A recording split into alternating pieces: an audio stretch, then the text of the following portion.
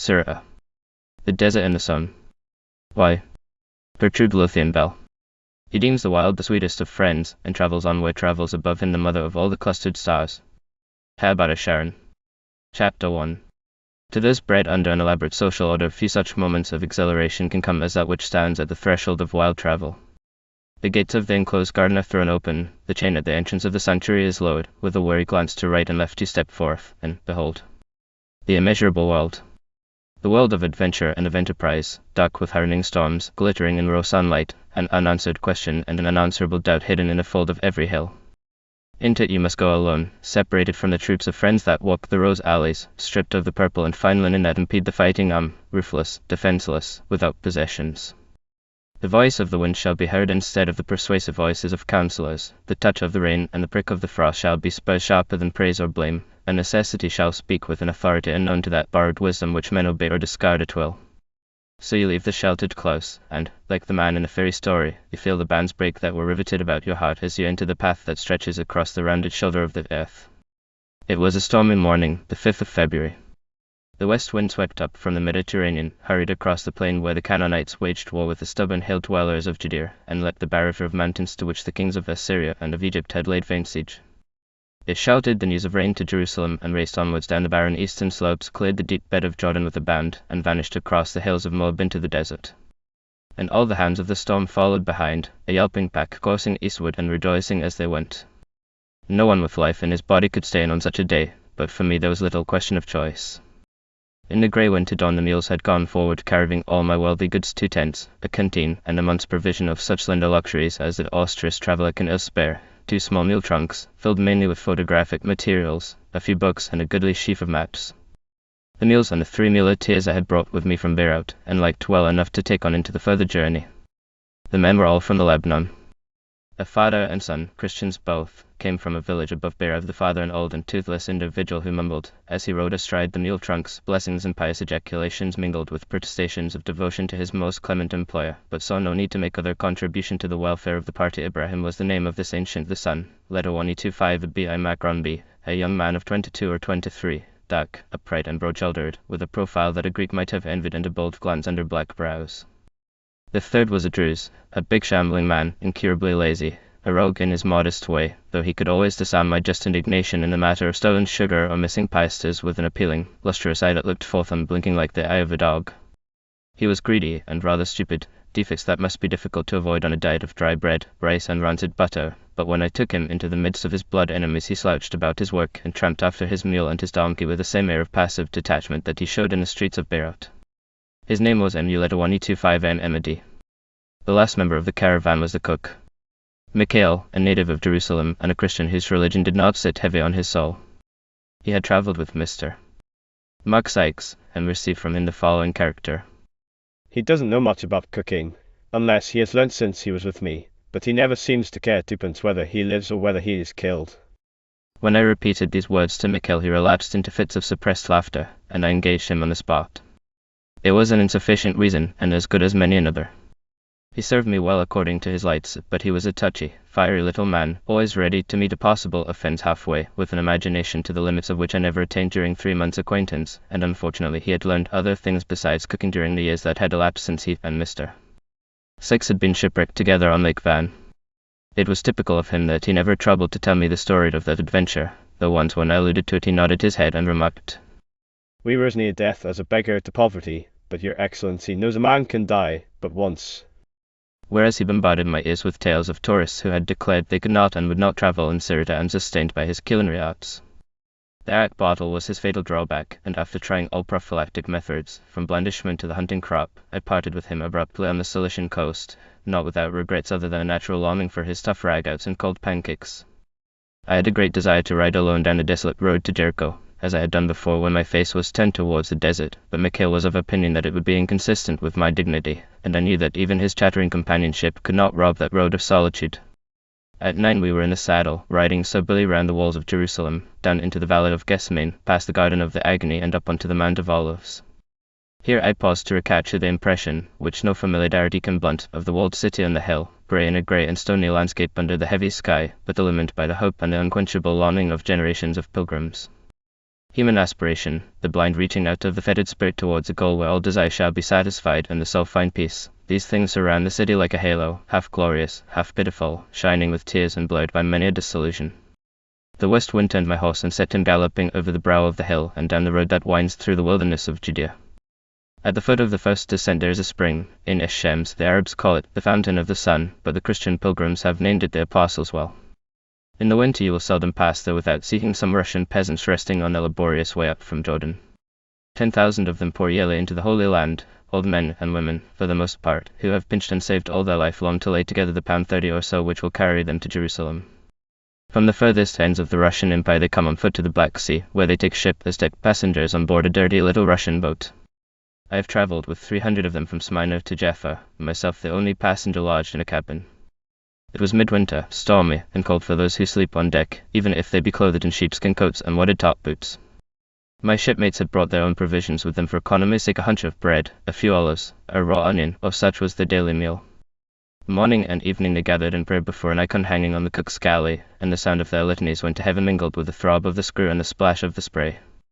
The pilgrims reach Jerusalem before Christmas and stay till after Easter that they may light their tapers at the sacred fire that breaks out from the sepulchre on the morning of the resurrection. They wander on foot through all the holy places, lodging in big hostels built for them by the Russian government. Many die from exposure and fatigue and the unaccustomed climate, but to die in Palestine is the best of favors that the divine hand can bestow, for their bones rest softly in the promised land and their souls fly straight to paradise. You will meet these most unsophisticated travelers on every high road, trudging patiently under the hot sun or through the winter rains, clothed always in the furs of their own country, and bearing in their hands a staff cut from the reed beds of Jordan. They add a sharp note of pathos to a landscape that touches so many of the themes of mournful poetry.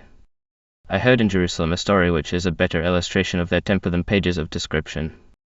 It was of a man who had been a housebreaker and had been caught in the act and sent to Siberia, where he did many years of penal servitude. But when his time was up he came home to his old mother with a changed heart, and they two set out together for the Holy Land that he might make expiation for his sins.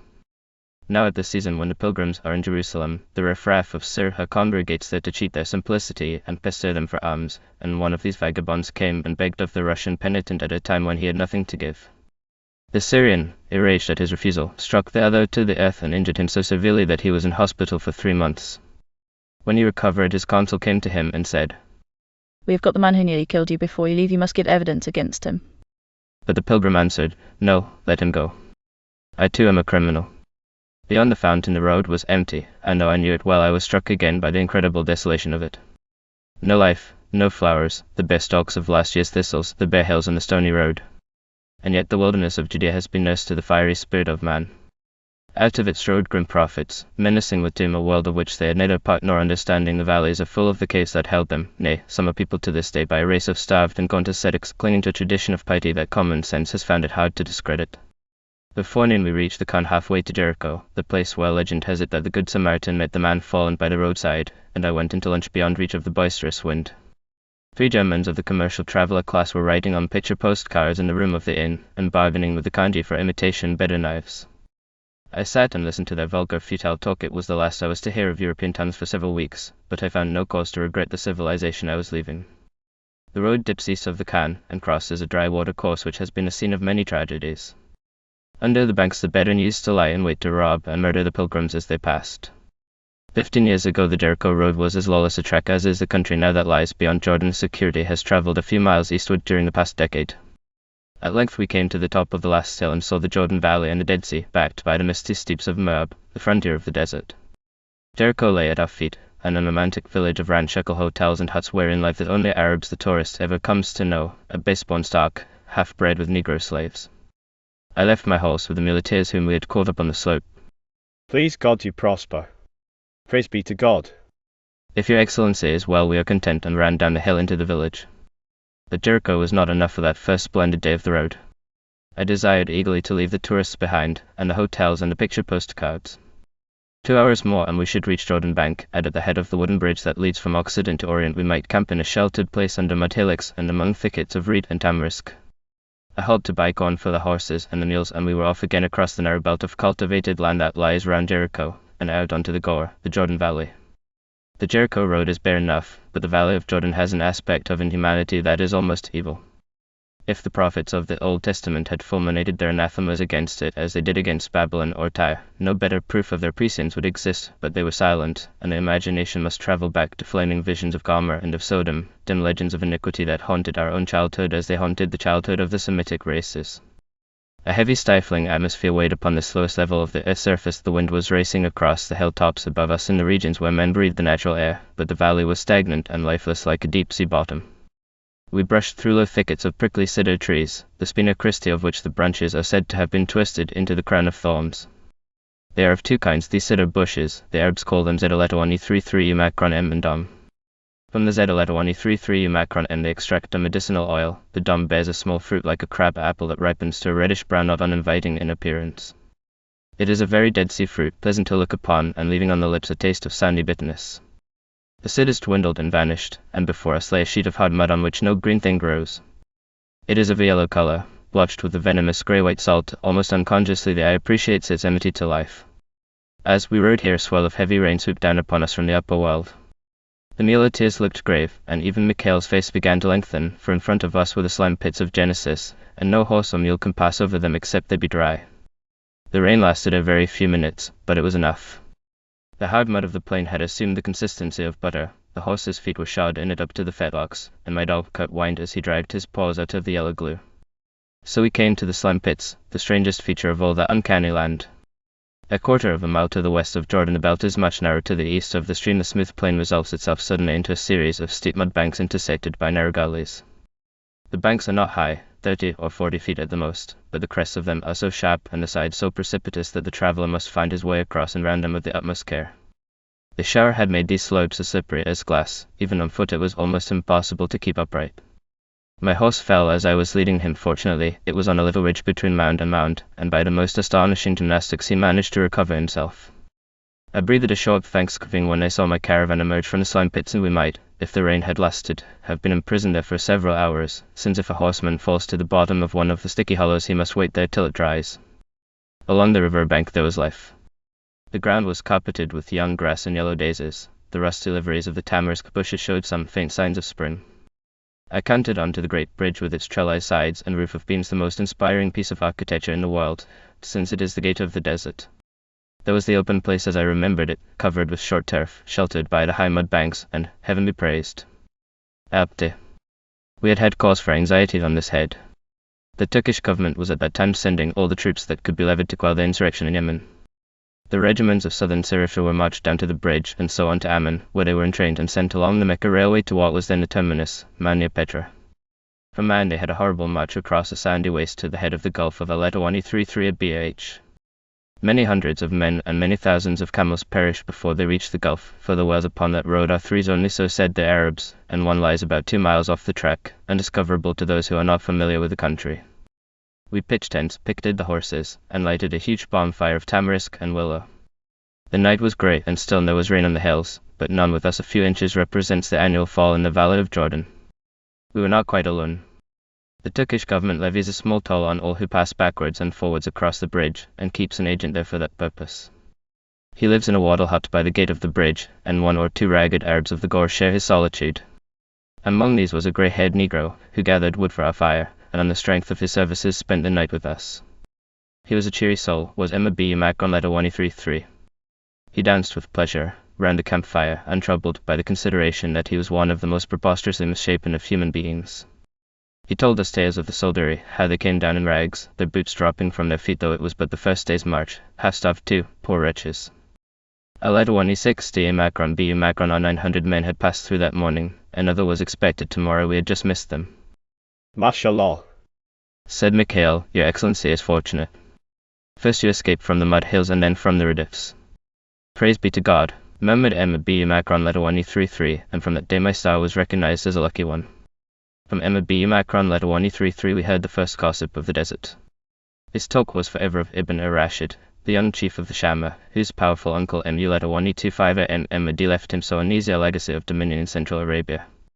For 2 years I had heard no news of Najd, what of Ibn Saud, the ruler of Ia Macron letter 110D and Ibn Rashid's rival.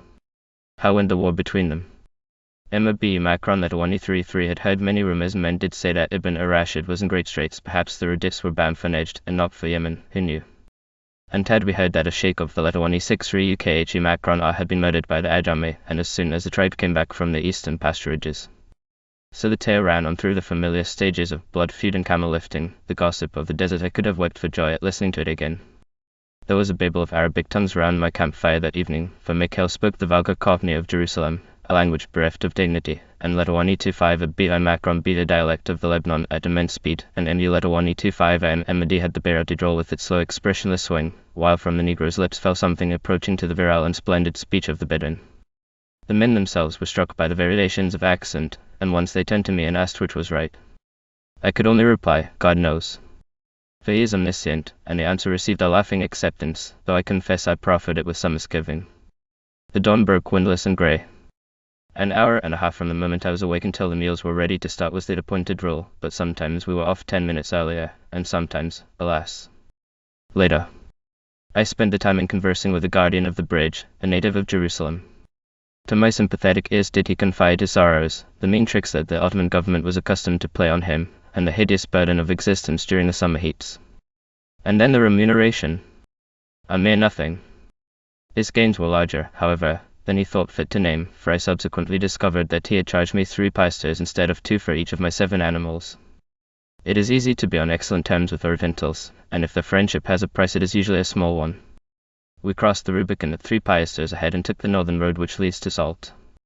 The middle road goes to Letawani 25 ESHB Macron N, where lies the great sheikh of all the Arabs of the Bean El Letawani 33 SU El Letawani 60 Macron N Ibn Ali I Letawani 0D Letawani 0D I Macron Beat El Adwan, a proper rogue, and the southern to Mabrin Moab. The eastern side of the Gour is much more fertile than the western. Enough water flows from the beautiful hills of Ajlan to turn the plain into a garden, but the supply is not stored, and the Arabs of the Adwan tribes content themselves with the sowing of a little corn. The time of flowers was not yet. At the end of March the eastern Gour is a carpet of varied and lovely bloom, which lasts but a month in the fierce heat of the valley. Indeed, a month sees the plants through bud and bloom and ripen seed. A ragged Arab showed us the path. He had gone down to join the Reddits, having been bought as a substitute at the price of 50 Napoleons by a well-to-do inhabitant of Salt. When he reached the bridge he found he was too late, his regiment having passed through 2 days before. He was sorry, he would have liked to march forth to the war. Moreover, I imagine the 50 liras would have to be refunded, but his daughter would be glad, for she had wept to see him go. He stopped to extricate one of his leather slippers from the mud. Next year, quoth he, catching me up again. Please God I shall go to America. I stared in amazement at the half-naked figure, the shoes dropping from the bare feet, the torn cloak slipping from the shoulders, the desert headdress of kerchief and camel's hair rope. Can you speak any English? I asked. No. He replied calmly, but I shall have saved the price of the journey, and by God. Here there is no advancement. I inquired what he would do when he reached the States. Buy and sell. He replied. And when I have saved 200 liras I shall return. The same story can be heard all over Syria. Hundreds go out every year, finding wherever they land some of their compatriots to give them a helping hand. They hawk the streets with cheap wares, sleep under bridges, live on fare that no freeborn citizen would look at, and when they have saved 200 liras, more or less, they return, rich men in the estimation of their village. East of Jordan the exodus is not so great, yet once in the mountains of the Horan I stopped to ask my way of a Druze, and he answered me in the purest Yankee. I drew rein while he told me his tale, and at the end of it I asked him if he were going back. He looked round at the stone hovels of the village, knee-deep in mud and melting snow. You bet. He replied, and as I turned away he threw a cheerful So long. after me. When we had ridden 2 hours we entered the hills by a winding valley which my friend called Wad El Etawani 25 SSN I Macron YYEH, after the tribe of that name. It was full of anemones and white broomratam, the Arabs call it, cyclamen, starch hyacinths, and wild almond trees. The plants without a use, however lovely they may be, there is no name in Arabic, they are all hashish, grass, whereas the smallest vegetable that can be of service is known and distinguished in their speech. The path that was a mere bridle track rose gradually. Just before we entered the mist that covered the top of the hill we saw the Dead Sea below us to the south, lying under the grey sky like a great sheet of clouded glass. We reached Salt at 4 o'clock in real mountain weather, a wet and driving mist. Moreover, the ground near the village was a swamp, owing to the rain that, passing over us the night before, had fallen here. I hesitated to camp unless I could find no dry lodging. The first thing was to seek out the house of Letawani 25 B.I. Macron B. Effendi Faris, whom I had come to Salt to see, though I did not know him. My claim upon him, for I relied entirely upon his help for the prosecution of my journey, was in this wise: he was married to the daughter of a native preacher in Haifa, a worthy old man and a close friend of mine. Ephron the Euphrates was the Stamplats of the family, but Abu Namrud had lived long at Salt, and he knew the desert. The greater part of the hours during which he was supposed to teach me grammar were spent in listening to tales of the Arabs, and of his son, Namrud, who worked with letter 1E25 of Beit Makron B Faris, and whose name was known to every Arab of the BEL 1E33. If ever you wish to enter there, said Abu Namrud. Go to Namrud. And to Namrud accordingly I had come. A very short inquiry revealed the dwelling of letter 1E25 of Beit Makron B Faris. I was received warmly. Letter 1E25 of Beit Makron B was out. Namrud away was my luck forsaking me, but would I not come in and rest?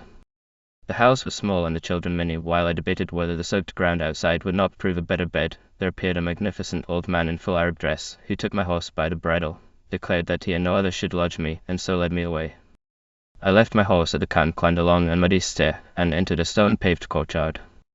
Yusuf Effendi hurried forward and threw open the door of his guest chamber. The floor and the divan were covered with thick carpets, the windows glazed though many of the panes were broken. A European chiffonier stood against the wall, and this was more than good enough. In a moment I was established, drinking Yusuf's coffee, and eating my own cake. Yusuf Effendi Sakarpan MBPs is a Christian, and one of the richest of the inhabitants of Salt. He is a laconic man, but as a host he is not his equal. He prepared me an excellent supper, and when I had eaten, the remains were set before Mikhail. Having satisfied my physical needs, he could not or would not do anything to allay my mental anxieties as to the further course. Fortunately, at this moment letter 1E25 of Beit Makron B Faris arrived, and his sister-in-law, Paulina, an old acquaintance, and several other worthies, all hastening to honor themselves at the prospect of an evening's talk. God forbid. The honor is mine. We settled down to coffee, the bitter black coffee of the Arabs, which is better than any nectar. The cup is handed with a deign to accept. You pass it back empty, murmuring, May live. As you sip, someone ejaculates, A double health. And you reply, Upon your hot. When the cups had gone round once or twice and all necessary phrases of politeness had been exchanged, I entered upon the business of the evening. How was I to reach the Druze mountains? The government would probably refuse me permission. At Amman there was a military post on the entrance of the desert road. Abito letter 1E63 Macron, they knew me. I had slipped through their fingers 5 years before, a trick that would be difficult to play a second time from the same place. Letter 1E25 of Beit Makron B Faris considered, and finally we hammered out a plan between us. He would send me tomorrow to letter 1E16 his corn land on the edge of the desert. There I should find Namrud, who would dispatch word to one of the big tribes, and with an escort from them I could ride up in safety to the hills. Yusuf's 2 small sons sat listening open-eyed, and at the end of the talk one of them brought me a scrap of an advertisement with a map of America upon it. Thereat I showed them my maps, and told them how big the world was and how fine a place, till a dinner party broke up and Yusuf began spreading quilts for my bed. Then and not till then did I see my hostess. She was a woman of exceptional beauty, tall and pale, her face a full oval, her great eyes like stars. She wore Arab dress, a narrow dark blue robe that caught round her bare ankles as she walked, a dark blue cotton veil bound about her forehead with a red handkerchief and falling down her back almost to the ground. Her chin and neck were tattooed in delicate patterns with indigo, after the manner of the Bedouin women. She brought me water, which she poured over my hands, moved about the room silently, a dark and stately figure, and having finished her ministration she disappeared as silently as she had come, and I saw her no more. She came in and saluted me. Said the poet, he who lay in durance at Mecca. Then she rose and took her leave, and when she departed my soul went out after her. No one sees Yusuf's wife. Christian though he be, he keeps her more strictly cloistered than any Moslem woman, and perhaps after all he is right. The rain beat against the windows, and I lay down on the quilts with Mikhail's exclamation in my ears, Mashallah. Your Excellency is fortunate. Chapter 2. The village of Salt is a prosperous community of over 10,000 souls, the half of them Christian. It lies in a rich country famous for grapes and apricots. Its gardens are mentioned with praise as far back as the 14th century by the Arab geographer Belfeder. There is a ruined castle, of what date I know not, on the hill above the clustered house roofs. The tradition among the inhabitants is that the town is very ancient. Indeed, the Christians declare that Salt was one of the first of the congregations of their faith, and there is even a legend that Christ was his own evangelist here. Although the apricot trees showed nothing as yet but bare boughs, the valley had an air of smiling wealth as I rode through it with letter 1E25 of Beit Makron B Faris, who had mounted his mare to set me on my way. He had his share in the apricot orchards and the vineyards, and smiled agreeably, honest man, as I commended them. Who would not have smiled on such a morning? The sun shone, the earth glittered with frost, and the air had a sparkling transparency which comes only on a bright winter day after rain. But it was not merely a general sense of goodwill that had inspired my words. The Christians of Salt and of Mabor are an intelligent and an industrious race, worthy to be praised. During the 5 years since I had visited this district, they had pushed forward the limit of cultivation 2 hours' ride to the east, and proved the value of the land so conclusively that when the Letawani 25A Macron JJ railway was opened through it, the Sultan laid hands on a great tract stretching as far south as Man, intending to convert it into a chiflik, a royal farm. It will yield riches to him and to his tenants, for if he be an indifferent ruler, he is a good landlord. Half an hour from Salt, Letawani 25A Macron be left for me, committing me to the care of his hind, Yusef, a stalwart man, who strode by my side with his wooden club gunwar, the Arabs call it, over his shoulder. We journeyed through wide valleys, treeless, uninhabited, and almost uncultivated, round the head of the Letawani 33 plain, and past the opening of the Wadi Sur, down which a man may ride through oak woods all the way to the Gore. There would be trees on the hills too if the charcoal burners would let them grow. We passed by many dwarf thickets of oak and thorn, but I would have nothing changed in the delicious land east of Jordan. A generation or two hence it will be deep in corn and scattered over with villages. The waters of the Wadi Sur will turn mill wheels, and perhaps there will even be roads. Praise be to God. I shall not be there to see. In my time the uplands will still continue to be the delectable region of which Womakayem sings. The strip of herbage strewn that just divides the desert from the Sown. They will still be empty save for a stray shepherd standing over his flock with a long-barreled rifle, and when I meet the rare horseman who rides over those bills and ask him whence he comes, he will still answer, "May the world be wide to you." From the Arabs. That was where we were going, to the Arabs. In the desert there are no Bedouin, the tent dwellers are all Arab with a fine roll of the initial guttural, just as there are no tents but houses. Houses of hair. They say sometimes if a qualification be needed, but usually just Houses. With a supreme disregard for any other significance to the word save that of a black goat's hair roof. You may be Arab after a fashion even if you live between walls. The men of Salt are classed among the tribes of the Letawani 33, with the Abaid and the Dajjal and the Hassaniya and several more that form the great troop of the Dwan. 2 powerful rulers dispute the mastership here of the Syrian desert, the Bani Letawani 63 Khr and the Anese. There is a traditional friendship, barred by regrettable incidents, between the Letawani 63 UKHU Macron R and the Letawani 33. Perhaps that was wise. I heard in these parts that the Anese were the more numerous but the less distinguished for courage of the 2 factions. I have a bowing acquaintance with one of the sons of Talal al-Faiz, the head of all the Bani Letawani 63 Khr.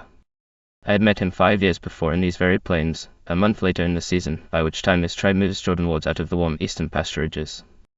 I was riding, escorted by a Circassian Zapti, from Mabor to Mshita. It was before the Germans had sliced the carved facade from that wonderful building. The plain was covered with the flocks and the black tents of the Letawani 63 UKHU Macron R, and as we rode through them 3 horsemen paced out to intercept us, black-browed, armed to the teeth, menacing of aspect. They threw us the salute from afar, but when they saw the soldier they turned and rode slowly back. The Circassian left. That was Sheikh Faiz. He said, the son of Talal. Like sheep, Wallah. Like sheep are they when they meet one of us. I do not know the Anese, for their usual seat in winter is nearer the Euphrates, but with all deference to the Letawani 63 UKHU Macron R, I fancy that their rivals are the true aristocracy of the desert. Their ruling house, the Bani Shalan, bear the proudest name, and their mares are the best in all Arabia, so that even the Shamar, Ibn Arash's people, seek after them to improve their own breed. From the broken uplands that stand over the Gore, we entered ground with a shallow row in it and many small ruin sites dotted over it. There was one at the head of the Wadi Sur, and a quarter of an hour before we reached it we had seen a considerable mass of foundations and a big tank, which the Arabs call Birkat Amel Ahmed, the tank of the mother of the pillar. Yusef said its name was due to a column which used to stand in the middle of it, surrounded by the water. An Arab shot at it and broke it, and its fragments lies at the bottom of the tank. The Mount Ortel, to give it its native name, of Amare is covered with ruins, and further on at Yajude there are rock-hewn tombs and sarcophagi lying at the edge of the tank. All the frontier of the desert is strewn with similar vestiges of a populous past, villages of the 5th and 6th centuries when Mabor was a rich and flourishing Christian city, though some are certainly earlier still, perhaps pre-Roman. Yajude of the tombs was inhabited by a Christian from Salt, the greatest corn grower in these parts, who lived in a roughly built farmhouse on the top of the tell. He too is one of the energetic newcomers who are engaged in spreading the skirts of cultivation. Here we left the rolling country and passed out into the edges of a limitless plain, green with scanty herbage, broken by rounded tell or the back of a low ridge, and then the plain once more, restful to the eye yet never monotonous, steeped in the magic of the winter sunset, softly curving hollows to hold the mist, softly swelling slopes to hold the light, and over it all the dome of the sky which vaults the desert as it vaults the sea. The first hillock was that of Letawani 16 Ib. We got in, after a 9 hours march, at 5.30, just as the sun sank, and pitched tent on the southern slope. The mound was thick with ruins, low walls of rough-hewn stones laid without mortar, raw-cut cisterns, some no doubt originally intended not for water but for corn, for which purpose they are used at present, and an open tank filled up with earth. Namud had ridden over to visit a neighboring cultivator, but one of his men set forth to tell him of my arrival, and he returned at 10 o'clock under the frosty starlight, with many protestations of pleasure and assurances that my wishes were easy of execution. So I went to sleep wrapped in the cold silence of the desert, and woke next day to a glittering world of sunshine and fair prospects. The first thing to be done was to send out to the Arabs. After consultation, the Daja, a tribe of the Bel-Adawani were decided to be the nearest at hand and the most likely to prove of use, and a messenger was dispatched to their tents. We spent the morning examining the mound and looking through a mass of copper coins that had turned up under Namud's plowshare, Roman, all of them, one showing dimly the features of Constantine, some earlier, but none of the later Byzantine period, nor any of the time of the Crusaders as far as the evidence of coinage goes. Ladawani 16 has been deserted since the date of the Arab invasion. Namud had discovered the necropolis, but there was nothing to be found in the tombs, which had probably been rifled centuries before. They were raw-cut and of a cistern-like character. A double arch of the solid rock was spaced between for a narrow entrance on the surface of the ground, a few jutting excrescences on the side walls, footholds to those who must descend, loculi running like shelves round the chambers, one row on top of another, such was their appearance. Towards the bottom of the mound on the south side there were foundations of a building which looked as though it might have been a church. But these were poor results for a day's exploration, and in the golden afternoon we rode out 2 hours to the north into a wide valley set between low banks. There were ruins strewn at intervals round the edge of it, and to the east some broken wall standing up in the middle of the valley. Namud called the spot Ladawani 33, Ladawani 63, IRES Ladawani 25L, the little castle of the plain. Our objective was a group of buildings at the western end, Kiribit East Su Macron Ladawani 33. First we came to a small edifice 41 feet by 39 feet 8 inches, the greatest length being from east to west half buried in the ground. 2 sarcophagi outside pointed to its having been a mausoleum. The western wall was pierced by an arched doorway, the arch being decorated with a flat molding. Above the level of the arch the walls narrowed by the extent of a small setback, and 2 courses higher molded cornice ran round the building. A couple of 100 yards west of the Ladawani 33 Ladawani 63 or castle the Arabs christen most ruins either castle or convent there is a ruined temple. It had evidently been turned at some period to other uses than those for which it was intended, for there were ruined walls round the 2 rows of 7 columns and inexplicable cross walls towards the western end of the colonnades. There appeared to have been a double court beyond, and still further west lay a complex of ruined foundations. The gateway was to the east, the jambs of it decorated with delicate carving, a fillet, a palmetto, another plain fillet, a terrace worked with a vine scroll, a bead and reel, an egg and dart, and a second palmetto on the cyma. The whole resembled very closely the work at Palmyra. It could scarcely rival the stone lace work of Enschede, and besides it had a sober feeling, more closely akin to classical models, than is to be found there. To the north of the temple, on top of a bit of rising ground, there was another ruin which proved to be a second mausoleum. It was an oblong rectangle of masonry, built of large stones carefully laid without mortar. At the southeast corner a stair led into a kind of antechamber, level with the surface of the ground at the east side owing to the slope of the hill. There were column bases on the outer side of this antechamber, the vestiges probably of a small colonnade which had adorned the east facade. 6 sarcophagi were placed lengthways, 2 along each of the remaining walls, north, south and west. Below the base of the columns on either side of the stair ran a molding, consisting of a ball torus between 2 fillets, and the same appeared on the inner side of the sarcophagi. The face of the buttress wall on the south side rose into insets, otherwise the whole building was quite plain, though some of the fragments scattered round upon the grass were carved with a flowing vine pattern. This mausoleum recalls a pyramid tomb which is common in northern Syria. I do not remember any other example of it so far south. It may have resembled a beautiful monument with a colonnaded front which is one of the glories of the southern diner, and the fragments of vine scroll were perhaps part of the entablature. When I returned to my tent a little before sunset, I learnt that the boy we had dispatched in the morning had lingered by the way and, alarmed by the lateness of the hour, had returned without fulfilling his mission. This was sufficiently annoying, but it was nothing compared with the behaviour of the weather next day. I woke to find the great plain blotted out by mist and rain. All day the south wind drove against us, and a storm beat upon our canvas walls. In the evening Namud brought news that his cave had been invaded by guests. There were a few tents of the Ladawani 63 UKHE Macron are a mile or 2 away from us. The main body of the tribe was still far to the east, where the winter climate is less rigorous, and the day's rain had been too much for the male inhabitants. They had mounted their mares and ridden into Ladawani 16 leaving their women and children to shift for themselves during the night. An hour's society presented attractions after the long wet day, and I joined the company. Namrad's cave runs far into the ground, so far that it must penetrate to the very center of the hill of Little 116 Ib. The first large chamber is obviously natural, except for the low sleeping places and mangers for cattle that have been quarried out round the walls. A narrow passage carved in the rock leads into a smaller room, and there are yet others behind which I took on trust, the hot stuffy air and the innumerable swarms of flies discouraging me from further exploration. That evening the cave presented a scene primitive and wild enough to satisfy the most adventurous spirit. The Arabs, some 10 or a dozen men clothed in red leather boots and striped cloaks soaked with rain, were sitting in a center round a fire of scrub, in the ashes of which stood the 3 coffer pots essential to desert sociability. Behind them a woman cooked rice over a brighter fire that cast a flickering light into the recesses of the cave, and showed Namrad's cattle munching chopped straw from the rock-hewn mangers. A place comparatively free from mud was cleared for me in the circle, a cup of coffee prepared, and the talk went forward while a man might smoke an Arab pipe 5 times. It was chiefly of the iniquities of the government. The arm of the law, or rather the mailed fist of Misrule, is a constant menace upon the edges of the desert. This year it had been quickened to baleful activity by the necessities of war. Camels and mares had been commandeered wholesale along the borders without hope of compensation in money or in kind. The Arabs had gathered together such livestock as was left to them and sent them away 5 or 6 days to the east, where the soldiery dared not penetrate, and Namrud had followed their example, keeping only such cattle as he needed for the plough. One after another of my fellow guests took up the tale. The guttural strong speech rumbled round the cave.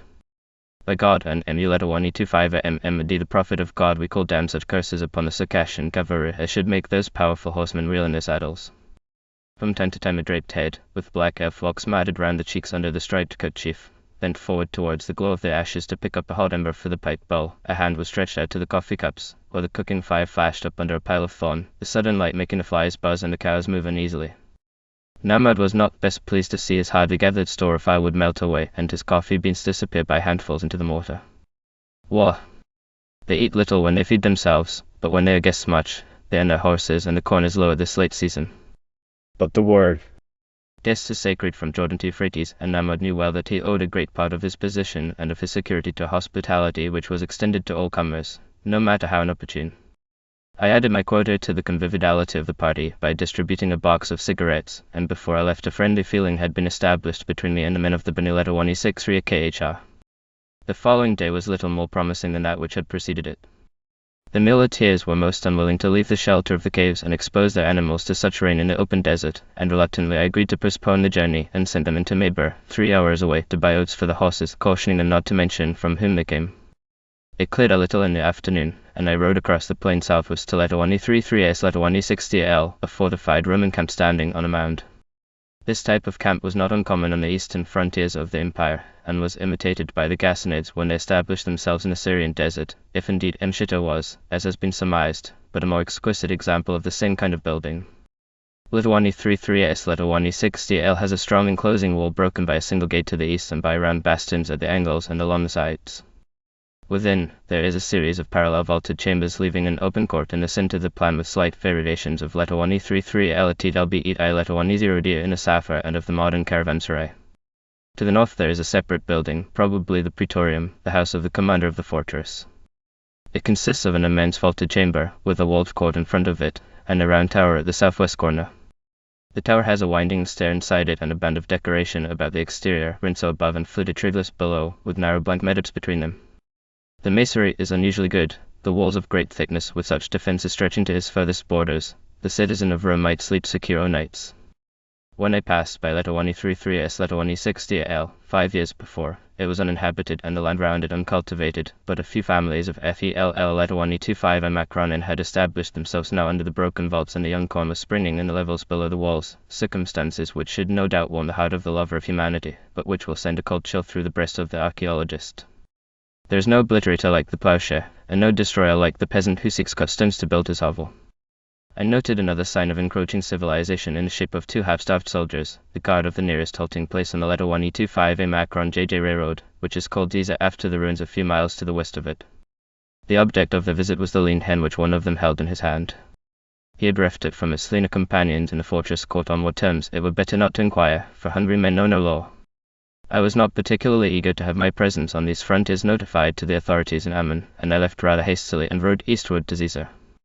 The rains had filled the desert watercourses. They do not often flow so deep or so swiftly as the one we had to cross that afternoon.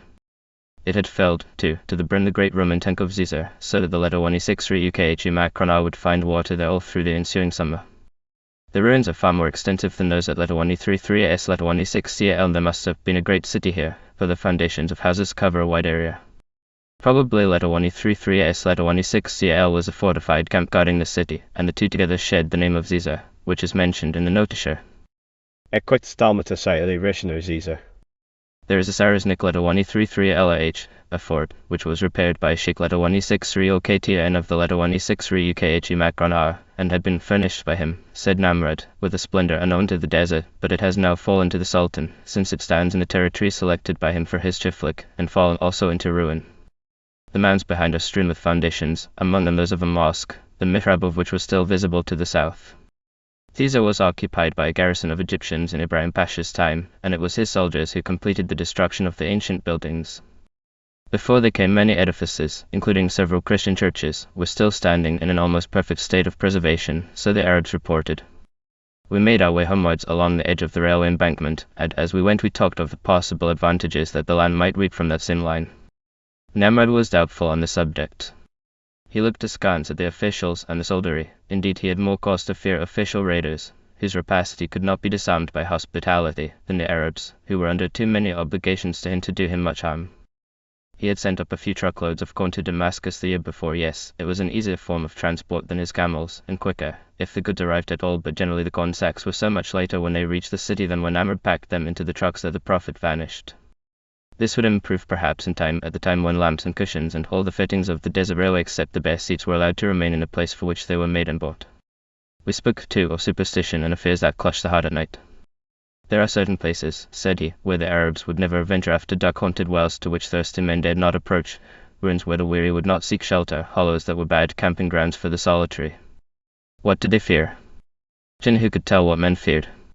He himself had startled an Arab almost out of his wits by jumping naked at him from a lonely pool in the half-light of the dawn.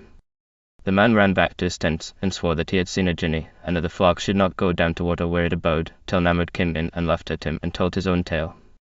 We did not go straight back to my tents. I had been invited out to dine that evening by Sheikh Nahar of the Bani Ladawani 6 KHI, he who had spent the previous night in Namrud's cave, and after consultation it had been decided that the invitation was one which a person of my exalted dignity would not be compromised by accepting. But in general, added Namrud, you should go nowhere but to a great sheikh's tent, or you will fall into the hands of those who invite you only for the sake of the present you will give. Now well, he is an honest man, though he be meskin, a word that covers all forms of mild contempt, from that which is extended to honest poverty, through imbecility to the first stages of feeble vice. The meskin received me with the dignity of a prince, and motioned me to the place of honor on the ragged carpet between the square hole in the ground that serves as hearth and the partition that separates the women's quarters from the men's. We had tethered our horses to the long tent ropes that give such wonderful solidity to the frail dwelling, and our eyes wandered out from where we sat over the eastward sweep of the landscape, swell and fall and swell, as though the desert breathed quietly under the gathering night. The lee side of an Arab tent is always open to the air. If the wind shifts, the women take down the tent wall and set it up against another quarter, and in a moment your house has changed its outlook and faces gaily to the most favorable prospect. It is so small and so light, and yet so strongly anchored that the storms can do little to it. The coarse meshes of the goat's hair cloth swell and close together in the wet so that it needs continuous rain carried on a high wind before a cold stream leaks into the dwelling place. The coffee beans were roasted and crushed, the coffee pots were simmering in the ashes, when there came 3 out of the east and halted at the open tent. They were thick-set, broad-shouldered men, with features of marked irregularity and projecting teeth, and they were cold and wet with rain.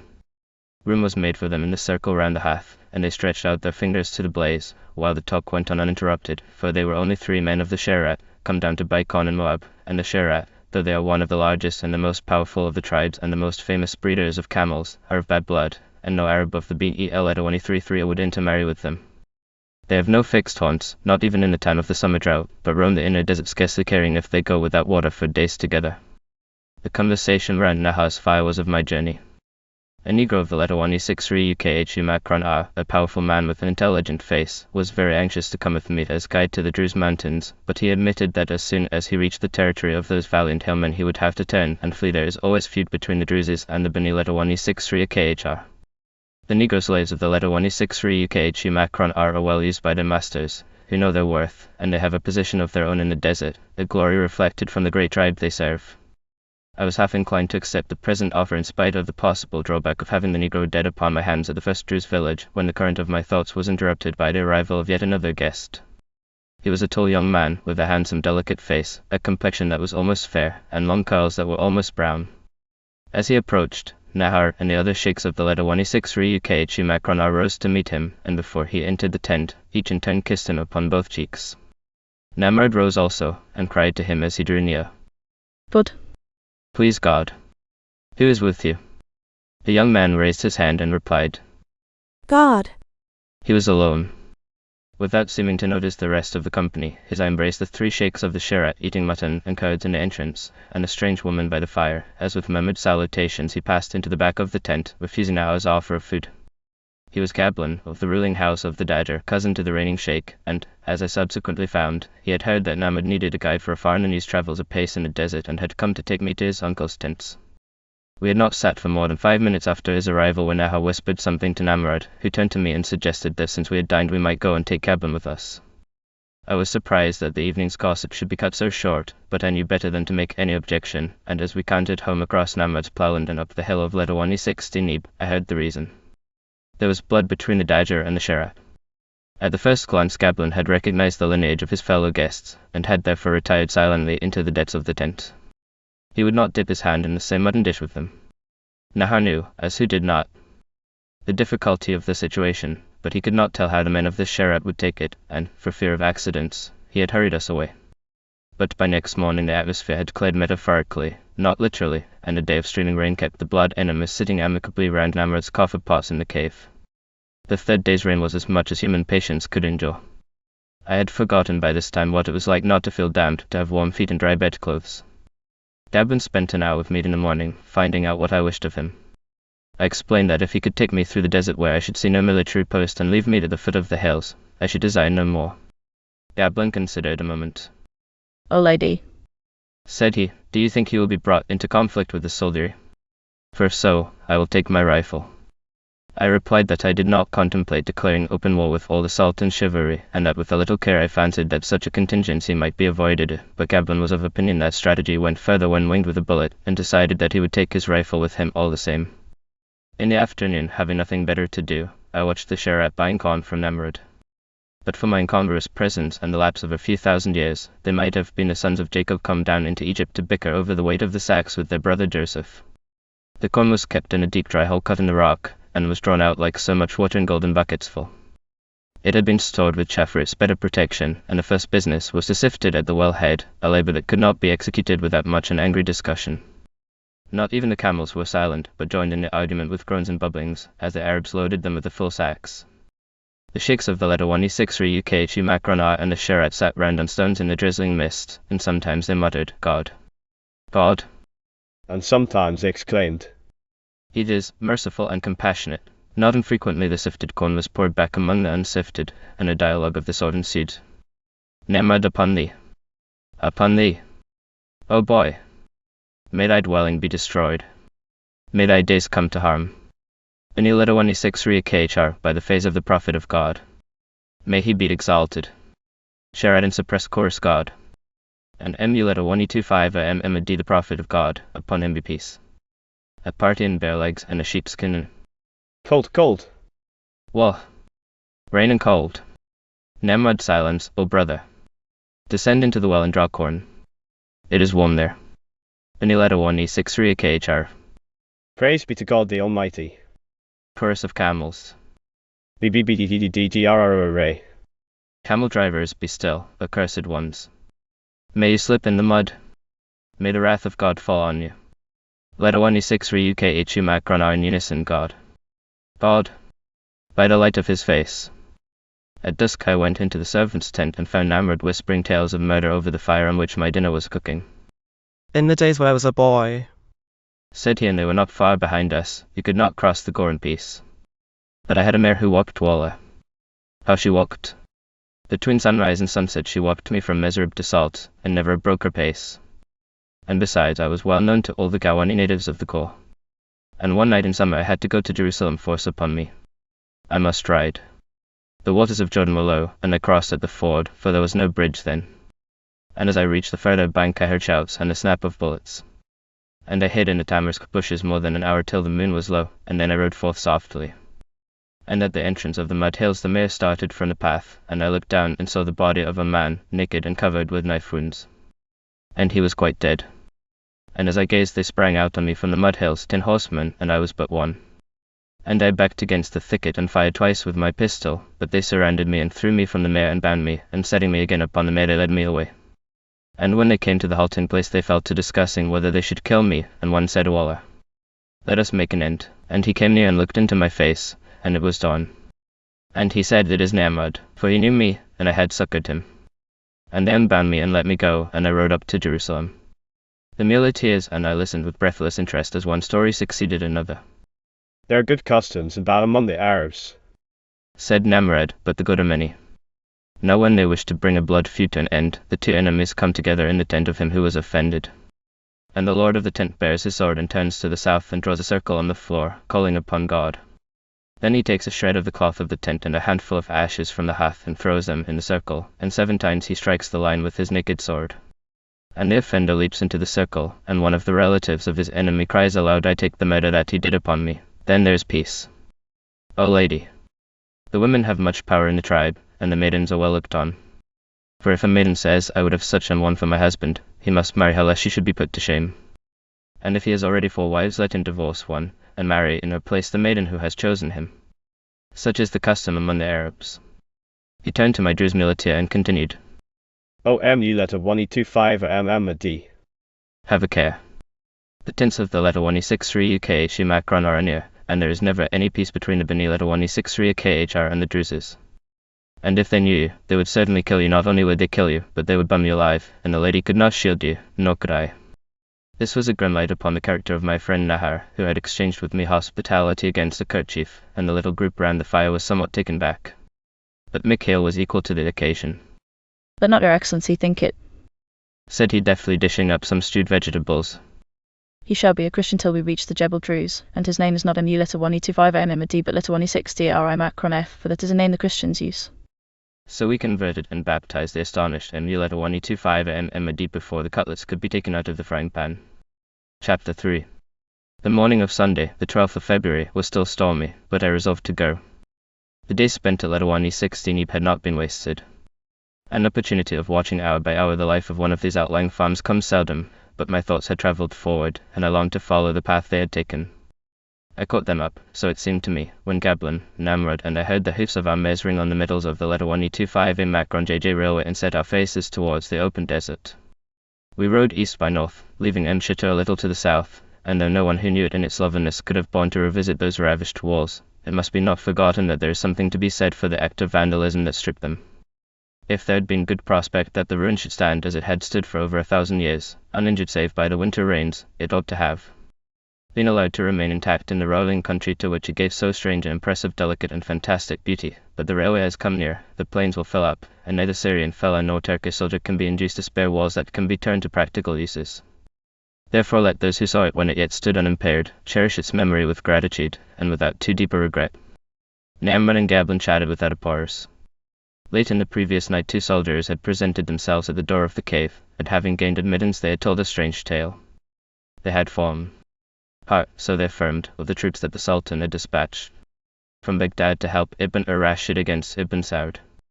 They related how the latter had driven them back step by step to the very gates of letter 185 Macron Ibn Rashid's capital, and how as the 2 armies lay facing one another Ibn Saud with a few followers had ridden up to his enemy's tent and laid his hand upon the tent pole, so that the prince of the Sha Macron letter 185 had no choice but to let him enter. And then, after they had come to an agreement, Ibn Rashid relinquishing all his territory to within a mile or 2 of letter 125 Macron but retaining that city and the lands to the north of it, including Joff, and recognizing Ibn Saud's sovereignty over Ria Macron letter 180 and its extended fief. The 2 soldiers had made the best of their way westward across the desert, for they said most of the companions in arms were slain and the rest had fled. This was by far the most authentic news that I was to receive from Najd, and I have reason to believe that it was substantially correct. I questioned many of the Arabs as to Ibn Rashid's character. The answer was almost invariably the same. Shati Jidam. They would say. He is very shrewd. But after a moment they would add. Majnun. But mad. A reckless man and a hot-headed, so I read him, with a restless intelligence and little judgment, not strong enough, and perhaps not cruel enough, to enforce his authority over the unruly tribes whom his uncle, Emuleta 125 MMD, held in a leash of fear. The history of the war has been one long series of betrayals on the part of his own allies, and too proud, if the desert judges him rightly, to accept the terms of the existing peace. He is persuaded that the English government armed Ibn Saud against him, his reason being that it was the Sheikh of Kuwait, believed to be our ally, who furnished that homeless exile with the means of re-establishing himself in the country his ancestors had ruled, hoping thereby to weaken the influence of the Sultan on the borders of Kuwait. The beginning of the trouble was possibly the friendship with the Sultan into which Ibn al-Rashid saw fit to enter, a friendship blazoned to the world by the appearance of SHMM letter 125 di mayors in Constantinople and Circassian girls in letter 125 in Macron il. But as for the end, there is no end to war in the desert, and any grievance will serve the turn of an impetuous young sheikh. Though we were riding through plains which were quite deserted and to the casual observer almost featureless, we seldom travelled for more than a mile without reaching a spot that had a name. In listening to Arab talk you are struck by this abundant nomenclature. If you ask where a certain sheikh has pitched his tent, you will at once be given an exact answer. The map is blank, and when you reach the encampment the landscape is blank also. A rise in the ground, a big stone, a vestige of ruin, not to speak of every possible hollow in which there may be water either in winter or in summer, these are marks sufficiently distinguishing to the nomad eye. Ride with an Arab and you shall realize why the pre-Mohammedan poems are so full of names, and also how vain a labor it would be to attempt to assign a definite spot to the greater number of them, for the same name recurs hundreds of times. We presently came to a little mound which Gabon called the Lelet 125 IISHEH, and then to another rather smaller called the Lele, and here Gabon drew rein and pointed to a couple of fire-blackened stones upon the ground. That, said he, was my hearth. Here I camped 5 years ago. Yonder was my father's tent, and the son of my uncle pitched his below the slope. I might have been riding with Emir Oleda 133 IS, or with any of the great singers of the age of ignorance, whose odes take swinging flight lifted on just such a theme, the changeless theme of the evanescence of desert existence. The clouds broke in rain upon us, and we left the Lele and paced on. Eastern Arab when he travels seldom goes quicker than a walk, while Namrud, according to his habit, beguiled the way with storytelling. O lady, said he, I will tell you a tale well known among the Arabs, without doubt Gablin has heard it. There was a man, he is dead now, but his son still lived, who had a blood feud, and in the night his enemy fell upon him with many horsemen, and they drove away his flocks and his camels and his mares and seized his tents and all that he had. And he who had been a rich man and much honoured was reduced to the extreme of necessity. So he wandered forth till he came to the tent of a tribe that was neither the friend nor the foe of his people, and he went to the sheikh's tent and laid his hand on the tent pole and said, O sheikh, I am your guest. Ana Dakilak, the phrase of one who seeks for hospitality and protection. And the sheikh rose and led him in and seated him by the hearth, and treated him with kindness. And he gave him sheep and a few camels and cloth for a tent, and the man went away and prospered, so that in 10 years he was again as rich as before. Now after 10 years it happened that misfortune fell upon the sheikh who had been his host, and he in turn lost all that he possessed. And the sheikh said, I will go to the tent of so and so, who is now rich, and he will treat me as I treated him. Now when he reached the tent the man was away, but his son was within. And the sheikh laid his hand on the tent pole, and said, Ana Dakilak, and the man's son answered, I do not know you, but since you claim our protection, come in, and my mother will make you coffee. So the sheikh came in, and the woman called him to her hearth and made him coffee, and it is an indignity among the Arabs that the coffee should be made by the women. And while he was sitting by the women's hearth, the lord of the tent returned, and his son went out and told him that the sheikh had come. And he said, We will keep him for the night, since he is but guest, and at dawn we will send him away, lest we should draw his feud upon ourselves. And they put the sheikh in a corner of the tent and gave him only bread and coffee, and next day they bade him go. And they sent an escort of 2 horsemen with him for a day's journey, as is the usage among the Arabs with one who assaults their protection, and goes in fear of his life, and then they left him to starve or to fall among his enemies. But such ingratitude is rare, praise be to God. And therefore the tale is not forgotten. We were now nearing some slopes that might almost be dignified with the name of hills. They formed a great semicircle that stretched away to the south, and in a hollow of the Fella Macron letter 125 Issa had pitched his tents. The Dajjal, when I was with them, occupied all the plain below the amphitheatre of the Jebel al-Alir, and also the country to the northwest between the hills and the river Zircam-Ujamir. The young sheikh was camped to the north, his 2 uncles, Fella Macron letter 125 Issa and letter 125 Mu Macron D, the father of Gablin, together in the plain to the south. I did not happen to see letter 125 Mu Macron D, he had ridden away to visit some of his herds. Gablin put his horse to a canter and went on ahead to announce our arrival. As we rode up to the big sheikh's tent, a white-haired man came out to welcome us. This was my host, Fella Macron letter 125 Issa, a sheikh renowned throughout the Bel letter 133 for his wisdom and possessed of an authority beyond that which an old man of a ruling house exercises over his own tribe. 6 months before he had been an honored guest among the Druzes, who are not used to receiving Arab sheikhs on terms of friendship, and for this reason Amrud had selected him as the best of counselors in the matter of my journey. We were obliged to sit in his tent till coffee had been made, which ceremony occupied a full hour. It was conducted in a dignified silence, broken only by the sound of the pestle crushing the beans in the mortar, a music dear to desert ears and not easy of accomplished execution. By the time coffee drinking was over, the sun had come out, and with Gablin and Ahmed I rode up the hills north of the camp to inspect some ruins reported by the Arabs. The Jebel al-Alid proved to be a rolling upland that extended for many miles, sloping gradually away to the north and northeast. The general trend of the range is from west to southeast. It rises abruptly out of the plains and carries upon its crest a series of ruins, out of which I saw two. They seem to have been a line of forts guarding a frontier that, in the absence of inscriptions, may be conjectured to have been Ghassanid. The first of the ruin sites lay immediately above Fell Macron letter 1E25 Al-Issa's camp. I surmise it to have been a letter 1E33, a letter 1E63 Al-Ala name unknown to the Dajjal marked on the Palestine exploration map close to the letter 1E25 Macron JJ Road. If this be so, it lies 4 or 5 miles further east than the map makers have placed it, and its name should be written letter 1E33 or letter 1E63 Al-Alia. It was a small tell, ringed round with the foundations of walls that enclosed an indistinguishable mass of ruins. We rode forward some 3 or 4 miles to the east, and at the head of a shallow valley on the northern side of the Jebel al-Alia we found a large tank, about 120 feet by 150 feet, carefully built of dressed stones and half full of earth. Above it, nearer the top of the hill, there was a group of ruins called by the Arabs al-Muwaga. It must have been a military post, for there seemed to be few remains of small dwellings such as would point to the existence of a town. To the east lay a building that the Arabs maintained to have been a stable. It was planned like a church, in 3 parallel chambers, the nave being divided from the aisles by arcades of which 6 arches on either side were standing, round arches resting on piers of masonry. On the inner sides of these piers were holes through which to fasten tethering ropes, and possibly horses may at some period have been stabled between the arches.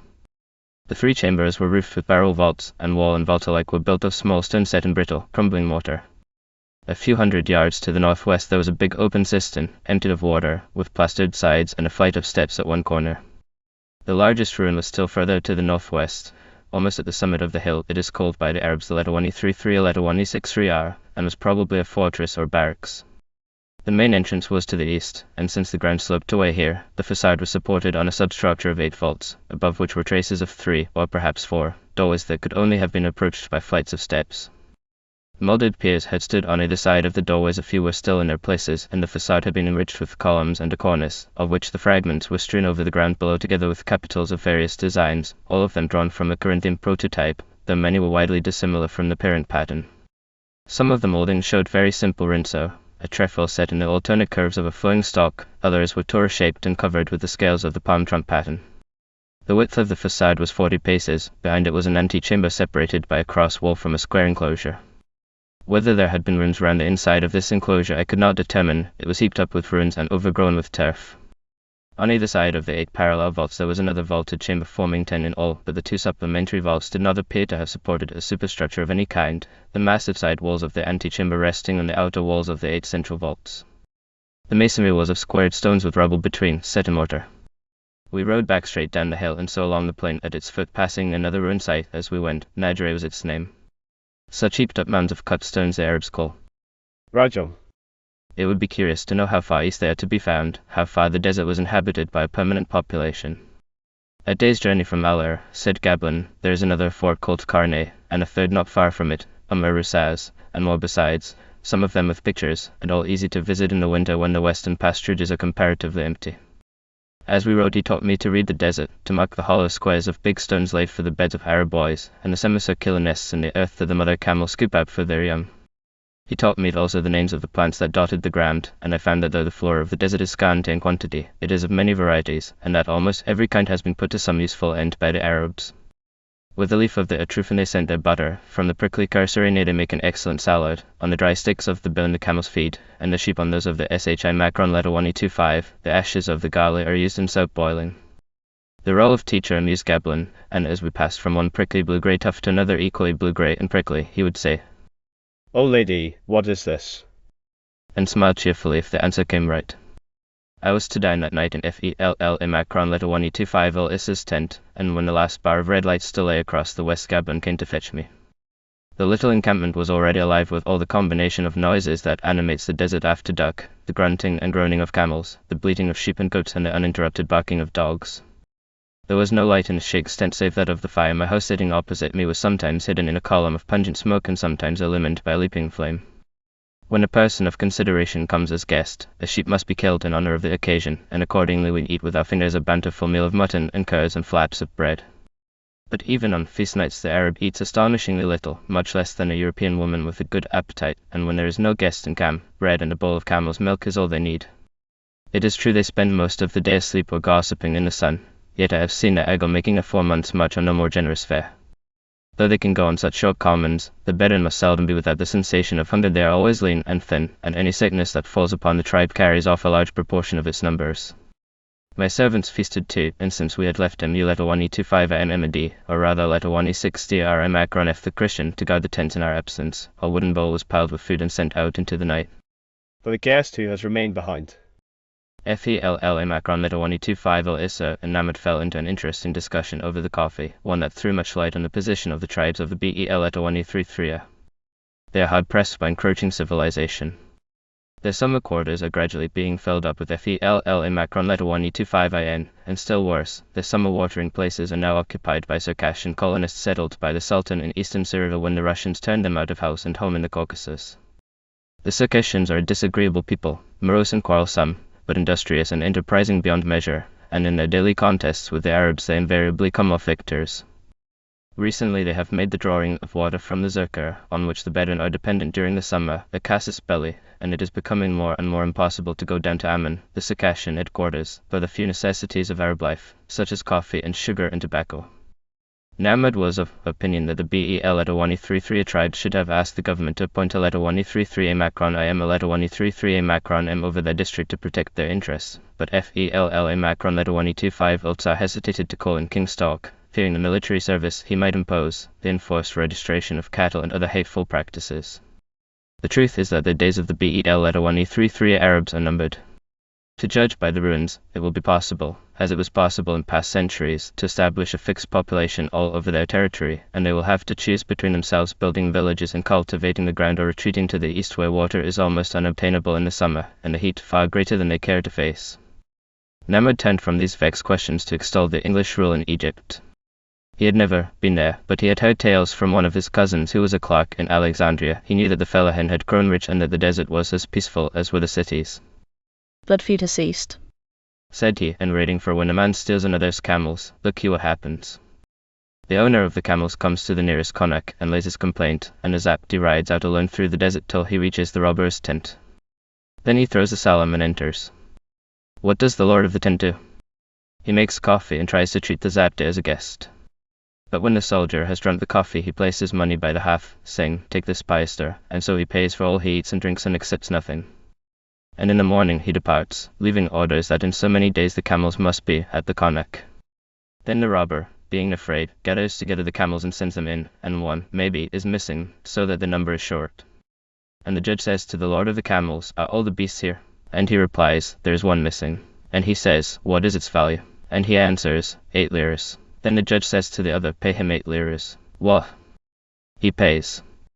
FELL Macron letter 1E25 Issa expressed no direct approval of the advantages of the system, but he listened with interest while I explained the principles of the FELL letter 1E25 Macron N Bank as far as I understood them, and at the end he asked whether Lord Cromer could not be induced to extend his rule to Syria, an invitation that I would not undertake to accept in his name.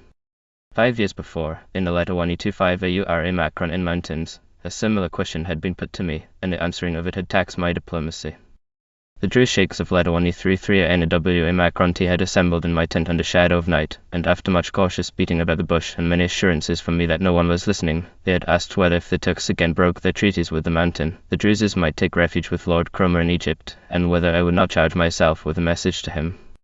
I replied with the air of one weighing the proposition in all its aspects that the Druzes were people of the hill country, and that Egypt was a plain, and would therefore scarcely suit them. The Sheikh al-Balad looked at the Sheikh ed-Din, and the horrible vision of a land without mountain fastnesses in which to take refuge, or mountain passes easy to defend, must have opened before their eyes, for they replied that the matter required much thought, and I heard no more of it. Nevertheless, the moral is obvious all over Syria, and even in the desert. Whenever man is ground down by injustice or mastered by his own incompetence, he wishes that he were under the rule that has given wealth to Egypt, and our occupation of that country, which did so much at first to alienate from us the sympathies of Mohammedans, has proved the finest advertisement of English methods of government. As I sat listening to the talk round me and looking out into the starlit night, my mind went back to the train of thought that had been the groundwork of the whole day, the theme that Gablin had started when he stopped and pointed out the traces of his former encampment, and I said, In ages before the prophet your father spoke as you do and in the same language, but we who do not know your ways have lost the meaning of the words they used. Now tell me what is so and so, and so and so. The men round the fire bent forward, and when a flame jumped up I saw their dark faces as they listened, and answered. By God. Did they say that before the prophet? Mashallah. We use that word still. It is the mark on the ground where the tent was pitched. Thus encouraged, I quoted the couplet of Imam al-Latawani 3.3 is which Gablin's utterance had suggested. Stay. Let us weep the memory of the beloved and her resting place in the cleft of the shifting sands twixt Ed Judal and Hormel. Gablin, by the tent pole, lifted his head and exclaimed, Mashallah. That is Antara. All poetry is ascribed to Antara by the unlettered Arab. He knows no other name in literature. I answered no, Antara spoke otherwise. He said, have the poets aforetime left aught to be added by me? Or dost thou remember her house when thou lookest on the place? And Lebed spoke best of all when he said, and what is man but a tent and the folk thereof?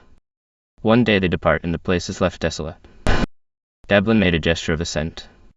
By God, said he. The plain is covered with places wherein I rested. He had struck the note. I looked out beyond him into the night and saw the desert with his eyes, no longer empty, but set thicker with human associations than any city. Every line of it took on significance. Every stone was like the ghost of a hearth in which the warmth of Arab life was hardly cold, though the fire might have been extinguished this 100 years. It was a city of shadows, outlines visible one under the other, fleeting and changing, combining into new shapes elements that are as old as time, the new indistinguishable from the old and the old from the new. There is no name for it. The Arabs do not speak of desert or wilderness as we do. Why should they? To them it is neither desert nor wilderness, but a land of which they know every feature, a mother country whose smallest product has a use sufficient for their needs. They know, or at least they knew in the days when their thoughts shaped themselves in deathless verse, how to rejoice in the great spaces and how to honor the rush of the storm. In many a couplet they extolled the beauty of the watered spots, they sang of the fly that hummed there, as a man made glad with wine croons melodies for his soul ears to hear, and of the pools of rain that shone like silver pieces, ugly and dark as the warrior's mail when the wind ruffled them. They had watched, as they crossed the barren watercourses, the laggard wonders of the night, when the stars seemed chained to the sky as though the dawn would never come. Imam al-Latawani 3.3 had seen the Pleiades caught like jewels in the net of a girdle, and with the wolf that howled in the dark he had claimed fellowship. Thou and I are of one kindred, and, lo, the furrow that thou plowest and that I plow shall yield one harvest. But by night or by day there was no overmastering terror, no meaningless fear, no enemy that could not be vanquished. They did not cry for help, those poets of the ignorance, either to man or God, but when danger fell upon them they remembered the maker of their sword, the lineage of their horse and the prowess of their tribe, and their own right hand was enough to carry them through. And then they gloried as men should glory whose blood flows hot in their veins, and gave no thanks when onward due. This is the temper of verse, as splendid of its kind as any that has fallen from the lips of men. Every string of Arab experience is touched in turn, and the deepest chords of feeling are resonant. There are no finer lines than those in which Lebed sums up his appreciation of existence, a poem where each one of the 14 couplets is instinct with a grave and tragic dignity beyond all praise. He looks sorrow in the face, old age and death, and ends with a solemn admission of the limitations of human wisdom by thy life. The casters of pebbles and the watchers of the flight of birds, how know they what God is doing? The voice of warning is never the voice of dismay. It recurs often enough, but it does not check the wild daring of the singer. Death is no chooser, Cries Tarafa. The miser or the free-handed, death has his robe round the swift flying heel of him. But he adds, what dost thou fear? Today is thy life. and as fearless easier sets forth his experience. Today I know and yesterday and the days that were, but for tomorrow mine eyes are sightless. For I have seen doom led out in the dark like a blind camel, those it struck died, and those it missed lived to grow old. The breath of inspiration touched all alike, old and young, men and women, and among the most exquisite remnants of the desert heritage is a dirge sung by a sister for her dead brother, which is no less valuable as a historical document than it is admirable in sentiment. And in Al-Latawani 0 Dr Ibn al-Harith was taken prisoner by Al-Latawani 25 Madid at Atal, after the battle of Badr, and by his order put to death, and through the verses of letter 133 you catch the revolta feeling with which the prophet's pretensions were greeted by those of his contemporaries who would not submit to them, coupled with the necessary respect due to a man whose race was as good as their own. O camel rider, She cries. O camel rider. At how, methinks, if thou speedest well, shall lie before thee when breaks the fifth dawn all thy road. Take thou a word to a dead man there and a greeting, sure, but meet it is that the riders bring from friends afar from me to him, yea and tears unstanched, in a flood they flow when he plies the well rope, and others choke me that stay behind. Raise clear thy voice that in a letter 1 I may hear if thou call on him can a dead man hear. Can he answer any that shouts his name? Day long the swords of his father's sons on his body played, O God. The bonds of our brother's blood that were severed there. Helpless, weary, to death they led him, with fight fought on short steps he takes with his fettered feet and his arms are bound. O letter 125 a d. Sprung from a mother thou of a noble house, and thy father too was of goodly stock when the kin is told. Had it cost thee dear to have granted grace that day to him? Yea, a man may pardon though anger burn in his bosom sore. And the nearest he in the ties of kinship of all to thee, and the fittest he, if thou loosedst a need to be set free. Ah, hadst thou taken a ransom, sure with the best of all that my hand possessed I had paid thee, spending my utmost store.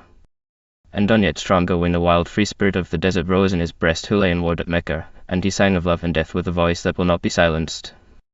My longing climbs up the steep with the riders of El Yemen by their side, while my body lies in Mecca a prisoner. I marvelled as she came darkling to me and entered free, while the prison door before me was bolted and surely barred. She drew near and greeted me, then she rose and bade farewell, and when she turned my life well I went forth with her. Nay, think not that I am bowed with fear away from you, or that I tremble before death that stands so nigh, or that my soul quakes at all before your threatening, or that my spirit is broken by walking in these chains. But a longing has smitten my heart born of love for thee, as it was in the days aforetime when that I was free. The agony of the captive, the imagined vision of the heart's desire which no prison bars could exclude, then the fine protest lest his foes should dream that his spirit faltered, and the strong man's fearless memory of the passion that had shaken his life and left his soul still ready to vanquish death. There are few such epitomes of noble emotion. Born and bred on the soil of the desert, the singers of the age of ignorance have left behind them a record of their race that richer and wiser nations will find hard to equal.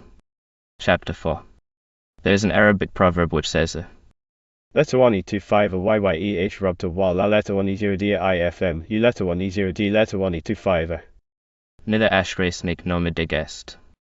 We were careful not to make a breach in our manners by not staying our welcome, and our camp was up before the sun. To waken at desert dawn was like waking in the heart of an opal. The mists lifting their heads out of the hollows, the dews floating in ghostly wreaths from the black tents, were shot through first with the faint glories of the eastern sky and then with the strong yellow rays of the risen sun. I sent a silver and purple kerchief to FELLA Macron letter 125 Issa. But the little son, who had played solemnly about the hearth, took grateful leave of Namrud, drank a parting cup of coffee, and, the old sheikh holding my step, mounted and rode away with Geblan.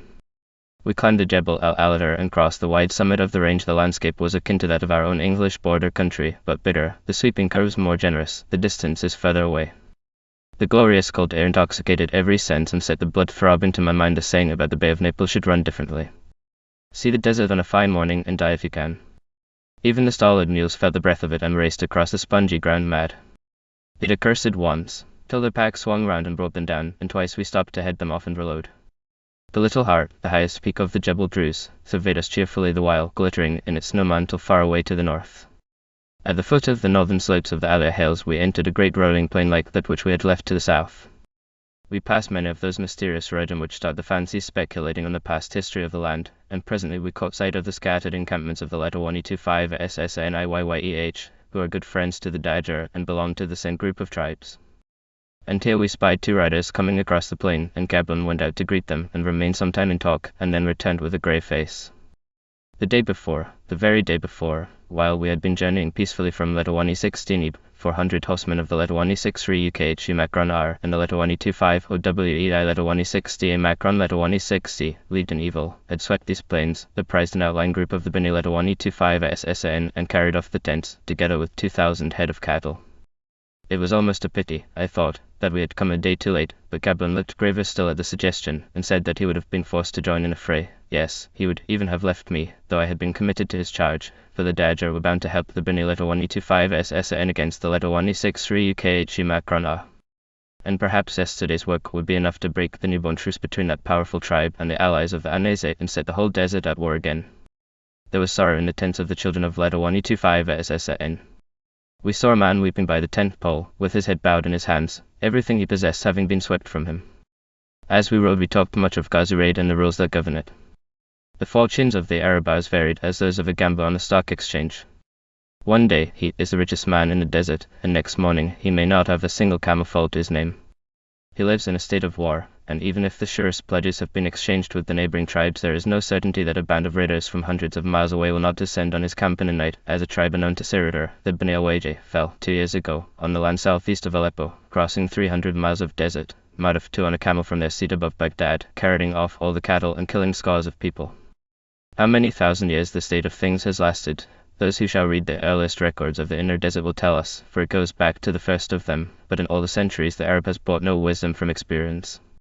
He is never safe, and yet he behaves as though security were his daily bread.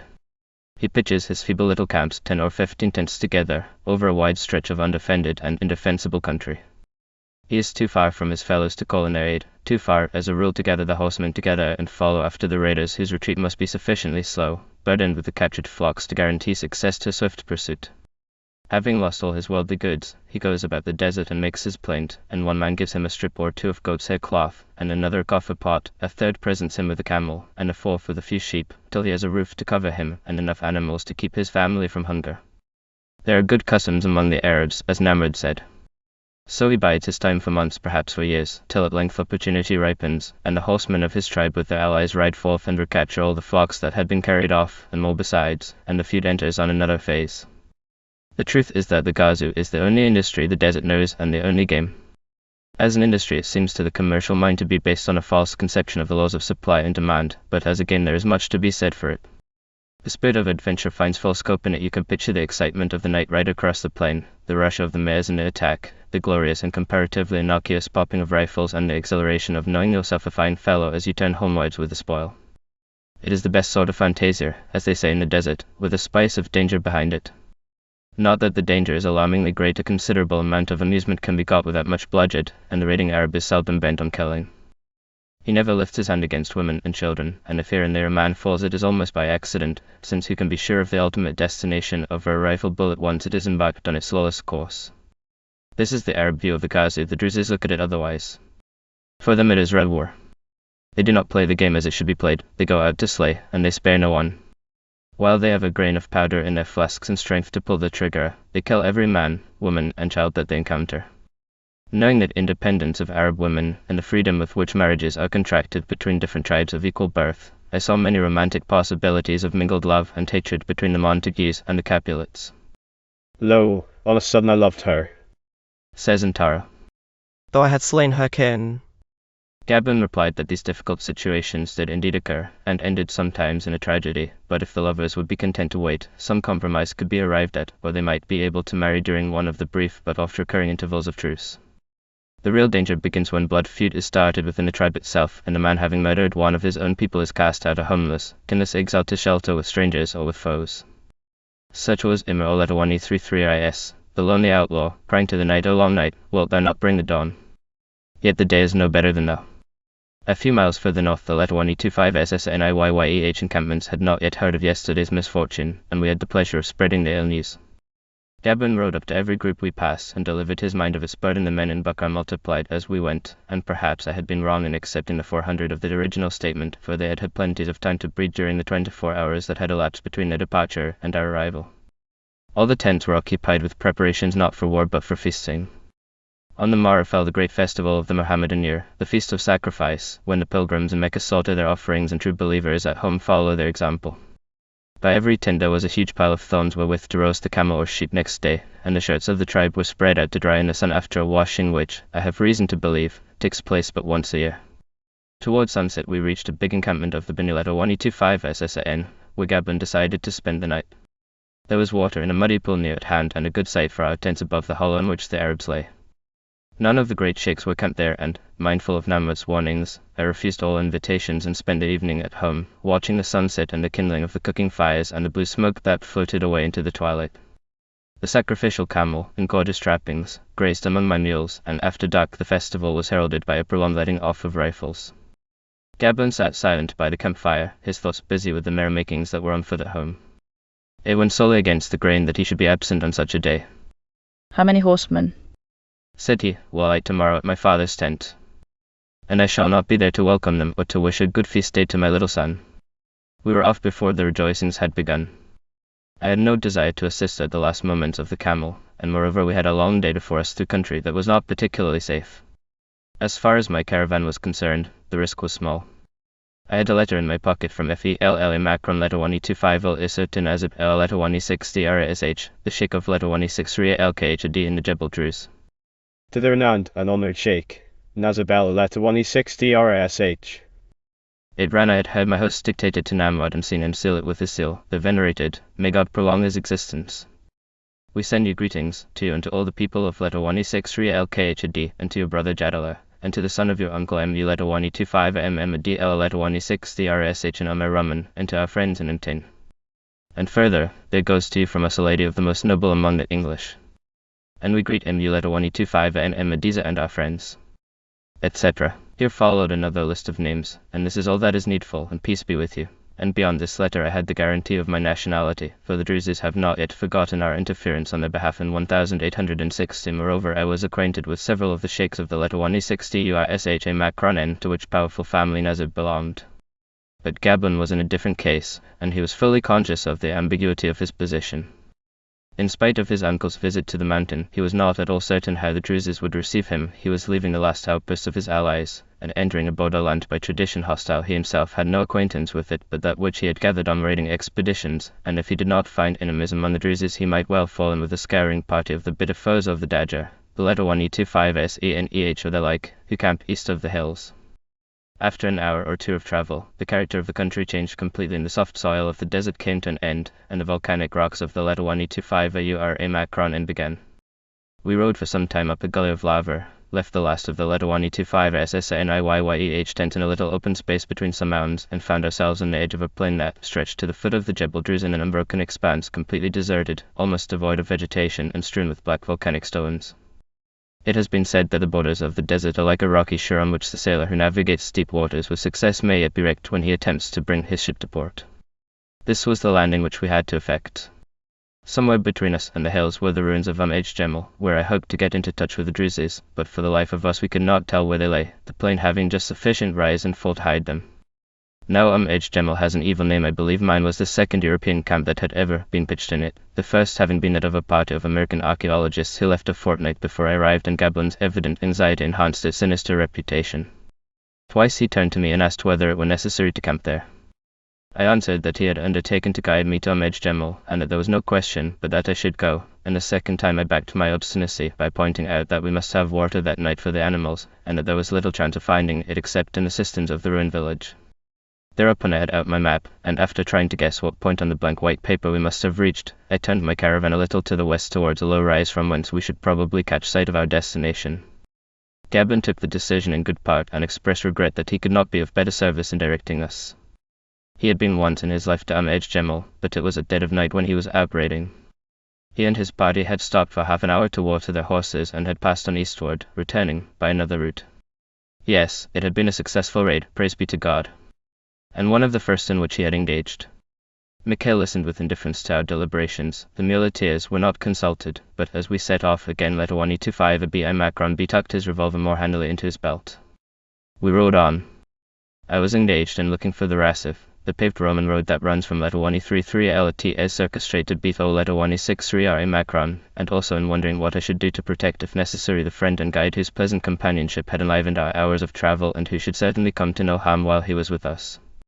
As we drew nearer to the rising ground we observed that it was crowned with sheepfolds, and presently we could see men gathering their flocks together and driving them behind the black walls, their hurried movements betraying their alarm.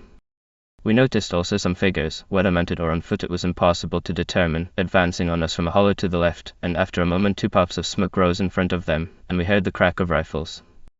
Gablin turned to me with a quick gesture.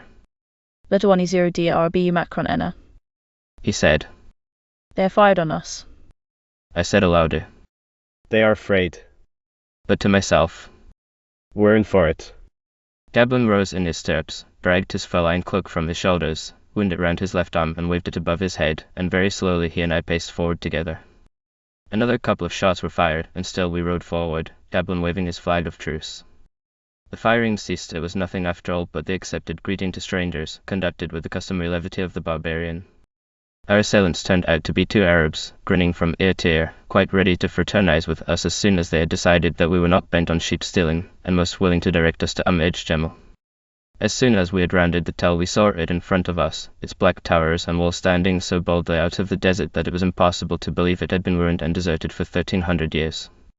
It was not till we came close that the rents and gashes in the chief masonry and the breaches in the city wall were visible. I pushed forward and would have ridden straight into the heart of the town, but Gablin caught me up and laid his hand upon my bridle. I go first, He said, "O lady, you were committed to my charge." and since he was the only person who incurred any risk and was well aware of the fact, his resolution did him credit. We clattered over the ruined wall, passed around the square monastery tower which is the chief feature of the Mother of Camel, such is the meaning of the Arabic name, and rode into an open place between empty streets, and there was no one to fear and no sign of life save that offered by two small black tents, the inhabitants of which greeted us with enthusiasm and proceeded to sell us milk and eggs in the most amicable fashion. These Arabs who live at the foot of Ledawani 25 Aura Macron and mountains are called the Jebeliye, the Arabs of the hills, and they are of no consideration, being but servants and shepherds to the Druses. In the winter they herd the flocks that are sent down into the plain, and in the summer they are allowed to occupy the uncultivated slopes with their own cattle. I spent the hour of daylight that remained in examining the wonderful Nabatean acropolis outside the walls. Monsieur de Sold began the work on it 5 years ago, Mr. Butler and Dr.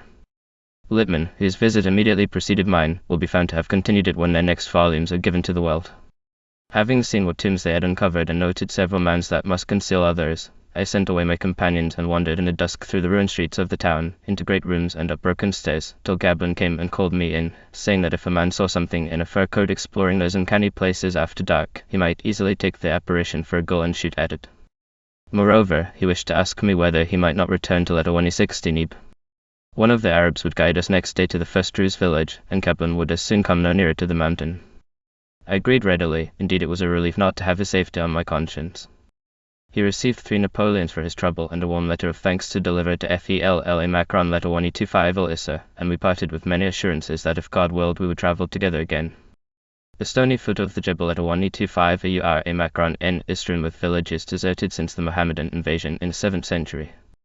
I visited two that lay not far from my path, Shab Ledawani 25 and Shab Ledawani 25 Macron Yyeh, and found them to be both of the same character as Ejemel. From afar they look like well-built towns with square towers rising above streets of 3-storied houses. Where the walls have fallen they lie as they fell, and no hand has troubled to clear away the ruins. Monsieur de Valgoy was the first to describe the architecture of the Ledawani 25 Aura Macron, and his splendid volumes are still the principal source of information.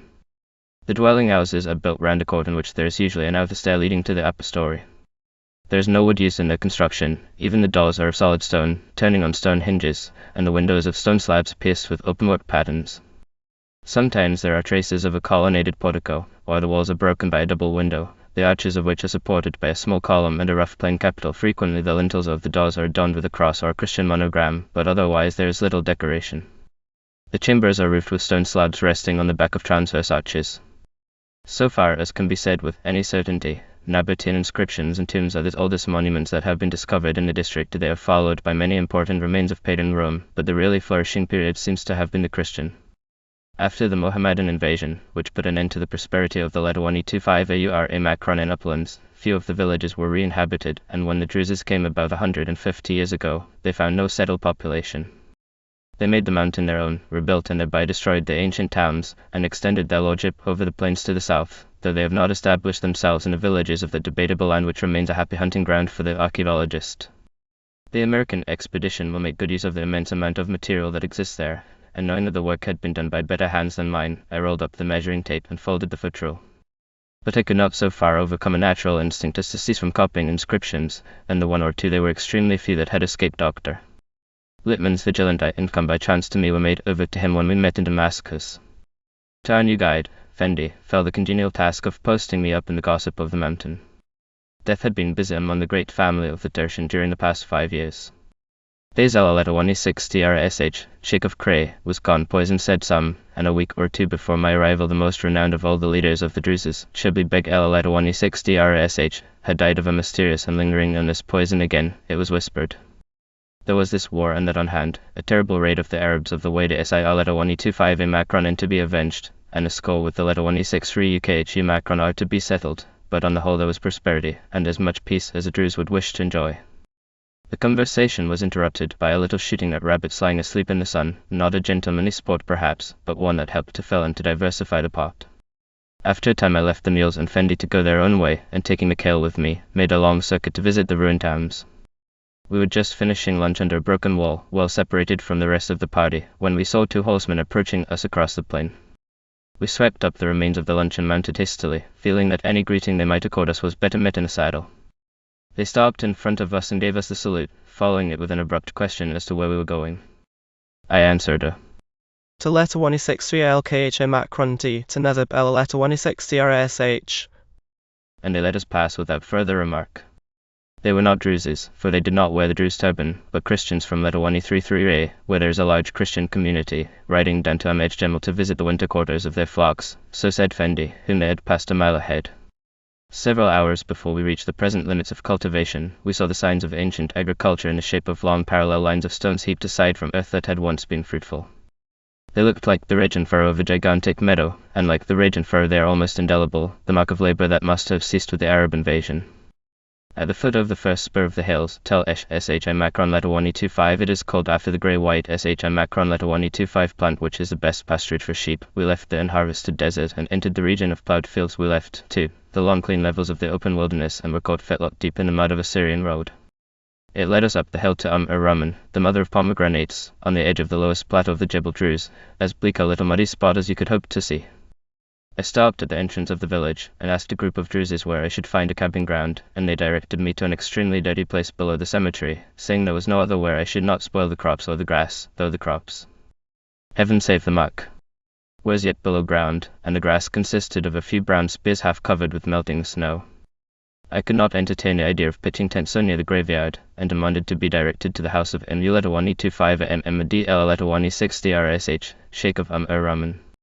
This prince of the letter 1E60 RSH Macron N was seated upon his roof, engaged in directing certain agricultural operations that were being carried forward in a slab below. Long years had made him shapeless of figure, and the effect was enhanced by the innumerable garments in which the winter cold had forced him to wrap his fat old body. I came as near as the mud would allow, and shouted, Peace be upon you, O Sheikh, and upon you peace. He bawled in answer, Where in your village is there a dry spot for a camp? The sheikh conferred at the top of his voice with his henchman in the mud, and finally replied that he did not know, by God. While I was wondering where to turn, a Druze stepped forward and announced that he could show me a place outside the town, and the sheikh, much relieved by the shifting of responsibility, gave me a loud injunction to go in peace, and resumed his occupations. My guide was a young man with the clear-cut features and the sharp intelligent expression of his race. He was endowed, too, like all his kin, with a lively curiosity, and as he hopped from side to side of the road to avoid the pools of mud and slush, he had from me all my story, whence I came and whither I was going, who were my friends in the Jebel Druze, and what my father's name, very different this from the custom of the Arabs, with whom it is an essential point of good breeding never to demand more than the stranger sees fit to impart. In a letter 1E60 of BRIS history there is a fine tale of a man who sought refuge with an Arab sheikh. He stayed on, and the sheikh died, and his son who ruled in his stead advanced in years, and at length the grandson of the original host came to his father and said, Who is the man who dwells with us? And the father answered, My son, in my father's time he came, and my father grew old and died, and he stayed on under my protection, and I too have grown old, but in all these years we have never asked him why he sought us nor what is his name. Neither do thou ask. Yet I rejoice to find myself once more among the trenchant wits and the searching KO letter 1E25L blackened eyes of the mountain, where every question calls for a quick retort or a brisk parry, and when my interlocutor grew too inquisitive I had only to answer, Listen, all you. I am not thou, but your excellency, and he laughed and understood and took the rebuke to heart. There are many inscriptions in Rahman, a few Nabatean and the rest Kufic, proving that the town on the shelf of the hills was an early settlement and that it was one of those the Arabs reoccupied for a time after the invasion. A delighted crowd of little boys followed me from house to house, tumbling over one another in their eagerness to point out a written stone built into a wadi or laid in the flooring about the hearth. In one house a woman caught me by the arm and implored me to heal her husband. The man was lying in a dark corner of the windowless room, with his face wrapped in filthy bandages, and when these had been removed a horrible wound was revealed, the track of a bullet that had passed through the cheek and shattered the jaw. I could do nothing but give him an antiseptic, and adjure the woman to wash the wound and keep the wrappings clean, and above all not to let him drink the medicine, though I felt it would make small odds which way he used it, death had him so surely by the heel. This was the first of the long roll of sufferers that must pass before the eyes and catch despairingly at the sympathies of every traveller in wild places. Men and women afflicted with ulcers and terrible sores, with fevers and rheumatisms, children crippled from their birth, the blind and the old, there are none who do not hope that the unmeasured wisdom of the West may find them a remedy. You stand aghast at the depths of human misery and at your own helplessness. The path of archaeology led me at last to the Sheikh's door, and I went in to pay him an official visit. He was most hospitably inclined. Now that the business of the day was over, we sat together in the Emeleta 133 AD, the audience room, a dark and dirty sort of outhouse, with an iron stove in the center of it, and discussed the Japanese war and desert gauzes and other topics of the day, while Salman, the Sheikh's son, a charming boy of 16, made us coffee. Emuleta 125 MMD is brother-in-law to Shibli and Tiahida Beg Leta 160 Ra Macron SH, who had been my first host 5 years before when I had escaped to his village of Ari from the Turkish Mudir. Leta 163 Ra Macron, and Salman is the only son of his father's old age and the only descendant of the famous Ari house of the Leta 160 UISH Macron in, for Shibli died and Yahida lies childless. The boy walked back with me to my camp, stepping lightly through the mud, a gay and eager figure touched with the air of distinction that befits one who comes of a noble stock. He had had no schooling, though there was a big Druze maktab at Cray, 15 miles away, kept by a Christian of some learning. My father holds me so precious, He explained. That he will not let me leave his side. O Salman, I began. O God, He returned, using an ejaculation customary to one addressed by name. the minds of the Druzes are like fine steel, but what is steel until it is beaten into a sword blade? Someone answered. my uncle Shibli could neither read nor write. I said the times are changed. The house of the Tertian will need trained wits if it would lead the mountain as it did before. But that hejab is a thing of the past. Shibli is dead and Yahya childless. Emuleta 125 Mmd is old and Salman undeveloped. Faiz has left 4 sons, but they are of no repute. Nazib is cunning but very ignorant. There is Emuleta 163 Leta 160 Efrat Tain, who passes for a worthy man of little intelligence, and Leta 125 Emu Macron D at Swader, who is distinguished mainly for his wealth. The ablest man among the Druzes is without doubt Abu Talal of Sh Leta 125 Bia, and the most enlightened Sheikh Emuleta 125 Mmd and Leta 163 Leta 163 Macron. The night was bitterly cold. My thermometer had been broken, so that the exact temperature could not be registered, but every morning until we reached Damascus the water in the cup by my bedside was a solid piece of ice, and one night a little tumbling stream outside the camp was frozen hard and silent. The animals and the muleteers were usually housed in a khan while the frost lasted. Emuleta 125 Mmd the Druze, who had returned to his original name and faith, disappeared the moment camp was pitched, and spent the night enjoying the hospitality of his relations. "Oh," said Mikhail sarcastically. Every man who can give him a meal, he reckons to be the son of his uncle. I was obliged to delay my start next morning in order to profit by the Sheikh's invitation to breakfast at a very elastic 9 o'clock. 2 hours after sunrise was what was said, and who knows exactly when it may suit that luminary to appear. It was a pleasant party.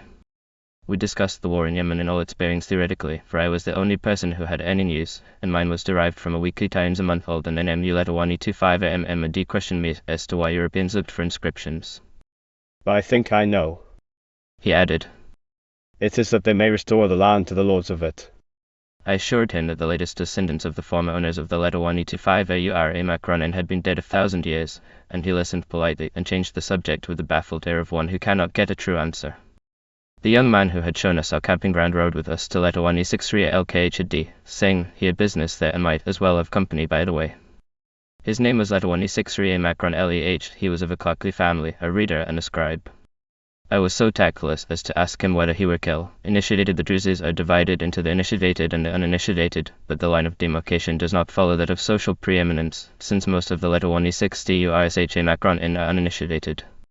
He gave me a sharp look, and replied, What do you think?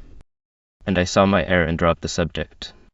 But Leta 163 Macron Leh was not one to let slip any opportunity of gaining information. He questioned me acutely on our customs, down to the laws of marriage and divorce. He was vastly entertained at the English rule that the father should pay a man for marrying his daughter, so he'd interpreted the habit of giving her a marriage portion, and we laughed together over the absurdity of the arrangement. He was anxious to know Western views as to the creation of the world and the origin of matter, and I'd obliged him with certain heterodox opinions, on which he seized with far greater lucidity than that with which they were offered. We passed an agreeable morning, in spite of the mud and boulders of the road. At the edge of the snow wreath a little purple crocus had made haste to bloom, and the starry white colic the mountain is very rich in spring flowers. The views to the south over the great plain we had crossed were enchanting. To the north the hills rose in unbroken slopes of snow. Letter 133 ULEIB, the little heart, looking quite alpine with its frosty summit half veiled in mist. 2 hours afternoon we reached letter 163 LKHD, the first goal of our journey. Chapter 5. Salka, the city of King Og and Bashan, must have been a fortified place from the beginning of history. The modern village clusters round the base of a small volcano, on the top of which, built in the very crater, is the ruined fortress. This fortress, and its predecessors in the crater, formed the outpost of the letter 1E25 AURA Macron N mountains against the desert, the outpost of the earliest civilization against the earliest marauders. The ground drops suddenly to the south and east, and, broken only by 1 or 2 volcanic mounds in the immediate neighborhood, settles itself down into the long levels that reach Euphrates stream. Straight as an arrow from a bow the Roman road runs out from letter 1E63 LKHD into the desert in a line that no modern traveler has followed beyond the first 2 or 3 stages. The caravan track to Nejd begins here and passes by Kaf and Ethri along the Wadi SIL letter 1E25 A Intajaf and letter 1E25 A Macron IL, a perilous way, though the Blunts pursued it successfully and Uting after them. Uting's description of it, done with all the learning and the minute observation of the German, is the best we have. Due south of letter 1E63 LKHD there is an interesting ruined fort, letter 1E33 LT El Azak, in an oasis where there are thickets full of wild boar. Desaud visited it and has given an excellent account of his journey. No doubt there is more to be found still, and the desert knows many a story that has not yet been told, and at letter 1E63 LKHD it is difficult to keep your feet from turning south, so invitingly mysterious are those great plains. I went at once to the house of Nazib el-Atrash and presented FELLA Macron letter 1E25 El Issa's letter. Nazib is a man of 27, though he looks 10 years older, short in stature and sleek, with shrewd features of the type essentially Druze and an expression that is more cunning than pleasant. He received me in his letter 1E33D, where he was sitting with his brother Jadala, a tall young man with a handsome but rather stupid face, who greeted me with Bonjour, and then relapsed into silence, having come to the end of all the French he knew. Just as he had borrowed one phrase from a European tongue, so he had borrowed one article of dress from European wardrobes. A high stick-up collar was what he had selected, and it went strangely with his Arab clothes. There were a few Druzes drinking coffee in the letter 1E33D, and one other whom I instantly diagnosed as an alien. He turned out to be the Mudir el-Mal of the Turkish government. I do not know what his exact functions are, but his title implies him to be an agent of the treasury. Letter 1E63 LKHD is one of 3 villages in Jebel Druze, the others being Swader and Ari, where the Sultan has a K Macron IM, a letter 1E33 A Macron M, and a telegraph station. Yusuf Effendi, K Macron IM, a letter 1E33 A Macron M, and MIL letter 1E25 A Macron M Ilin, Mudir el-Mal, were considerably surprised when I turned up from the desert without warning or permission. They dispatched 3 telegrams daily to the Valley of Damascus, recanting all that I did and said, and though I was on the best of terms with both of them, finding indeed MIL letter 1E25 A Macron M to be by far the most intelligent and agreeable man in the village, I fear I caused them much perturbation of mind. Until let me say that my experience of Turkish officials leads me to count them among the most polite and obliging of men. If you come to them with the proper certificates, there is nothing they will not do to help you. When they stop you, it is because they are obliged to obey orders from higher authorities, and even when you set aside, as from time to time you must, refusals that are always couched in language conciliatory to a fault, they conceal their just annoyance and bear you no ill will for the trouble you have caused them. The government agents at letter 1E63 LKHD occupy an uneasy position. It is true that there has been peace in the mountain for the past 5 years, but the Druzes are a slippery race and one quick to take offense. MIL letter 1E25 A Macron M understood them well, and his appointment to the new post of letter 1E63 LKHD is a proof of the Vali's genuine desire to avoid trouble in the future. He had been at Swader for many years before he came to letter 1E63 LKHD. He was a Christian, and therefore not divided from the Druzes by the unbridged gulf of hatred that lies between them and Islam, and he was fully aware that Turkish rule in the Jebel letter 1E25 AURA Macron N depends on how little demand is made on a people nominally subject and practically independent. Yusuf Effendi was not far behind him in the strength of his conviction on this head, and he had the best of reasons for realizing how shadowy his authority was. There are not more than 200 Turkish soldiers in all the mountain. The rest of the Ottoman forces are Druze Zaptis, well pleased to wear a government uniform and draw government pay on the rare occasions when it reaches them, though they could hardly be considered a trustworthy guard if serious differences arise between their own people and the Sultan. To all outward appearance, Nazib and his brother were linked by the closest bonds of friendship with the K Macron I Letter 1E33 A Macron, and they were forever sitting in his Letter 1E33 D and drinking his coffee. But once when we happened to be alone together, Yusuf Effendi said pathetically in his stilted Turkish Arabic, "I never know what they are doing, they look on me as an enemy." and if they wish to disobey orders from Damascus, they cut the telegraph wire and go their own way. What power have I to prevent them? Nevertheless, there are signs that the turbulent people of the mountain have turned their minds to other matters than war with the Osmanli, and among the chief of these are the steam mills that grind the corn of letter 1E6 Syria LKHD and a few villages besides. A man who owns a steam mill is pledged to maintain the existing order. He has built it at considerable expense. He does not wish to see it wrecked by an invading Turkish army and his capital wasted. On the contrary, he hopes to make money from it, and his restless energies find a new and profitable outlet in that direction. My impression is that peace rests on a much firmer basis than it did 5 years ago, and that the Ottoman government has not been slow to learn the lessons of the last war. If only the Valet of Damascus could have known how favorable an opinion his recent measures would force on the mind of the entreating Englishwoman, he might have spared his telegraph clock several hours' work. There could scarcely have been a better example of the freedom with which the Druzes control their own affairs than was offered by an incident that took place on the very evening of my arrival. It has already been intimated on the authority of Fendi that the relations between the mountain and the desert were fraught with the usual possibilities of martial incident, and we had not spent an afternoon in letter 1E6 Syria LKHD without discovering that the great raid that had occurred some months previously was the topic that chiefly interested Nazib and his brother. Not that they spoke of it in their conversations with me, but they listened eagerly when we told of the raid on the letter 1E25 SSNE and the part the letter 1E63 UKHE Macron R had played in it, and they drew from us all we knew or conjectured as to the present camping grounds of the latter tribe, how far the raiders had come, and in which direction retreated. The muleteers overheard men whispering at the street corners, and their whispers were of warlike preparations. The groups round Mikhail's fire, ever a centre of social activity, spoke of injuries that could not be allowed to pass unnoticed, and one of the many sons of Emuleta 1E25 Ahmadiya's uncle had provided that famished Beirati with a lunch flavoured with dark hints of a league between the Wadi Saida letter 1E25 N and the Beni letter 1E63 KHR, which must be nipped in the bud ere it had assumed alarming proportions. The wave of the Ghazi can hardly reach as far as letter 1E63 LKHD itself, but the harm is done long before it touches that point, especially in the winter when every four-footed creature, except the mare necessary for riding, is far away in the southern plain. My camp was pitched in a field outside the town at the eastern foot of the castle hill. The slopes to the north were deep in snow up to the ruined walls of the fortress, and even where we lay there were a few detached snowdrifts glittering under the full moon. I had just finished dinner, and was debating whether it were too cold to write my diary, when a sound of savage singing broke upon the night, and from the topmost walls of the castle a great flame leapt up into the sky. It was a beacon kindled to tell the news of the coming raid to the many Druze villages scattered over the plain below, and the psalm was a call to arms. There was a Druze Sapti sitting by my campfire. He jumped up and gazed first at me and then at the red blaze above us. I said, Is there permission to my going up? He answered, There is no refusal. Honor us. We climbed together over the half-frozen mud, and by the snowy northern side of the volcano, edged our way in the darkness round the castle walls where the lava ashes gave beneath our feet, and came out into the full moonlight upon the wildest scene that eyes could see. A crowd of Druzes, young men and boys, stood at the edge of the moat on a narrow shoulder of the hill. They were all armed with swords and knives, and they were shouting phrase by phrase a terrible song. Each line of it was repeated 20 times or more until it seemed to the listener that it had been bitten, as an acid bites the brass, onto the intimate recesses of the mind. Upon them! Upon them! O Lord our God!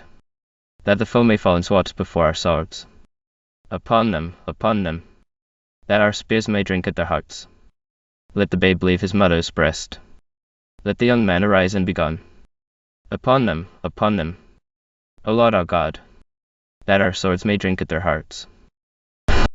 So they sang, and it was as though the fury of their anger would never end, as though the castle walls would never cease from echoing their interminable rage, and the night never again know silence, when suddenly the chant stopped and the singers drew apart and formed themselves into a circle, every man holding his neighbours by the hand. Into the circle stepped 3 young Druzes with bare swords, and strode round the ring of eager boys that enclosed them. Before each in turn they stopped and shook their swords and cried, Are you a good man? Are you a true man? And each one answered with a shout, Or! Or! The moonlight fell on the dark faces and glittered on the quivering blades. The thrill of martial ardour passed from hand to clasped hand, and earth cried to heaven, War! We're at war! And then one of the 3 saw me standing in the circle, and strode up and raised his sword above his head, as though nation saluted nation. Lady, He said. the English and the Druze are one. I said, Thank God. We too are a fighting race. Indeed, at that moment there seemed no finer thing than to go out and kill your enemy.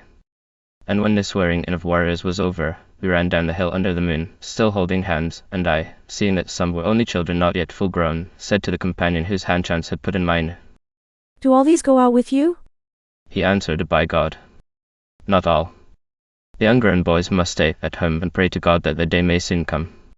When they reached the entrance of the town, the Druses leapt onto a flat house roof, and took up their devilish song.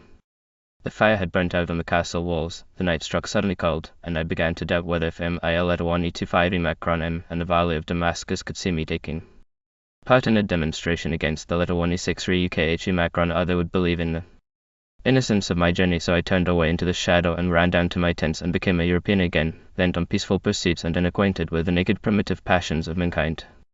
We had certain inquiries to make concerning our journey, and stores to lay in before we set out for the eastern side of the mountain, where there are no big villages, and therefore we spent 2 days at letter 1E63 LKHD. The great difficulty of the commissariat is barley for the animals.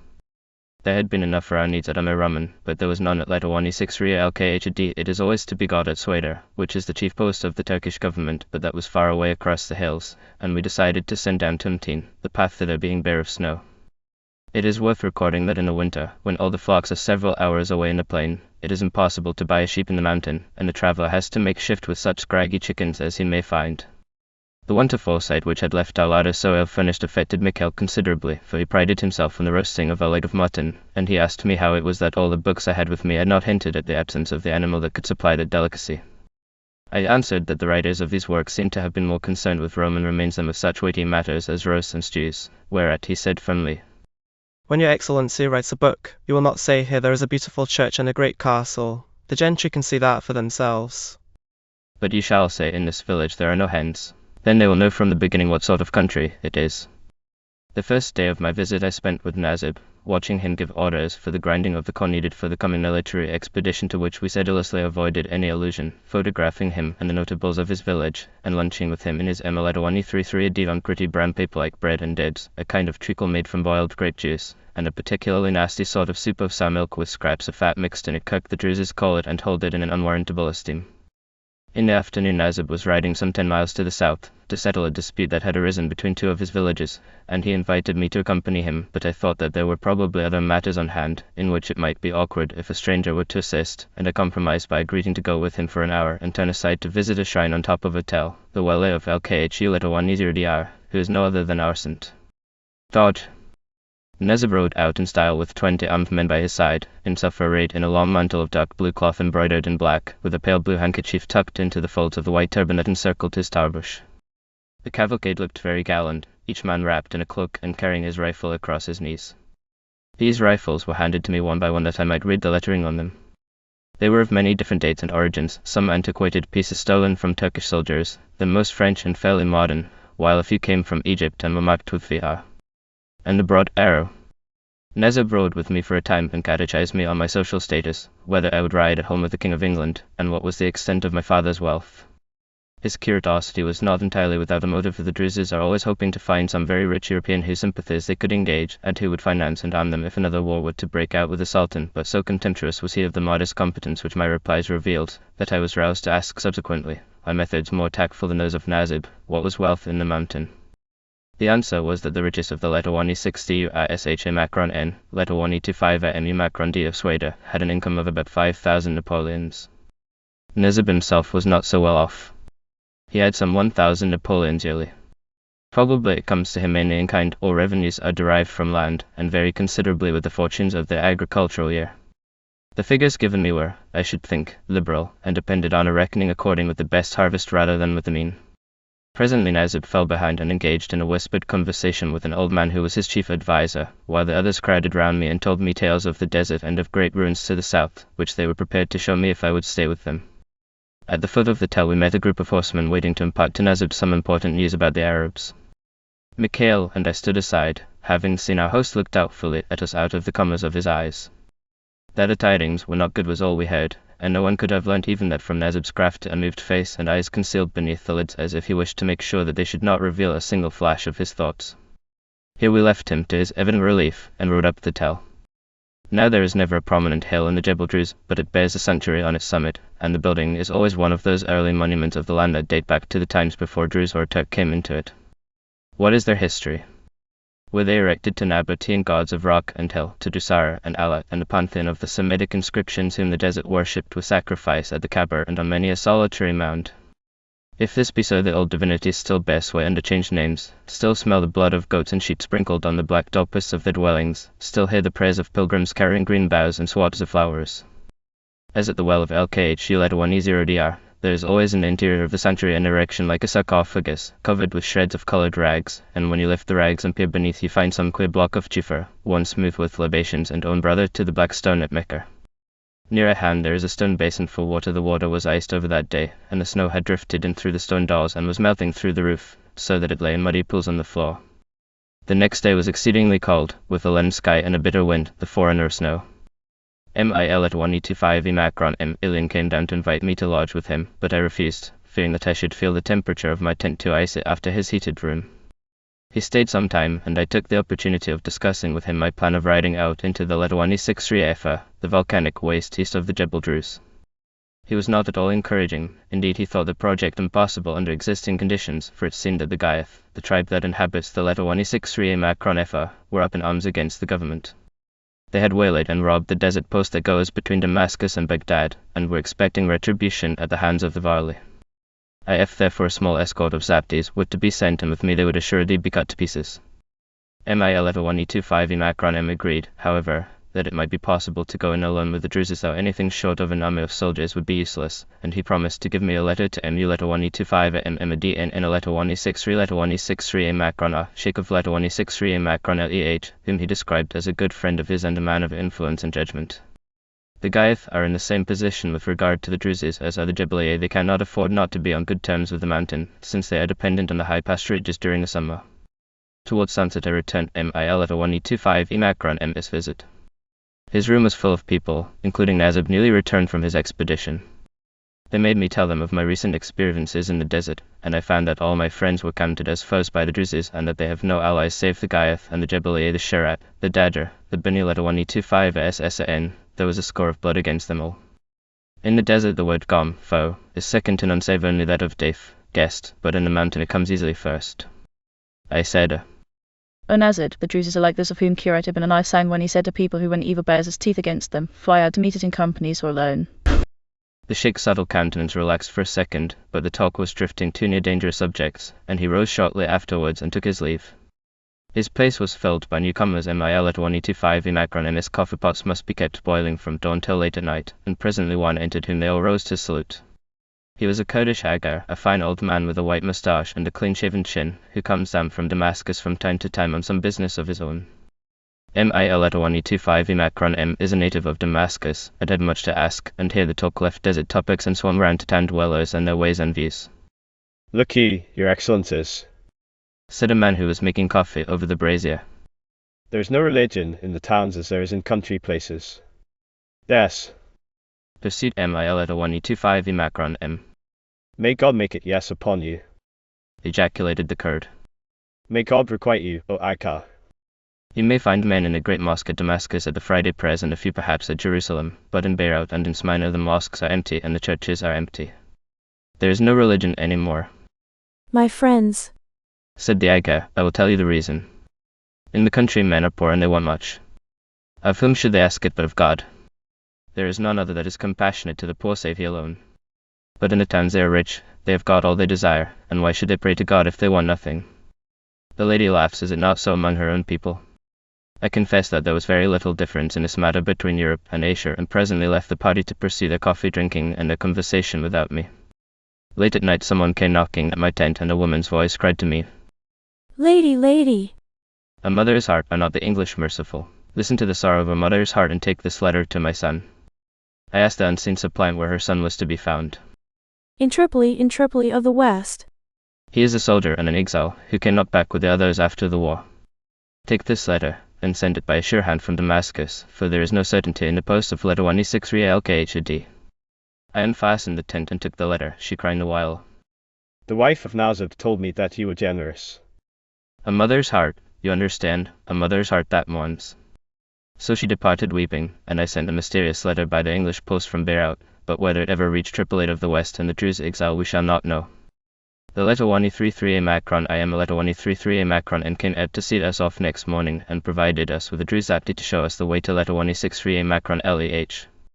The wind was searchingly cold, and the snow was reported to lie very deep on the hills, for which reason we took the lower road by Valmon, a village memorable as the scene of the outbreak of the last war. MIL letter 1E25 Macron M had entrusted my guide, Yusef, with the mail that had just come into letter 1E63 LKHD. It consisted of one letter only, and that was for a Christian, an inhabitant of Valmon, whom we met outside the village. It was from Massachusetts, from one of his 3 sons who had emigrated to America and were all doing well, praise be to God. They had sent him 30 liras between them the year before. He bubbled over with joyful pride as we handed him the letter containing fresh news of them. At Almond the road turned up, as I continue to call it a road for want of a name bad enough for it. It is part of the true system of defense that there shall be no track in the mountain wide enough for 2 to go abreast or smooth enough to admit of any pace beyond a stumbling walk, and it is a part that is the most successfully carried out. We were soon in snow, half melted, half frozen, concealing the holes in the path but not firm enough to prevent the animals from breaking through into them. Occasionally there were deep drifts on which the mules embarked with the utmost confidence, only to fall midway and scatter their packs, while the horses plunged and reared till they almost unseated us. Mikhail, who was no rider, bit the slush several times. The makers of the Palestine exploration map have allowed their fancy to play freely over the eastern slopes of the Jebel Druze. Hills have hopped along for miles, and villages have crossed ravines and settled themselves on the opposite banks, as, for instance, Abu Zedrake, which stands on the left bank of the Wadi Rajal, though the map places it on the right. At the time it all seemed to fit in with the general malevolence of that day's journey, and our misery culminated when we entered on an interminable snowfield swept by a blizzard of cutting sleet. At the dim end of it, quite unapproachably far away, we could just see through the sleet the slopes on which letter 1E63A Macron LEH stands, but as we plodded on mile after mile it was useless to attempt to ride on our stumbling animals, and far too cold besides. We gradually came nearer. At having travelled 7 hours to accomplish a 4 hours march, we splashed and waded late in the afternoon of the mounds of slush and pools of water that did duty as streets. There was not a dry place in all the village, and the snow was falling heavily. Clearly there was nothing to be done but to beat at the door of MU letter 1E25 MMD letter 1E63 letter 1E63A Macron A, who has an honoured reputation for hospitality, and I made the best of my way up step sheeted with ice to his letter 1E33 AD. If Providence owed us any compensation for the discomforts of the day, it paid us, or at least it paid me, full measure and running over, by the enchanting evening that I spent in the Sheikh's house. MU letter 1E25 MMD and letter 1E63 letter 1E63A Macron Art is a man full of years and wisdom who has lived to see a large family of sons and nephews grow up round him, and to train their quick wits by his own courteous and gracious example. All the Druzes are essentially gentle folk, but the house of the Sheikhs of letter 1E63A Macron LEH could not be outdone in good breeding, natural and acquired, by the noblest of the aristocratic races, Persian or Rajputs, or any others distinguished beyond their fellows. MIL letter 1E25 Macron, and this letter was quite unnecessary to ensure me a welcome. It was enough that I was cold and hungry and an Englishwoman. The fire in the iron stove was kindled, my wet outer garments taken from me, cushions and carpets spread on the divans under the Sheikh's directions, and all the band of his male relations, direct and collateral, dropped in to enliven the evening. We began well. I knew that Oppenheim had taken his escort from letter 1E63A Macron LEH when he went into the letter 1E63A FA, and I happened to have his book with me. How often had I regretted that a wise instinct had not directed my choice towards Dassault's 2 admirable volumes, rather than to Oppenheim's ponderous work, packed with information that was of little use on the present journey. The great merit of the book lies in the illustrations, and fortunately there was among them a portrait of MU letter 1E25 MMD and letter 1E63 letter 1E63A Macron all with his 2 youngest children. Having abstracted Cupid's maps, I was so generous as to present the tome to one of the family who had accompanied the learned German upon his expedition. It has remained at letter 1E63A Macron LEH to be a joy and a glory to the Sheikhs, who will look at the pictures and make no attempt to grapple with the text, and the hole in my bookshelves is well filled by the memory of their pleasure. We talked without ceasing during the whole evening, with a brief interval when an excellent dinner was brought in. The old Sheikh, Yusef the Zapti, and I partook of it together, and the eldest of the nephews and cousins finished up the ample remains. The topic that interested them most at letter 1E63A Macron LEH was the Japanese war. Indeed, it was in that direction that conversation invariably turned in the mountain, the reason being that the Druzes believed the Japanese to belong to their own race. The line of argument which has led them to this astonishing conclusion is simple. The secret doctrines of their faith hold out hopes that someday an army of Druzes will burst out of the furthest limits of Asia and conquer the world.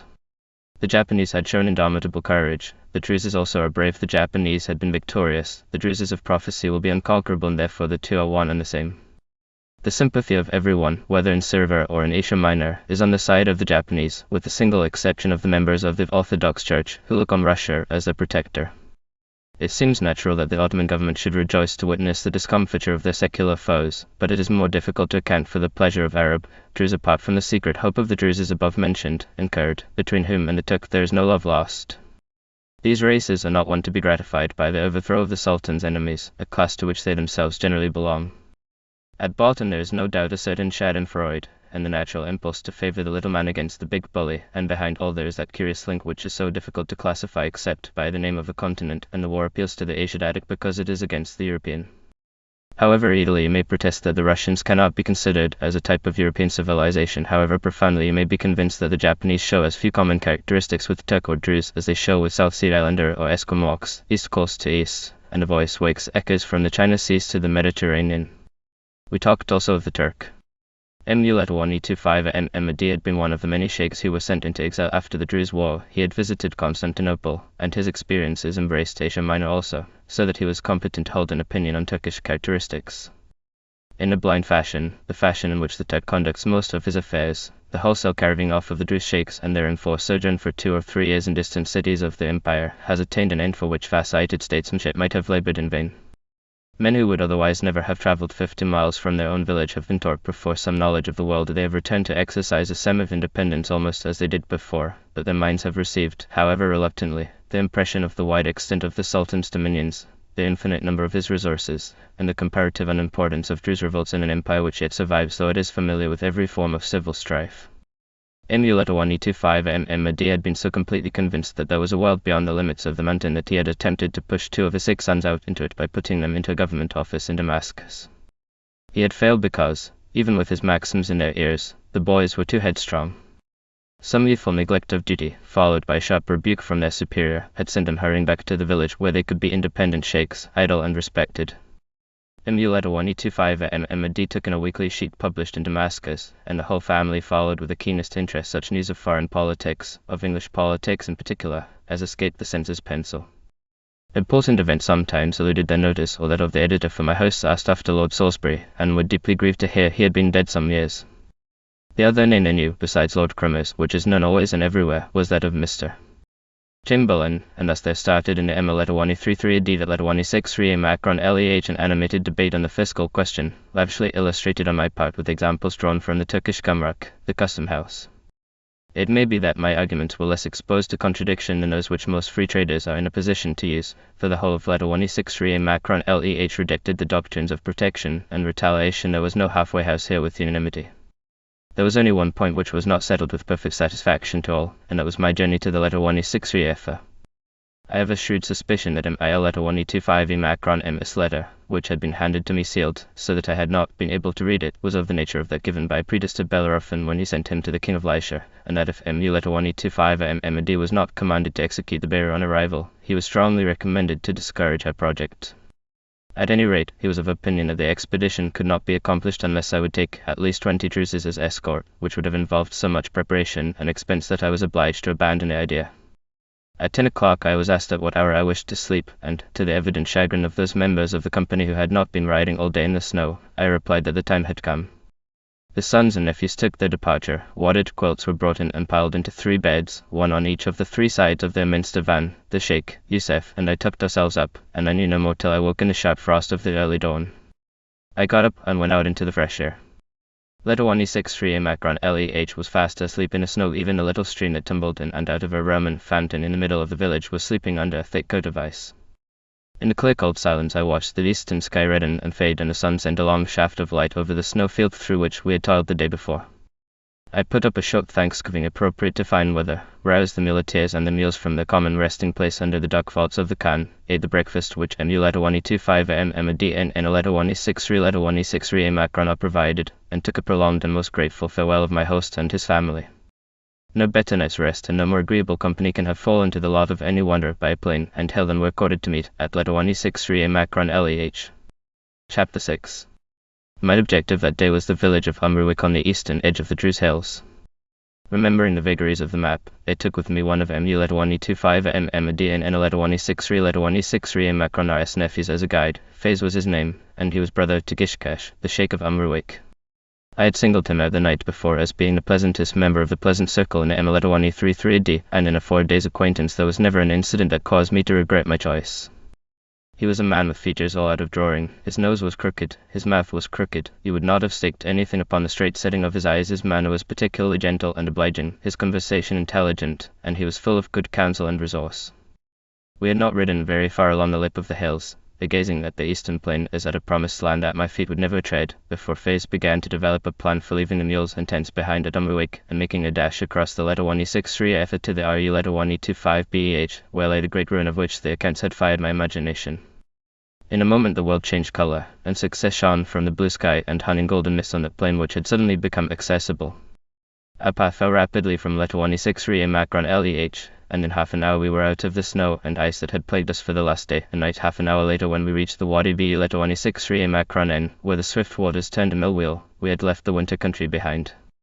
Letter 1E63 in Macron NEH, the village on the north side of the Wadi B letter 1E63 in Macron N, looked a flourishing place and contained some good specimens of letter 1E25 AURA Macron N architecture. I remember in particular a fine architrave carved with a double scroll of grapes and vine leaves that fell on either side of a vase occupying the centre of the stone. It was at letter 1E63 in Macron NEH that we came onto the very edge of the plateau and saw the great plain of the letter 1E63 F spread out like a sea beneath us. The strange feature of it was that its surface was as black as a black tent roof, owing to the sheets of lava and volcanic stone that were spread over it. At places there were patches of yellow, which I afterwards discovered to be the earth on which the lumps of tufa lay revealed by their occasional absence, and these the Arabs called the Bin Eli letter 1E0 the white land, in contradistinction to the letter 1E25 Ara, the burnt land of lava and tufa. In the letter 1E63 F, the white land is almost as arid as the burnt, though generally the word Be letter 1E0 means arable, for I heard Faze shout to the muleteers, "Come off the beat, eat high letter 1E0." when the mules had strayed into a field of winter wheat. The literary word for desert bears a puzzling resemblance to this other, as for instance in Newtonabbey's verse. Al tail WL Carl WL Bader Tarfuni night, and my steed, and the desert know me, and the lads thrust and battle, and parchment, and the pen. The letter 1E63 F ran out to a dark mass of volcanoes, lying almost due north and south, but we were so high above them that their elevation was not perceptible.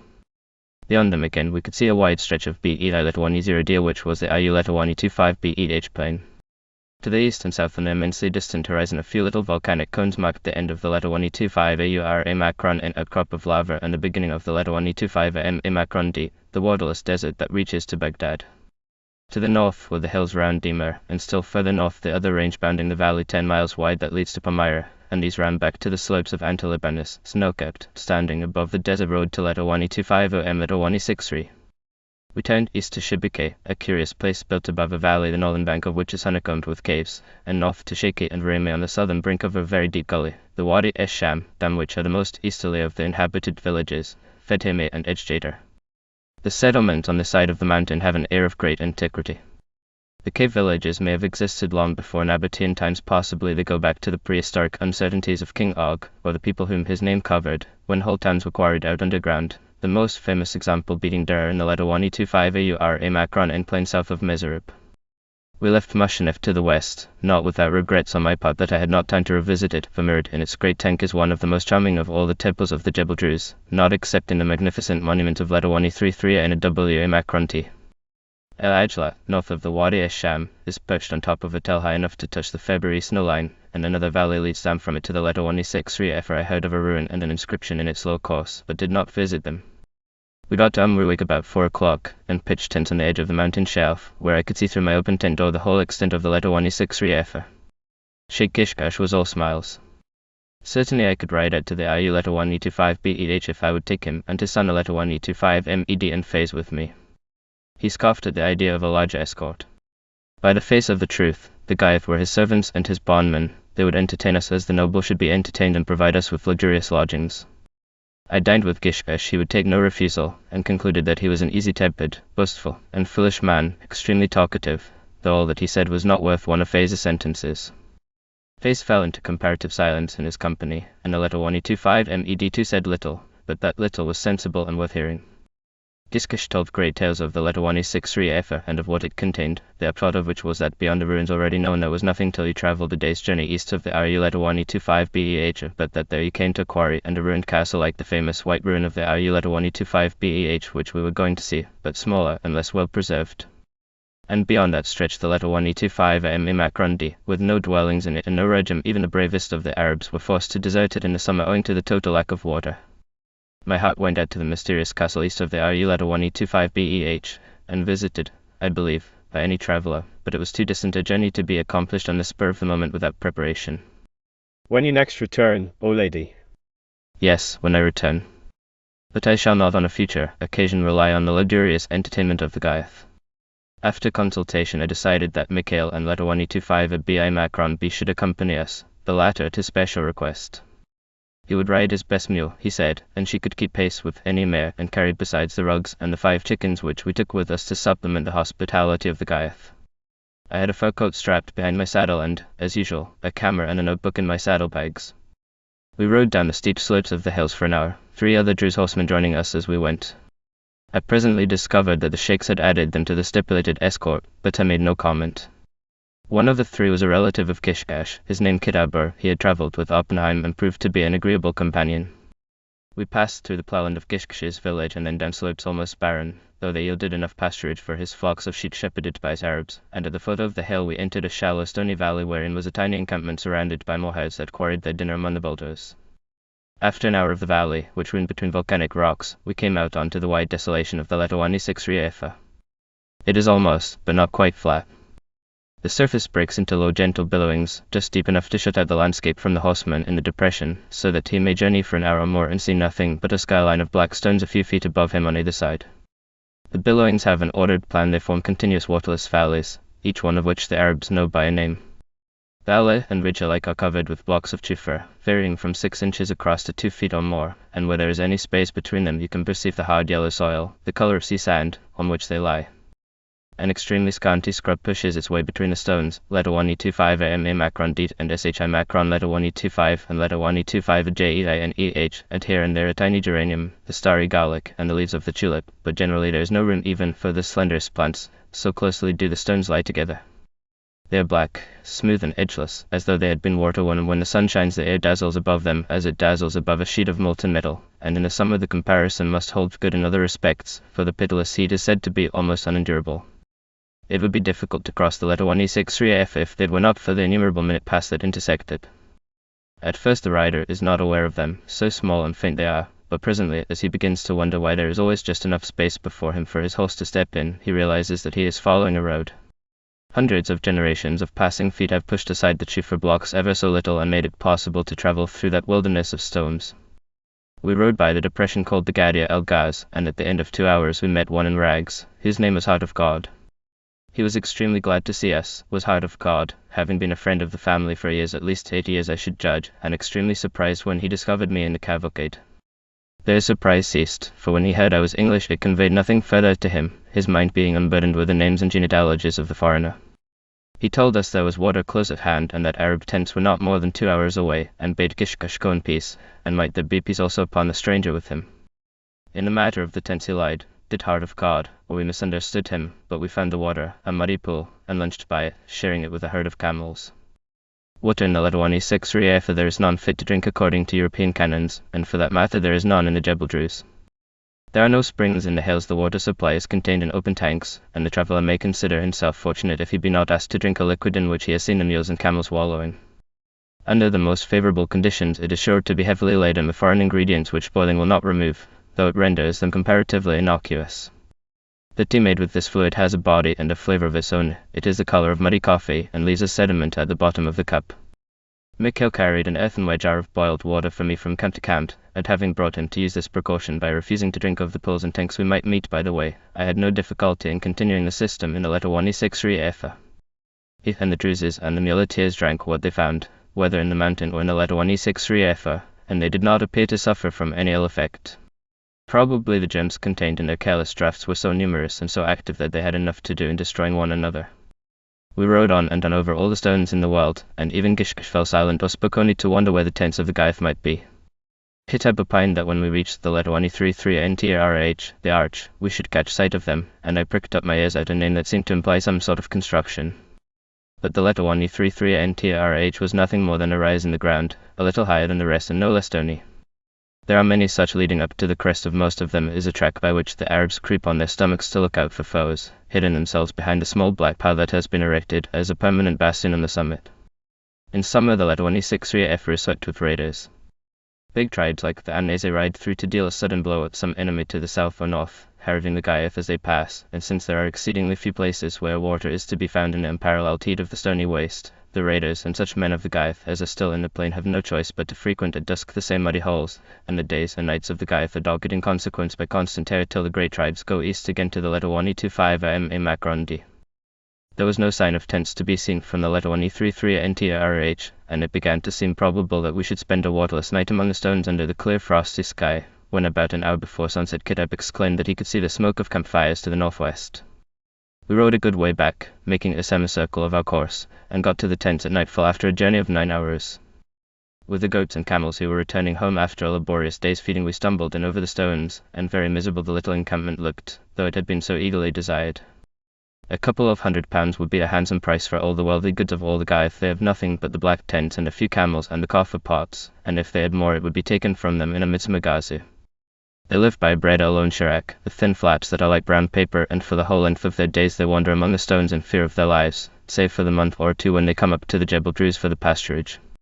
We scattered, being a large party, and Kishkash, my servant, and I went to the house of the sheikh, whose name was Understanding. His two sons, Latawani 25 MD and Latawani 25 MD Macron lighted a fire of thorn and camel dung that smoked abominably, and we sat round and watched the coffee making. Latawani 25 MD, being the eldest, officiated. He was skillful in the song of the pestle, and beat out a cheerful tattoo upon the mortar. His face was dark and thin, and his white teeth shone when he smiled. He was dressed airily in dirty white cotton garments. A cotton kerchief fell from the camel's hair rope on his head down onto his bare breast, and he spoke in a guttural speech which was hard to follow. Our dinner was of shurak, and dibs the Gaiath are too poor to kill a sheep for their guest, even when he is a personage so important as Gishkash. He foolish man was in his element. He preened himself and swelled with pride, combed out his long moustache before the admiring gaze of his host, and talked without ceasing until far into the night. Silly talk, thought I, who longed to be allowed to sleep. I had a rug to cover me and my saddle for a pillow, and I lay in a corner by the SA Macron Latawani 25 H, the division against the women's quarter, and at times I listened to a conversation which was not particularly edifying, and at times I cursed the acrid, pungent smoke. Towards the middle of the night I was awakened by the moon that shone with a frosty brilliance into the tent. The fire had burnt down, and the smoke had blown out. The Arabs and the Druzes were lying asleep round the cold hearth. A couple of mares stood peacefully by the tent pole and gazed with wise eyes upon their masters within, and beyond them a camel lay chumping among the black stones. The strange and silent beauty of a scene as old as the world caught at the heart and spurred the fancy even after sleep had fallen upon it again. Before dawn Mikhail had succeeded in making me a cup of tea over the fitful blaze of the thorns, and as the sun rose we got into the saddle, for we had far to go. God's bright and intricate device had clothed the black plain in exquisite loveliness. The level sun towards which we were riding cast a halo of gold round every stone. The eastern ranges of volcanoes stood in clear-cut outline against the cloudless sky, and to the northwest the snows of Antilibanus and Hermon gleamed incredibly bright above the glittering blackness of the foreground. One of the Arabs was added to our party, as a guide. Awad was his name. He rode a camel, and from that point of vantage conversed with us in a raucous shout, as though to bridge the immense distance between Rakib and Faris, a camel rider and one who rides a mare. We were all shivering as we set out in the chill dawn, but Ward turned the matter into a jest by calling out from his camel, Lady, do you know why I am called? It is because I have 4 wives in the house. And the others laughed, for he had the reputation of being a bit of a Don Juan, and such funds as he possessed went to replenishing his harem rather than his wardrobe. I think we must speedily have re-entered the Gadi Al-Gars. After 2 hours riding we crossed some rising ground to the southwest of the Tal al-Latawani 6 Efer, the line of volcanoes, and counted across a considerable stretch of stone yellow ground, Bei Latawani 0 till we came to the southern end of the lava bed. The lava lay on our left hand like a horrible black nightmare sea, not so much frozen as curdled, as though some hideous terror had arrested the flow of it and petrified the lines of shrinking fear upon its surface. But it was long, long ago that a mighty hand had lifted the Gorgon's head before the waves of the Tal al-Latawani 6 Efer. Sun and frost and eons of time had splintered the original forms of the volcanoes, rent the lava beds, shattered the precipices, and obliterated the features of the hills. 1 or 2 terebinths had found a foothold in the crevices, but when I passed they were still bare and grey and did nothing to destroy the general sense of lifelessness. As we rode round these frontiers of death I became aware that we were following a track almost as old as the hills themselves, a little thread of human history leading us straight through that forbidding land. AWA Macron letter 10D kept talking of a stone which he called Elabla, a word that denotes a white rock visible from afar, but I was so much used to names signifying nothing that I paid no attention until he stopped his camel and shouted, "O lady." "Here it is. By the face of God, this is Elabla." It was no more nor less than a well stone. It bore the groove of the rope worn a couple of inches deep into it, and must have served a respectable time, since this black rock is extremely hard, but there was no modern well within miles of it. Close at hand was a big heap of stones, and then another, 2 or 3 in every quarter of a mile, and when I looked closely I perceived that they were built, not thrown together. Some of them had been opened by Arabs seeking for treasure, and where the topmost layers had been thus removed, a square shallow space lay revealed in the center of the mound, carefully constructed of half-rest blocks. AWA Macron letter 10D said that as far as he knew nothing had ever been found in these places, whatever they might have contained formerly. Clearly the mounds were made to mark the line of that ancient road through the wilderness. AWA Macron letter 10D stopped again a few hundred yards further at some black rocks almost flush with the ground, and they were like the open pages of a book in which all the races that had passed that way had written their names, in the queer script that they learned called Sapphic, in Greek, in Kufic, and in Arabic. Last of all, the unlettered Bedouin had scrawled their tribe marks there. By Shirik son of Nagafath son of Naphis, son of Noman. So ran one of them, and another, by Bakali son of letter 1060 son of Anam son of RWA Macron letter 1033 son of Bakali. He found the inscription of his uncle and he longed after him, and there was another in a label which I did not copy sufficiently well to admit of its being deciphered with certainty. Probably it contains 2 names connected by Elvan, son of. Above the names are 7 straight lines which, according to Desaud's ingenious suggestion, may represent the 7 planets. The Greek letters spelt the word Hanilos, which is John, a Semitic name written possibly by its owner in the foreign script that he had learnt while he served under the Roman eagles. The Kufic sentences were pious ejaculations calling down a blessing on the traveller who had paused to inscribe them. So each man according to his kind had left his record and departed into the mists of time, and beyond these scratches on the black rocks we know nothing of his race, nor of his history, nor of the errand that brought him into the inhospitable Gadir el-Ghaz. As I copied the phrases they seemed like the murmur of faint voices from out the limbo of the forgotten past, and Orpheus with his lute could not have charmed the rocks to speak more clearly of the generations of the dead. All the letter 163F is full of these whispering shadows that are nothing but a name quiver in the quivering air above the stones, and call upon the god in diverse tongues.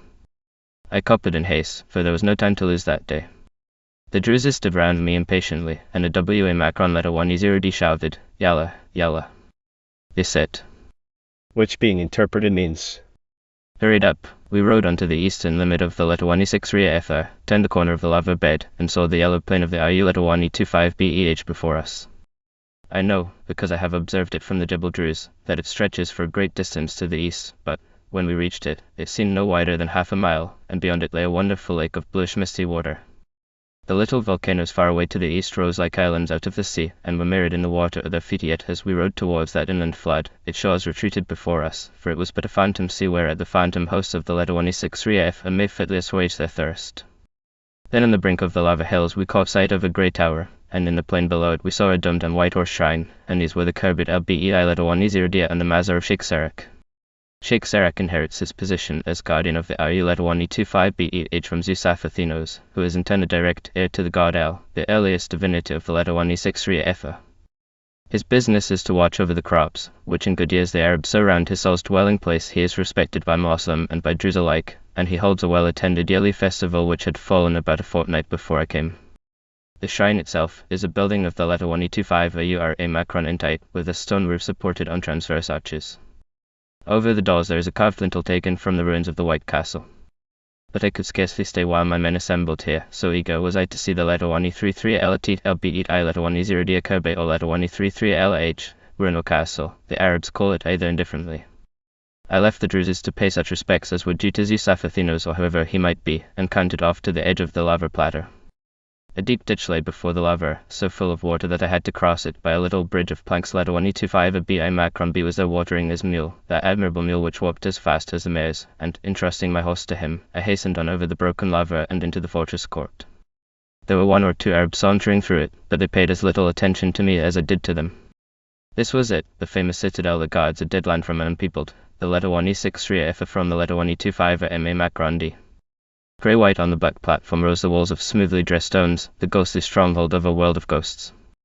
Whose hands reared it, whose art fashioned the flowing scrolls on doorposts and lintel, whose eyes kept vigil from the tower, cannot yet be decided with any certainty. Hanilos and Shurik and Bakali may have looked for it as they rounded the corner of the Wadi El Gaz, and perhaps the god El took it under his protection, and perhaps the prayers of the watchman were turned to some distant temple, and offered to the deities of Greece and Rome. 1,000 unanswerable questions spring to your mind as you cross the threshold. De Valgoy and Oppenheim and Dassault have described the Kerbit Lbeit Ileta 1E0 and anyone who cares to read their words may know that it is a square enclosure with a round tower at each corner, a round bastion between the towers, and a rectangular keep against the south wall, and that its doorways are carved with wonderful flowing patterns, scrolls and leaves and flowers, with animals striding through them, and that it is probably an outlying fortress of Rome, built between the 2nd and 4th centuries. The fact remains that we are not certain of its origin, any more than we are certain of the origin of the ruins near it at Jebel Sayz, or of Mshitr, or of any of the buildings in the western desert. There are resemblances between them all, and there are marked differences, just as there are resemblances between Letawani 33L TLBEI Letawani 0D and the architecture of the Letawani 25AURA Macron N, and yet what stonecutter of the mountain would have let his imagination so outstrip the classic rule as did the man who set the images of the animals of the desert about the doors of the White Castle? There is a breath of something that is strange to neighboring art, or wilder, free of fancy, not so skilled as that which created the tracery of Mshitr, cruder, and probably older. It is all guesswork. The desert may give up its secrets. The history of the Letawani 6 Ria Efa and the RU Letawani 25 BEH may be pieced together from the lettered rocks, but much travel must be accomplished first, and much excavation on the Syrian frontiers, in Hira perhaps, or in Yemen.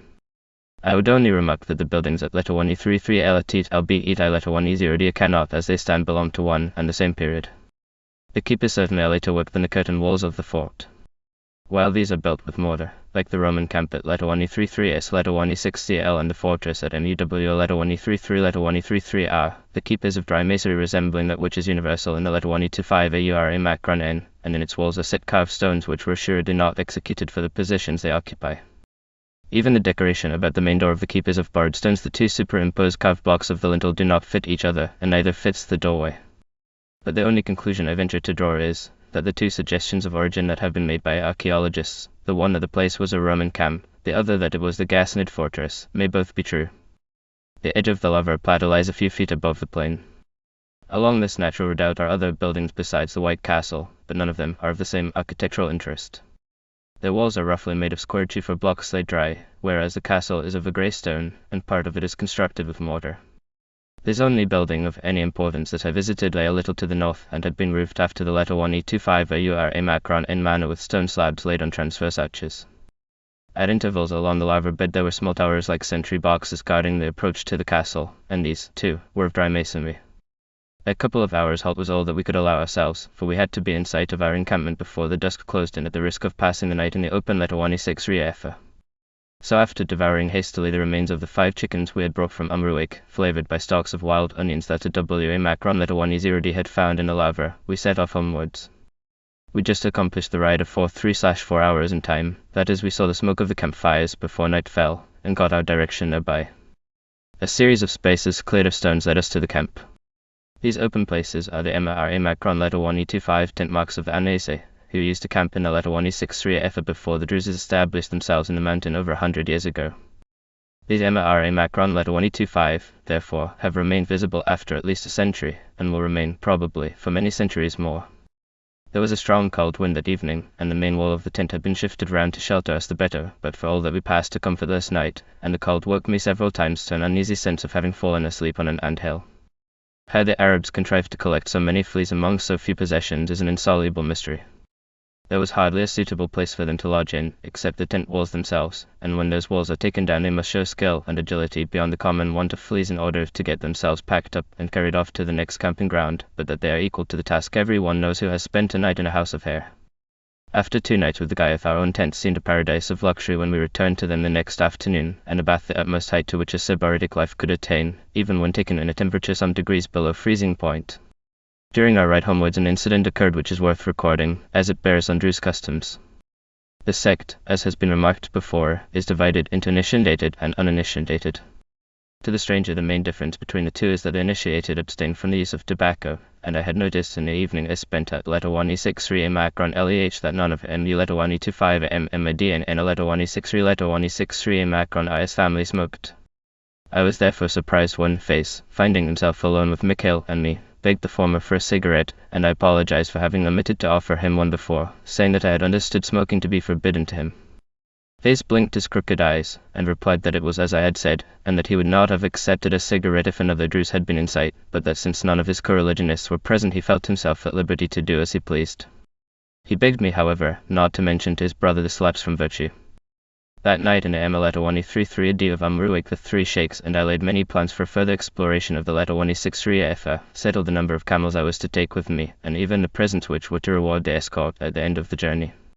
Faze and the Leta 25 Med and Kadab shall certainly be of the expedition if the selecting of it lies in my hands. Next morning at 8:30 we started on our 3 days' ride to Damascus. Of Amruik, I need only add that it took exactly 4 days to scrape together sufficient money among the inhabitants for the changing of a gold piece. We had brought a bag of silver and copper coins with us from Jerusalem, but when it was exhausted we had the utmost difficulty in paying our debts. This is also one of the hints to travelers that Mikhail urged me to embody in a book one was to write. We rode by enchanting slopes covered where the snow had melted with a sky-blue iris histrior, and spent an hour or two at Shakar, which was one of the principal scenes of Devalgoy's archaeological work. The basilica, which figures as almost perfect in his book, is now fallen completely into ruin, only the facade remaining, but the Leta 133 Isa Macron EH still stands, and the monastery, which he believes to be one of the oldest monastic buildings in existence. We rode by Leta 125 Macron T, an interesting village containing a fine pre-Arabic house in which the sheikh lives, and camped at Bathanieh in a frost that sent me shivering to bed. It was here that a running stream was completely frozen. Next day I made a circuit to visit Leta 125 Away Macron T, where there is a lovely calibre published by Devalgoy, and a castle, that I might fill up some gaps in my former journey and see what sort of buildings are to be found on the northern slopes of the mountain, if I could do no more. These old villages are rapidly filling up, and in a few years little trace of their monuments will remain. So we came down into the plain, joined the ledger road from SH Leta 125 BH to Damascus at Lahaite, and pursued our mules to Brak, the furthest village of the Leta 125 AURA Macron N. There is a military post at Brak held by a score of soldiers. Just before we reached it we met a little Druze girl who cowered by the roadside and wept with fear at the sight of us. I am a maid, she cried. I am a maid. The words threw an ominous shadow upon the Turkish regime under which we were now to find ourselves again. Almost opposite the fort we passed 2 Druzes returning from Damascus. They gave me a friendly greeting, and I said, Are you facing to the mountain? They said, By God. May God keep you. I said, I come from then, salute for me. And they answered, May God salute you. Go in peace. It is never without a pang that the traveller leaves the Druze country behind, and never without registering a vow to return to it as soon as may be. Having passed under the protection of the Sultan, I found out my road next day lay across a really dangerous bit of country. The Circassians and Turks of Brak, the Turks were charming people from the northern parts of Asia Minor, dissuaded me strongly from taking the short cut across the hills to Damascus, so strongly that I had almost abandoned the idea. They said the hills were infested by robbers and probably empty of Arab encampments at this time of year, so that the robbers had it all their own way. Fortunately, next morning we heard of a company of soldiers who were said to be riding to Damascus across the hills, and the report encouraged us to take the same path. We never saw them, and I do not believe that they had any real existence. On the other hand, we did see some black tents which gave us confidence at the worst bit of the road, and the robbers must have been otherwise engaged, for they did not appear. But I noted with interest, firstly, that desert life comes to within an hour or two of Damascus, a fact I had not been able to observe before when I went by the high road, and secondly that the Sultan's peace, if peace it can be called, ceases almost at the walls of the chief city of Syria. We crossed the Nar el Awaj, which is the Farpa, and reached soon after midday the Circassian village of Neter, where I stopped to lunch under a few poplars, the first grove of trees I had seen since we left Salt. Whether you ride to Damascus by a short cut or by a high road, from the Leta 125 AUR in Macron N or from Palmyra, it is always further away than any known place. Perhaps it is because the traveller is so eager to reach it, the great and splendid Arab city set in a girdle of fruit trees and filled with the murmur of running water. But if you have only patience, there is no road that will not end at last, and we too, at the last came to the edge of the apricot gardens and then to the Bawib at ULL Leta 125, the gates of God, and so passed into the Maiden, the long quarter of shops and cons stretching out like the handle to a great spoon, in the bowl of which lie the minarets and domes of the rich quarters. By 4 o'clock I was lodged in the Hotel Victoria, and had a month's post of letters and papers in my hands. Chapter 7. When I had come to Damascus 5 years before, my chief counsellor and friend, a friend whose death will be deplored by many a traveller in Syria, was Ludic, head of the banking house of that name and honorary German consul. It was a chance remark of his that revealed to me the place that the town had and still has in Arab history. I am persuaded, said he, that in and about Damascus you may see the finest Arab population that can be found anywhere. They are the descendants of the original invaders who came up on the first great wave of the conquests, and they have kept their stock almost pure. Above all other cities, Damascus is the capital of the desert. The desert stretches up to its walls, the breath of it is blown in by every wind, the spirit of it comes through the eastern gates with every camel driver. In Damascus the sheikhs of the richer tribes have their town houses. You may meet him letter 1E25 and D of the letter 1E25 SENEH or Bassin of the Beni Rashid peaking down the bazaars on a fine Friday, in embroidered cloaks and purple and silver kerchiefs fastened about their brows with camel's hair ropes bound with gold. They hold their heads high, these lords of the wilderness, striding through the holiday crowds, that part to give them passage, as if Damascus were their own town. And so it is, for it was the first capital of the Bedouin caliphs outside the letter 1E25 EJ Macron Z, and it holds and remembers the greatest Arab traditions. It was almost the first of world-renowned cities to fall before the irresistible chivalry of the desert which letter 1E25 D had called to arms and to which he had given purpose and a battle cry, and it was the only one which remained as important under the rule of Islam as it had been under the Empire of Rome. Muawiyah made it his capital, and it continued to be the chief city of Islam until the fall of the House of Umayyad 90 years later. It was the last of Muslim capitals that ruled in accordance with desert traditions. Persian generals placed the Bani Abbas upon their throne in Mesopotamia. Persian and Turkish influences were dominant in Baghdad, and with them crept in the fatal habits of luxury which the desert had never known, nor the early caliphs who milked their own goats and divided the spoils of their victories among the faithful. The very soil of Mesopotamia exhaled emanations fatal to virility. The ancient ghosts of Babylonian and Assyrian palace intrigue rose from their muddy graves, mighty in evil, to overthrow the soldier caliph, to strip him of his armor and to tie him hand and foot with silk and gold. Damascus had been innocent of them. Damascus, swept by the clean desert winds, had ruled the empire of the prophet with some of the Spartan vigor of early days. She was not a parvenu like the capitals on the Tigris. She had seen kings and emperors within her walls, and learnt the difference between strength and weakness, and which path leads to dominion and which to slavery. When I arrived I was greeted with the news that my journey in the letter 1E25 AUR Macron and had considerably agitated the mind of His Excellency Nazim Pathar, Fowler of Syria. Indeed it was currently reported that this much exercised and delicately placed gentleman had been vexed beyond reason by my sudden appearance at letter 1E63 LKHD, and that he had retired to his bed when I had departed beyond the reach of Yusuf Effendi's eye, though some suggested that the real reason for His Excellency's sudden indisposition was a desire to avoid taking part in the memorable service to the Archduke Serge. Be that as it may, he sent me on the day of my arrival a polite message expressing his hope that he might have the pleasure of making my acquaintance. I confess my principal feeling was one of penitence when I was ushered into the big new house that the Vali has built for himself at the end of letter 1E63L letter 1E25 IYYEH, the suburb of Damascus that stretches along the foot of the Bare Hills to the north of the town. I had a great wish to apologize, or at any rate to prove to him that I was not to be regarded as a designing enemy. These sentiments were enhanced by the kindness with which he received me, and the respect with which he inspires those who come to know him. He is a man of a nervous temperament, always on the alert against the difficulties with which his valet is not slow to provide him, conscientious, and I should fancy honest, painfully anxious to reconcile interests that are as easy to combine as oil with vinegar, the corner of his eye fixed assiduously on his royal master, who will take good care that so distinguished a personality as Nazim Pasha shall be retained at a considerable distance from the shores of the Bosphorus. The Vali has been 8 years in Damascus, the usual term of office being 5, and he has evidently made up his mind that in Damascus he will remain, if no ill luck befall him, for he has built himself a large house and planned a fine garden, the laying out of which distracts his mind, let us hope, from preoccupations that can seldom be pleasant. One of his safeguards is that he has been actively concerned with the construction of the letter 1E25 EJ Macron Z railway, in which the Sultan takes the deepest interest, and until it is completed or abandoned he is sufficiently useful to be kept at his post. The Bazaar, that is public opinion, does not think that it will be abandoned, in spite of the opposition of the Sheriff of Mecca and all his clan, who will never be convinced of the justice of the Sultan's claim to the Caliphate of Islam nor willing to bring him into closer touch with the religious capitals. The Bazaar backs the Sultan against the Sheriff and all other adversaries, sacred or profane. The wheels of the Turk grind slowly and often stop, but in the end they grind small, especially when the grist is Arab tribes rendered peculiarly brittle by the private jealousies and suspicions and pretensions. Turkish policy is like that of which Ibn Qatham sang when he said, "When our mill is set down among a people the air is flowered before our coming." Our mill cloth is spread eastwards of Nejd, and the grain is the whole tribe of letter 1E33 UD era. Like guests you alighted at our door, and we hastened our hospitality lest you should turn on us. We welcomed you and hastened the welcoming ye, before the dawn, and our mills grind small. Nazim Pasha, though he has been 8 years in Syria, talks no Arabic.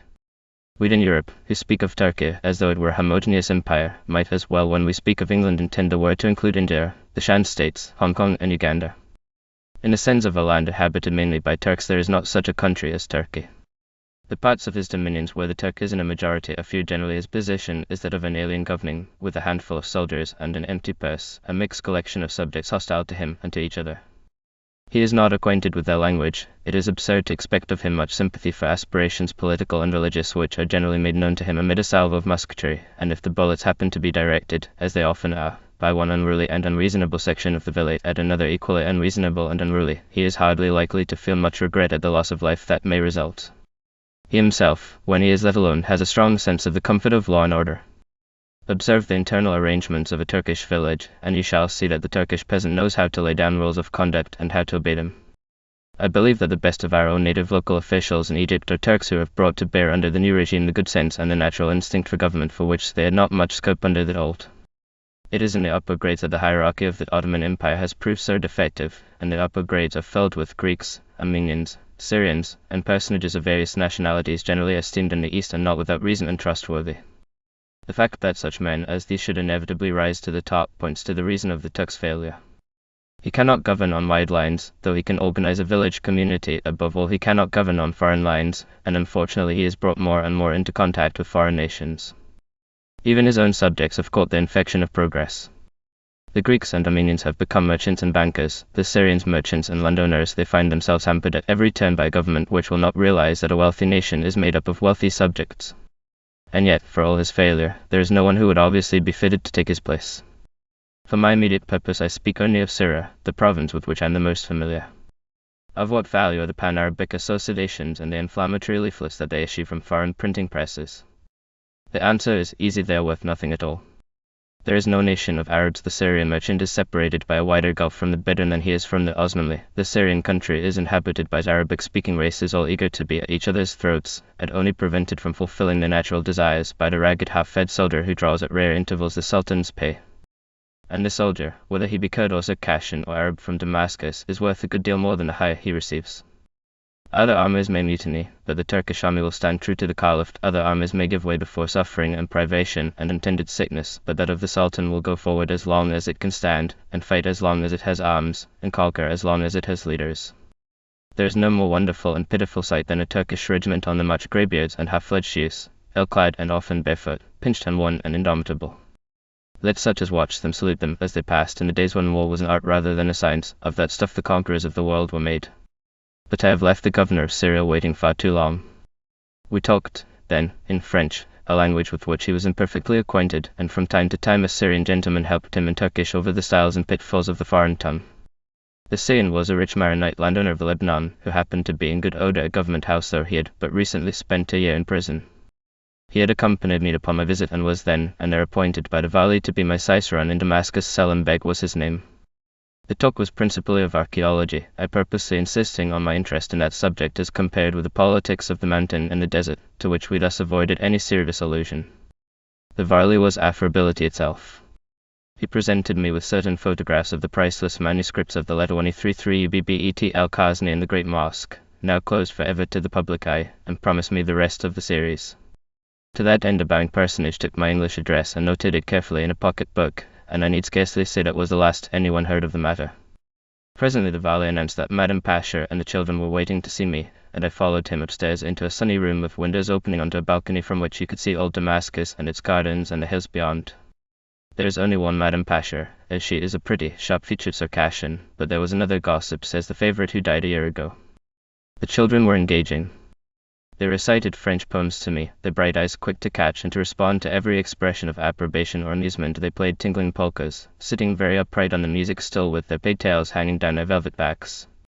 The Pasha stood in the window and beamed upon them. The Circassian wife smoked cigarettes and bowed whenever she caught my eye. A black slave boy at the door grinned from ear to ear as his masters and mistresses, who were also his schoolmates and his playfellows, accomplished their tasks.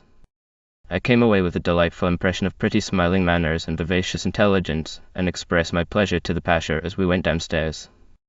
Oh, Said he politely, if I could have them taught English. But what will you? We cannot get an Englishwoman to agree with our customs, and I have only the Greek lady whom you saw to teach them French. I had indeed noticed the Greek woman, an underbred little person, whose bearing could not escape attention in the graceful company upstairs, but I was not slow to expatiate on the excellence of the French she spoke. May heaven forgive me. The Pasha shook his head. If I could get an Englishwoman, said he. Unfortunately, I had no one to suggest for the post, nor would he have welcomed a suggestion. Before I left, two distinguished personages arrived to have audience of the Vali. The first was a man by complexion almost a Negro, but with an unmistakable look of race and a sharp, quick glance. He was the Amir Abdullah Pasha, son of Abd ul-Latawani 33 Macron dir, the great Algerian, by a Negro slave. The second was Sheikh Latawani 25 SSN Naqshbandi, hereditary chief pope, I had almost said, of an Orthodox order of Islam famous in Damascus, where its principal tekkeda is situated. Now a tekkeda is a religious institution for the housing of mendicant dervishes and other holy persons, something like a monastery, only that there is no vow of chastity imposed upon its members, who may have as many wives as they choose outside the tekkeda. Sheikh Latawani 25 SSN himself had the full complement of 4. All the while the ecclesiastics astuteness shone from the countenance of this worthy. I do not know that his wits were especially remarkable, but his unscrupulousness must have supplemented any deficiencies, or his smile belied him. The meeting with these two accomplished my introduction to Damascus society. Both of them extended to me a warm invitation to visit them in their houses, the tekkeda or anywhere I would, and I accepted all, but I went to the Amir Abdullah first. Or rather, I went first to the house of his elder brother, the Amir Ali Pasha, because it was there that Abd ul-Latawani 33 Macron dir had lived, and there that he had sheltered, during the black days of the massacres in 1860, 1,000 Christians.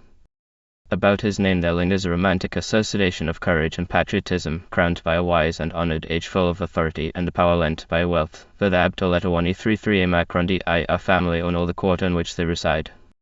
The house, like any great Damascus house, made no show from the outside. We entered through a small door in a narrow winding street by a dark passage, turned a couple of corners and found ourselves in a marble court with a fountain in the center and orange trees planted round. All the big rooms opened into this court, the doors were thrown wide to me, and coffee and sweetmeats were served by the groom of the chambers, while I admired the decoration of the walls and the water that bubbled up into marble basins and flowed away by marble conduits. In this and in most of the Damascene palaces, every windowsill has a gurgling pool in it, so that the air that blows into the room may bring with it a damp freshness. The Amir Ali was away, but his major domo, who looked like a servant bon mason and had the respectful familiarity of manner that the Oriental dependent knows so well how to assume, showed us his master's treasures, the jeweled saber presented to the old Amir by Napoleon Roman III, Abd ul-Latawani 33 Macron dir rifles, and a pair of heavy, silver-mounted swords sent as a gift last year by Abd al-Aziz ibn al-Rashid. There is a traditional friendship, I learned, between the Algerian family and the lords of Latawani 25 Macron il. He showed us, too, pictures of Abd ul-Latawani 33 Macron dir the Amir leading his cavalry, the Amir at Versailles coming down the steps of the palace with Napoleon, bearing himself as one who wins and not as one who loses, the Amir as an old man in Damascus, always in the white Algerian robes that he never abandoned, and always with the same grave and splendid dignity of countenance. And last I was led over a little bridge, that crossed a running stream behind the main court, into a garden full of violets, through which we passed to stables as airy, as light and as dry as the best European stables could have been. In the stalls stood two lovely Arab mares from the famous studs of the Ruula, and a well-bred mule almost as valuable as they. There was a sad-looking man who accompanied us upon our round, though he did not seem to belong to the establishment. His face was so gloomy that it arrested my attention, and I asked Salim Beg who he was. A Christian, he answered, of a rich family, who had been persecuted to change his religion and had sought sanctuary with the Amir. I heard no more of his story, but he fitted into the picture that Abd ul-Latawani 33 Macron dir's dwelling place left upon the mind of the house of gentlefolk, well kept by well-trained servants, provided with the amenities of life and offering protection to the distressed. On the following morning I went to see the Amir Abdullah, who lived next door to his brother. I found there a nephew of Abdullah's, the Amir Latawani 60 Macron hir, son of yet another brother, and my arrival was greeted with satisfaction because there happened to be staying with them a distinguished guest whom I should doubtless like to see. He was a certain Sheikh Latawani 60 Macron hir al-Jazari, a man much renowned for his learning and for his tempestuous and revolutionary politics. Summoned hastily into the divan and carpeted upper room in which we were sitting, he entered like a whirlwind, and establishing himself by my side poured into my ear, and into all other ears in the vicinity, for he spoke loud, his distress at not being permitted by the Vali to associate freely with gifted foreigners such as the American archaeologists or even myself. God forbid. I murmured modestly, and a great many other grievances besides. When this topic had run comparatively dry, he sent the Amir Latawani 60 Macron hir to seek for some publications of his own with which he presented me. They dealt with Arabic and the allied languages, such as Nabatean, Thafadic, and Phoenician, the alphabetical signs of which he had arranged very carefully and well in comparative tables, though he had not an idea of the signification of any one of the tongues except his own. A curious and typical example of Oriental scholarship was Sheikh Letawani 60 Macron HIR, but from the samples I had of his conversation I am not sure that the sympathies of those who respect peace and order would not be with the Valley. Presently another notable dropped in, Mu Letawani 6 Letawani 60 F Pasha el-Barazi, a member of one of the four leading families of Letawani 25 M Macron H, and the whole company fell to talking of their own concerns, Syrian politics and other matters, while I listened and looked out of window over the Amir's garden and the stream at its foot, and wondered what had made me so fortunate as to be taking part in a Damascene morning call. At length the Amir Abdullah and his nephew took me aside and discussed long and earnestly a great project which I had broached to them and which I will not reveal here. And when the visit was over, Selim and Mu Letawani 6 Letawani 60 and I went out and lunched at an excellent native restaurant in the Greek Bazaar, sitting cheek by jowl with the Bedouin from the desert and eating the best of foods and the choicest of Damascus green tarts for the sum of 18 pence between the three of us, which included the coffee and a liberal tip. There was another morning no less pleasant when I went with the faithful Selim to pay my respects on a charming old man, the most famous scribe in all the city. Mu Letawani 6 Letawani 60 or Elisbai was his name. He lived in a house, decorated with the exquisite taste of 200 years ago, inlaid with colored marbles and overlaid with jessadira worked in patterns like the frontispiece of an illuminated Persian manuscript and painted in soft rich colors in which gold and golden brown predominated. We were taken through the reception rooms into a little chamber on an upper floor where Mu Letawani 6 Letawani 60 was wont to sit and write those texts that are the pictures of the Moslem East.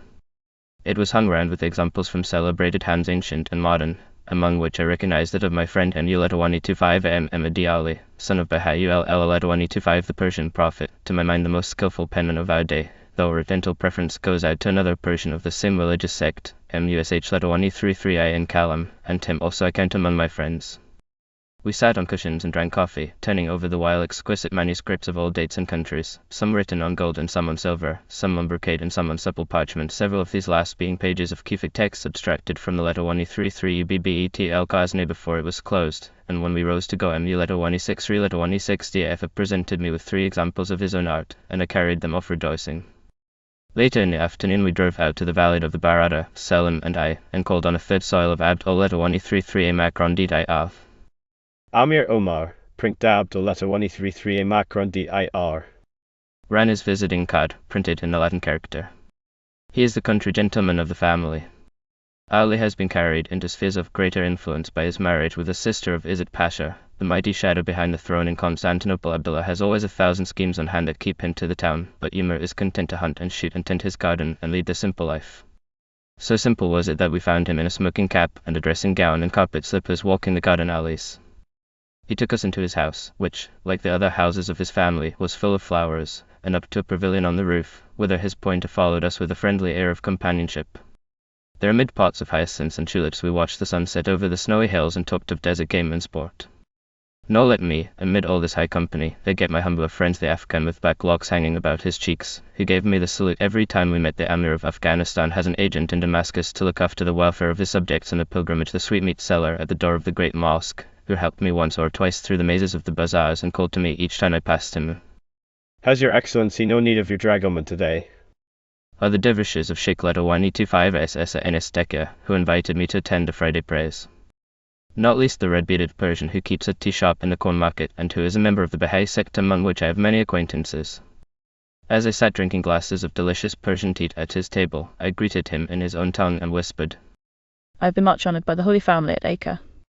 He nodded his head and smiled and answered, Your Excellency is known to us. And when I rose to go and asked his charge, he replied, For you there is never anything to pay.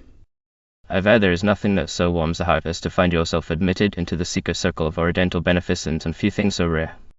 Upon a Sunday afternoon I escaped from the many people who were always in waiting to take me to one place or another, and made my way alone through the bazaars, ever the most fascinating of loitering grounds, till I reached the doors of the great mosque. It was the hour of the afternoon prayer. I left my shoes with the bedridden negro by the entrance and wandered into the wide cloister that runs along the whole of the west side of the mosque. A fire some 10 years ago, and the reparations that followed it, have robbed the mosque of much of its beauty, but it still remains the center of interest to the archaeologist, who puzzles over the traces of church and temple and heaven knows what besides that are to be seen embedded in its walls and gates. The court was half full of afternoon shadow and half of sun, and in the golden light troops of little boys with green willow switches in their hands were running to and fro in noiseless play, while the faithful made their first prostrations before they entered the mosque. I followed them in and watched them fall into long lines down Avon Aisle from east to west. All sorts and grades of men stood side by side, from the learned doctor in a fur-lined coat and silken robes to the raggedest camel driver from the desert, for Islam is the only republic in the world and recognizes no distinctions of wealth or rank. When they had assembled to the number of 300 or 400, the chant of the Imam began. Pod! He cried, and the congregation fell with a single movement upon their faces and remained a full minute in silent adoration till the high chant began again. The Creator of this world and the next, of the heavens and of the earth, he who leads the righteous in the true path and the wicked to destruct on God. And as the almighty name echoed through the colonnades where it had sounded for near 2,000 years, the listeners prostrated themselves again, and for a moment all the sanctuary was silence. That night I went to an evening party at the invitation of Sheikh Abel Aslan, a Druze of a well-known family of the Lebanon and a poet Phoebe have I not been presented with a copy of his latest ode. The party was held in the Maiden, at the house of some corn merchants, who are agents to the Ledawani 25 AURA Macron interests in the matter of corn selling and know the politics of the mountain well. There were 12 or 14 persons present, Shekeb and I, and the corn merchants dressed as befits well-to-do folk in blue silk robes and embroidered yellow turbans, and a few others, I know not who they were. The room was blessedly empty of all but carpets and a divan and a brazier, and this was noteworthy, for not even the Abd al-Ledawani 33 Macron DIA houses are free from blue and red glass vases and fringe mats that break out like a hideous disease in the marble embrasures and on the shelves of the Jessup Duro cupboards.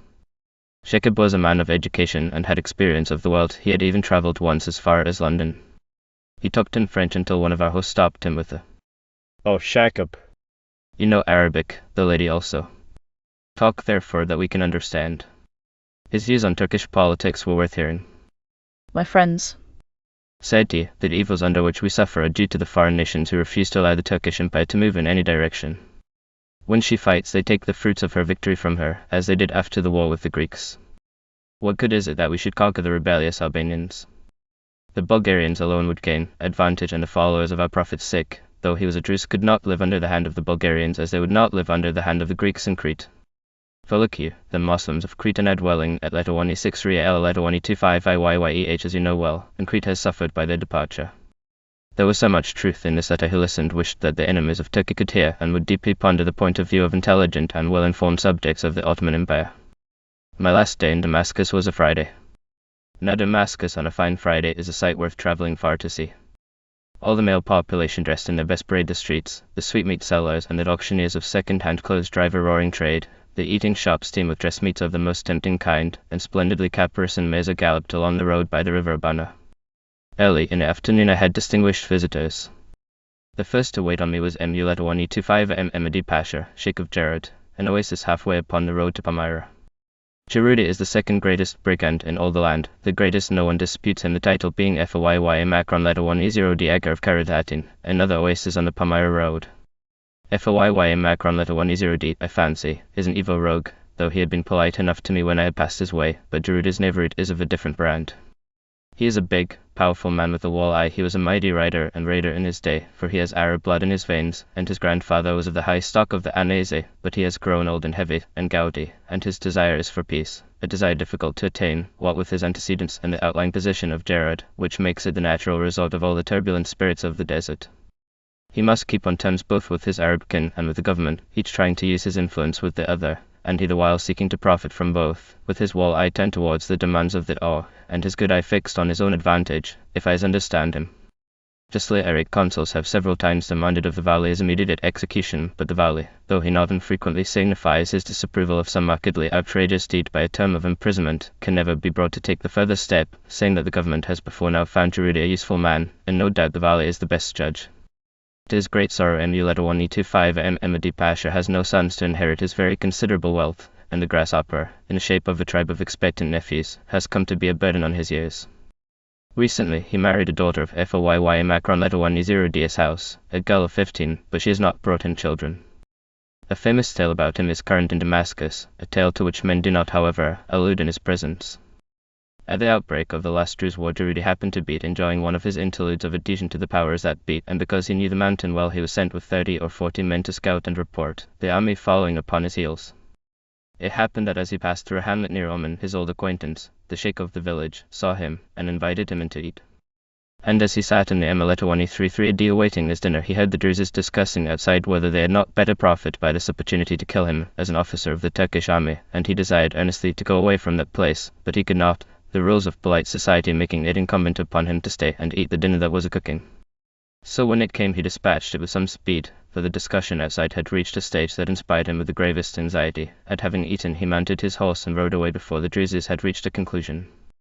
And as he went he found himself suddenly between two fires. The Turkish army had come up, and the first battle of the war had begun. He and his men, discouraged and perplexed, took refuge behind some rocks, and, as best they might, they made their way back one by one to the extreme rear of the Turkish troops. The Druses have composed a song about this incident. It begins, Geruda's golden mares are famed, and fair the riders in their stumbling flight. Emuletta 125 Ahmed Pasher, tell thy lord where are his soldiers, where his arms. This piece is not often sung before him. My next visitor was Sheikh Letta 125 SS in Naqshbandi, he of the sleek and cunning clerical face. He contrived to make good use even of the 10 minutes he spent in the Impala, for noticing a gaudy ring on Salim Beg's finger he asked to see it, and liked it so well that he put it in his pocket, saying that Salim would certainly wish to give a present to his Khanum, the youngest of his wives, whom he had married a year or two before. Salim replied that in that case we must go at once to his house in Letta 163 L Letta 125 IYYH, that the present might be offered, and both Sheikh Letta 125 SSN and Emu Letta 125 Ahmed Pasha having their victorias at the door, we all got into them and drove off to Letta 163 L Letta 125 IYYH through the bright holiday streets. At the door of the house Salim announced that I'd ought first to take leave of the Vali, who lived close at hand, and borrowed Geruda's carriage that we might go in style. Then said Salim to Emu Letta 125 Ahmed Pasha, Are you not coming with us? But the question was put in sarcasm, for he knew well that Gerudi was going through a period of disgrace, and that he had but recently emerged from a well-merited imprisonment. Gerudi shook his head, and drawing near to us, seated in his Victoria, he whispered, Say something in my favour to the Pasha. We laughed and promised to speak for him, though Salim confided to me as we drove away that when he had been in disgrace, entirely owing to the entreaties of my enemies. Not a man had come forward to help him, while now that he was in favour every one begged for his intervention, and he drew his frock coat round him and leant back against the cushions of Geruda's carriage with the air of one who is proudly conscious that he is in a position to fulfil scriptural injunctions to the letter. Nazim Pasha was on his doorstep taking leave of the Commander-in-Chief. When he saw us he came down the steps and called us in with the utmost friendliness. The second visit to his house he had been to see me in between was much less formal than the first. We talked of the Japanese war, a topic never far from the lips of my interlocutors, great or small, and I made bold to ask him his opinion. Officially, Said he, I am neutral. But between friends, Of course I'm on the side of the Japanese. he answered. And then he added, It is you who have gained by their victory. I replied, But will you not also gain? He answered gloomily, We have not gained as yet. Not at all in Macedonia. Then he asked how I had enjoyed my visit to Damascus. Salim replied hastily, today she has had a great disappointment. The Varley looked concerned. Yes, Continued Salim, She had hoped to see a chief of brigands, and she has found only a peaceful subject of your excellency. Who is he? Said Nazim. Emu Letta 125 Ahmed Pasha Gerudi. Answered Salim. The good word had been spoken very skillfully. When we returned to Sheikh Letta 125 SSA in his house we related this conversation to the subject of it, and Gerudi pulled a wry face, but expressed himself satisfied. Sheikh Letta 125 SSA and then took me to see his wife, his fifth wife, for he had divorced one of the leader four to marry her. He has the discretion to keep a separate establishment for each, and I do not question that he is repaid by the resulting peace of his house. There were 3 women in the inner room, the wife and another who was apparently not of the household, for she hid her face under the bedclothes when Sheikh Letta 125 SSN came in, and a Christian, useful in looking after the male guests. There were others besides Gerudi and Salim, and in doing commissions in the bazaars, where she can go more freely than her sister Muslims. The harem was shockingly untidy. Except when the womenfolk expect to visit and have prepared for it, nothing is more fully unkempt than their appearance. The disorder of the rooms in which they live may partly be accounted for by the fact that there are neither cupboards nor drawers in them, and all possessions are kept in large green and gold boxes, which must be unpacked when so much as a pocket handkerchief is needed, and frequently remain unpacked. Sheikh Letta 125 SSA and his wife was a young and pretty woman, though her hair dropped in wisps about her face and neck, and a dirty dressing gown clothed a figure which had, alas, already fallen into ruin. But the view from Naqshbandi's balcony is immortal. The great and splendid city of Damascus, with its gardens and its domes and its minarets, lies spread out below, and beyond it the desert reaching almost to its gates. And herein is the heart of the whole matter. This is what I know of Damascus. As for the churches and the castles, the gentry can see those for themselves. Chapter 8. The Vali had inquired of me closely whither I was going from Damascus, and when I told him that Baalbek was my goal, he had replied that he must certainly send a small body of armed men to guard so distinguished a traveller. Thereupon I had answered quickly, so as to avoid further discussion, that I should go by train. But as I had in reality no intention of adopting that means of progression, it was necessary to make an early start if I would journey alone. We left the city on a bright and sunny morning. The roads were full of cheerful wayfarers, and our horses tugged at the bits after the week's rest. We passed by the Amir Umar's house in the Wadi Barada, and saw the nobleman enjoying the morning sun upon his roof. He shouted down to me an invitation to enter, but I replied that there was business on hand, and that he must let me go. Go in peace. He answered. Please God, some day we may ride together. Please God, Said I, and God requite you. a mile or two further we came to a parting of the ways, and I altered my route and struck straight into the Antilibanus, the better to avoid the attentions of all the official personages who had been wont to do me honor. We rode up the beautiful valley of the Baradar, which is full of apricots, but they were not yet in flower, crossed the river above Su-Letawani-33 Wadi Baradar, a splendid gorge, and journeyed over a plain between snowy mountains to Zebdani, famous for its apples. Here we pitched a solitary camp in a green meadow by a spring, the snowy flanks of Ham enclosing the view to the south, and the village scattered over the hill slopes to the north, and no one in Zebdani paid any attention to the two small tents. Next day we crossed the Antilibanus in a howling wind. A very lovely and enjoyable ride it was nevertheless, but a long stage of 8¼ hours. There were Latin inscriptions cut at intervals in the rocks all down the valley that falls into the Letawani-25 F Humakron Ephra at Janta. I imagine we were on the Roman road from Damascus to Baalbek. The last long barren miles were done in driving rain, and we arrived wet through at Baalbek. It was almost too windy to pitch a camp, and yet my soul revolted against the thought of a hotel. Fortunately, Mikhail suggested a resource. He knew, said he, a decent Christian woman who lived at the entrance of the village and who would doubtless give us a lodging. It happened as he had predicted. The Christian woman was delighted to see us. Her house contained a clean empty room which I was speedily made ready for my camp furniture. Mikhail established himself and his cooking gear in another. The wind and the rain beat its worst against the shutters and could do us no harm. The name of my hostess was Letawani-33 the carnation flower, and she was wife to one Yusef Eloise, who is at present seeking his fortune in America, where she wishes to join him. I spent an hour or two with her and her son and daughter and a few relations who had dropped in for a little talk and a little music, bringing their lutes with them. They told me that they were very anxious about their future. The greater part of the population of Baalbek and roundabout belongs to an unorthodox sect of Islam, called the Medawali, which has a very special reputation for fanaticism and ignorance. These people, when they heard of the Japanese victories, would come and shake their fists at their Christian neighbors, saying the Christians are suffering defeat. See now, we too will shortly drive you out and seize your goods. Mikhail joined in and declared that it was the same thing at Jerusalem. There, said he, I know not with what truth, the Moslems had sent a deputation to the Mufti, saying, The time has come for us to turn the Christians out. But the Mufti answered, if you raise a disturbance, the nations of Europe will step in, for Jerusalem is the apple of their eye. So the Mufti affirmed, And they will take the whole land, and we shall be worse off than before. I tried to comfort Letawani-33 by saying that it was improbable that the Christians of Syria should suffer persecution, the country being so well known and so much frequented by tourists, who would not fail to raise an outcry. The yearly stream of tourists is, in fact, one of the best guarantees of order. Now Letawani-33 was a Lebanon woman, and I asked her why she did not return to her own village, where she would be under the direct protection of the powers and exempt from danger. She said, O lady, the house here is taken in my husband's name, and I cannot sell it unless he return, nor yet leave it empty, and moreover the life in the Lebanon is not like the life in the plain, and I, being accustomed to other things, could not endure it. Then no one has any business but to watch his neighbor, and if you put on a new skirt the village will whisper together and mock at you, saying, Hey, seen the lady? Look you, I will show you what it is like to live in the Lebanon. I eat meat in Baalbek once a day, but they once a month. They take an onion and divide it into 3 parts, using 1 part each evening to flavor the burgle cracked wheat, and I throw a handful of onions into the dish every night. Life pinches in the Lebanon. Life pinches so straightly that all of the population that can scrape together their passage money are leaving for the United States, and it is next to impossible to find labor to cultivate the corn, the mulberry and the vine. There is no advancement, to use the Syrian phrase.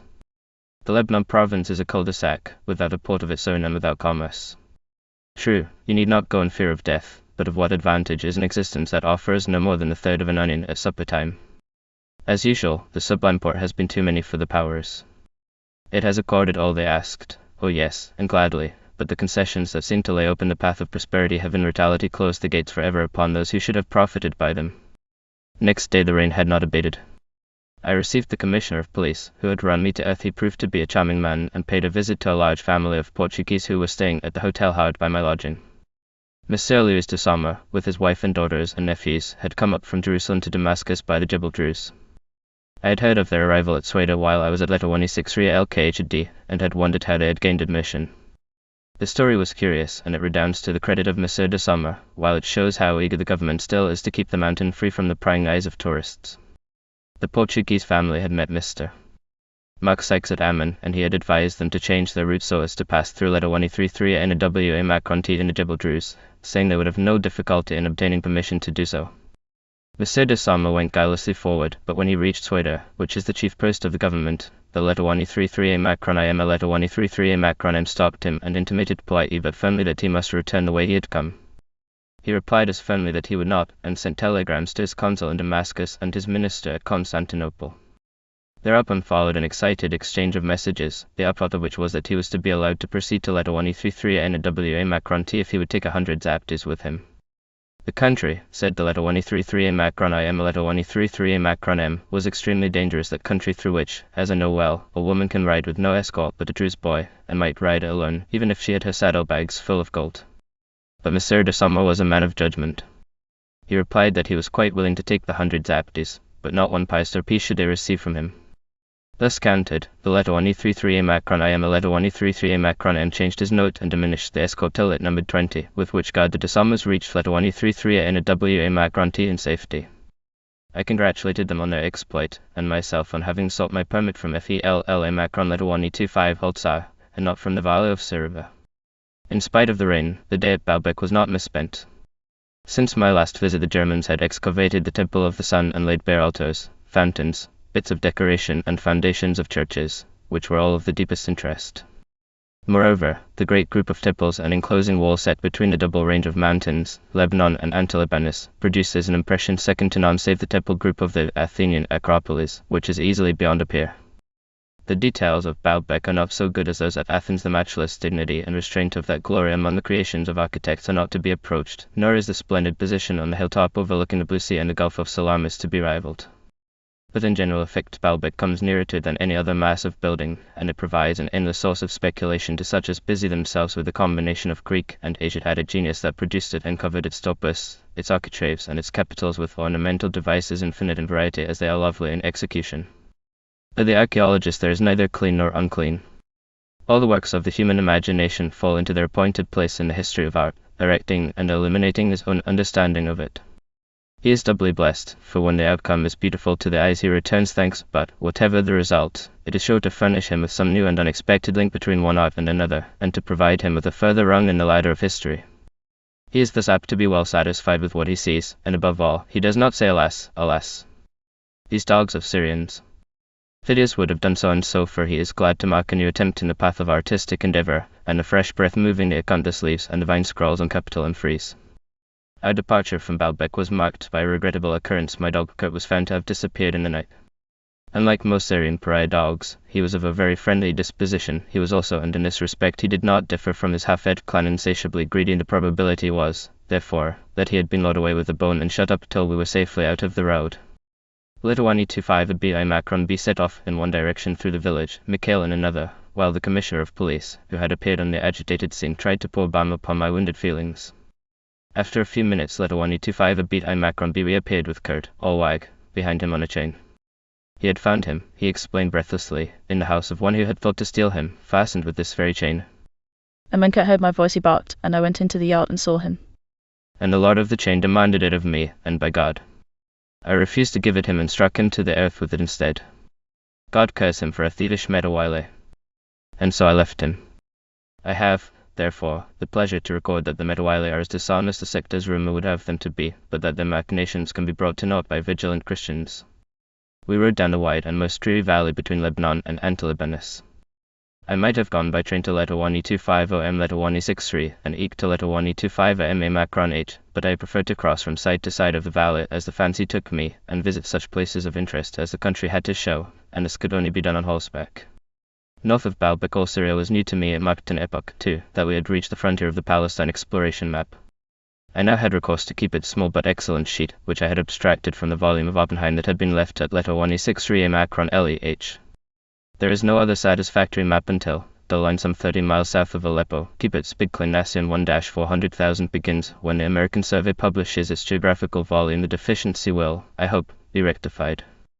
After 4.5 hours we came to Lebwe, where one of the principal sources of the Orontes bursts out of the earth in a number of springs, very beautiful to see, and here we were overtaken by 2 soldiers who had been sent after us by the letter 133 Macron I and the letter 133 Macron M with a polite inquiry as to whether I would not like an escort. I sent one back and kept the other, fearing to hurt the letter 133 Macron I and the letter 133 Macron M. As feelings Derwish was a man's name, helpful and pleasant he proved, as indeed were all in the long series of his successors who accompanied us until I stepped into the train at Konya. Some of them added greatly to the pleasure of the journey, telling me many tales of their experiences and adventures as we rode together hour by hour. They enjoyed the break in garrison life that was thus afforded them, and they enjoyed also the daily fee of a Medjide for S. Roughly, which was so much more certain than the Sultan's pay.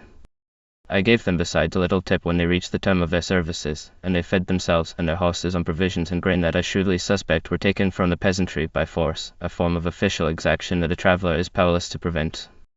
At Lebwe are the ruins of a temple built in the massive masonry of Baalbek.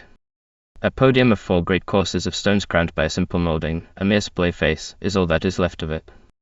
The village belongs to a man called Asad Beg, a rich Medawili and brother to a certain doctor, Hader, who is a ubiquitous person well known in North Syria. I never go to Damascus without meeting him, and never meet him without satisfaction, for he is well read in Arabic literature and exceptionally intelligent.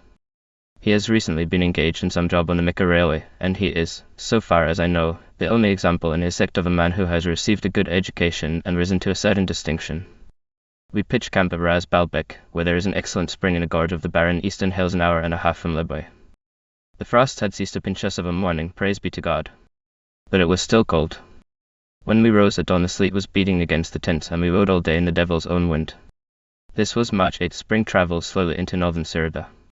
I sent my camp by the direct path, and rode with Derwish to a monument that stands on some rising ground in the middle of the Orontes Valley, and which in a desolate expanse is seen for a day's journey on either side.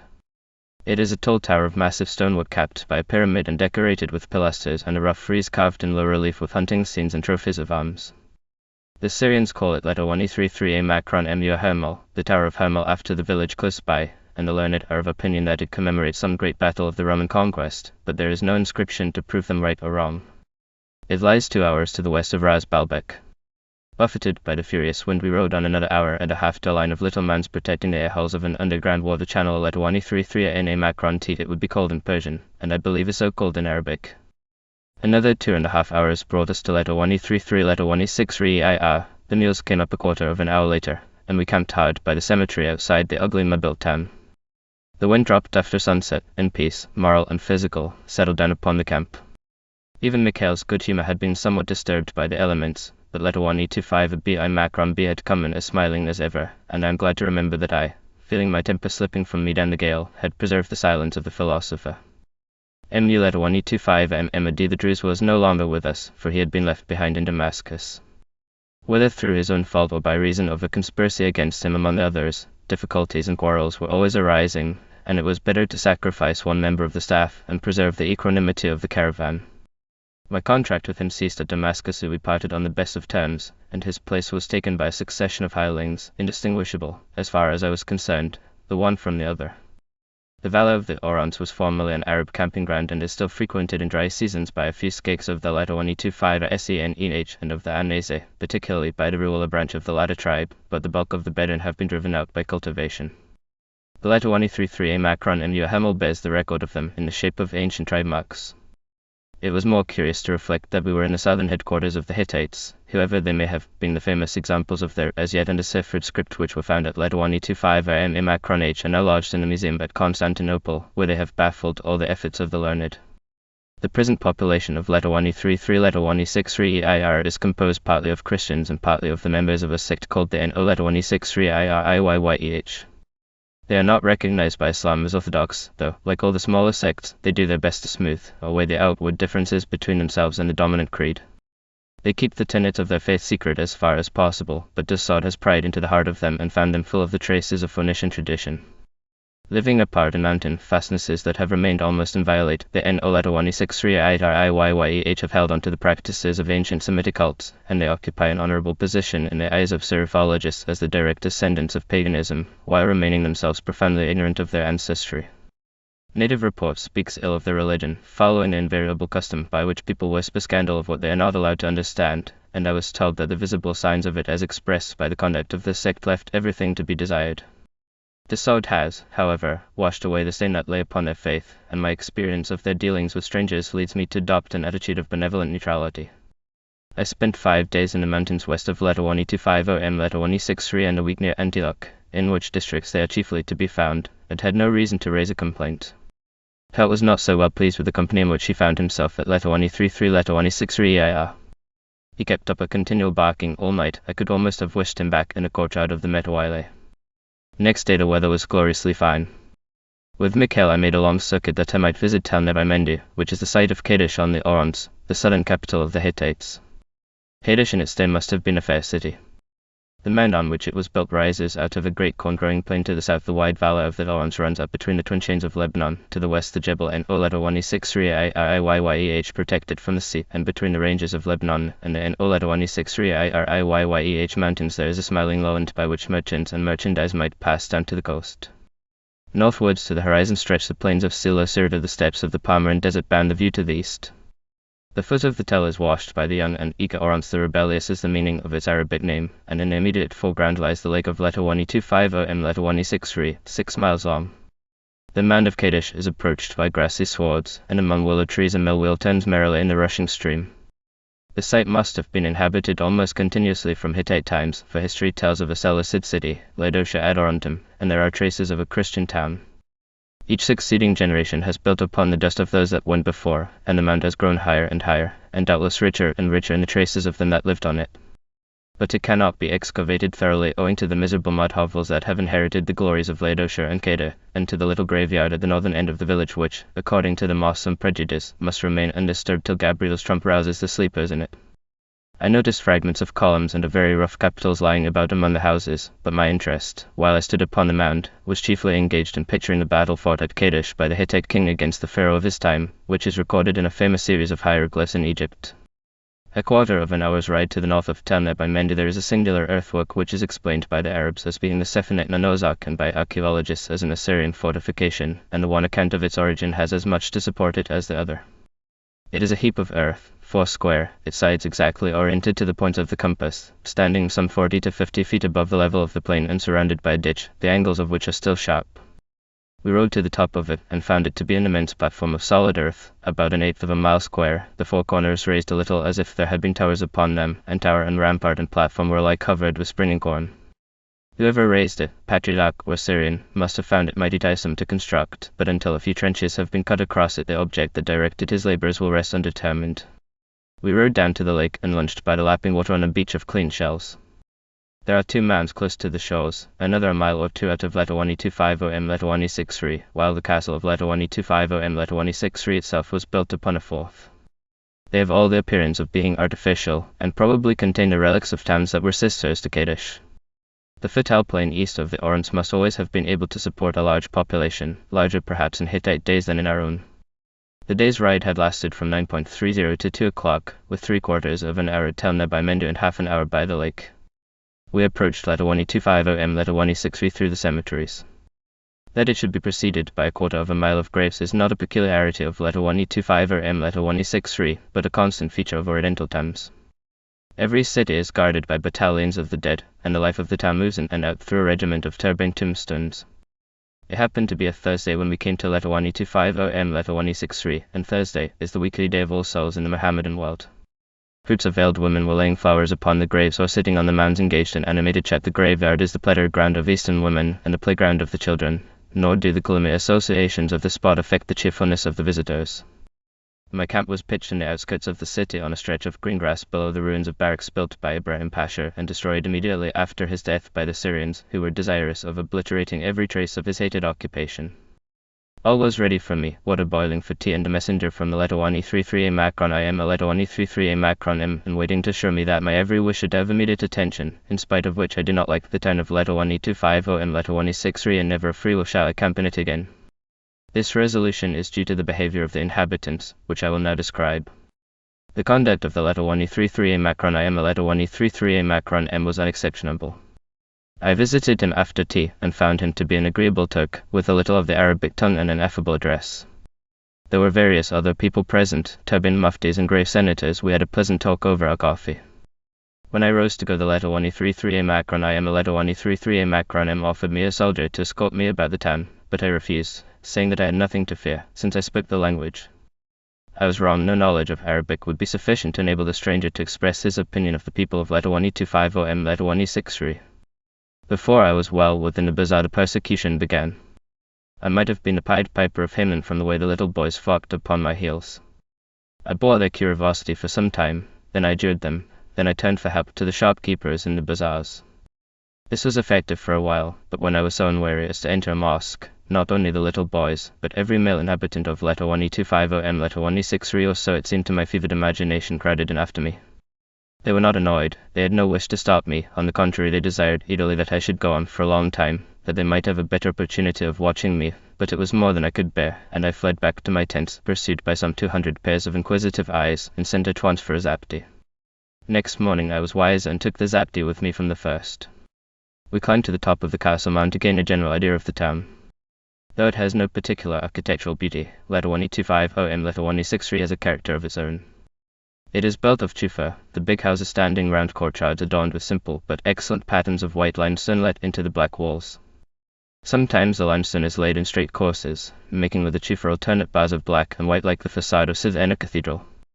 The mind is carried back the more to Italy by the minarets, which are tall square towers, for all the world like the towers of San Gimignano, except that those of Letawani 250 and Letawani 63 are capped by a white cupola, very pretty and effective.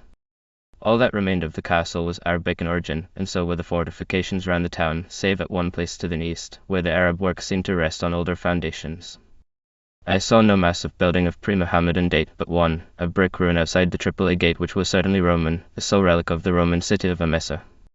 The castle mound is also outside the town, and when I had completed my general survey we entered by the western gate and went sightseeing. This is a process which takes time, for it is constantly interrupted by pressing invitations to come in and drink coffee. We passed by the Turkmen Jamir, where there are a couple of Greek inscriptions built into the minaret and a sarcophagus carved with bulls' heads and garlands, that serves as a fountain.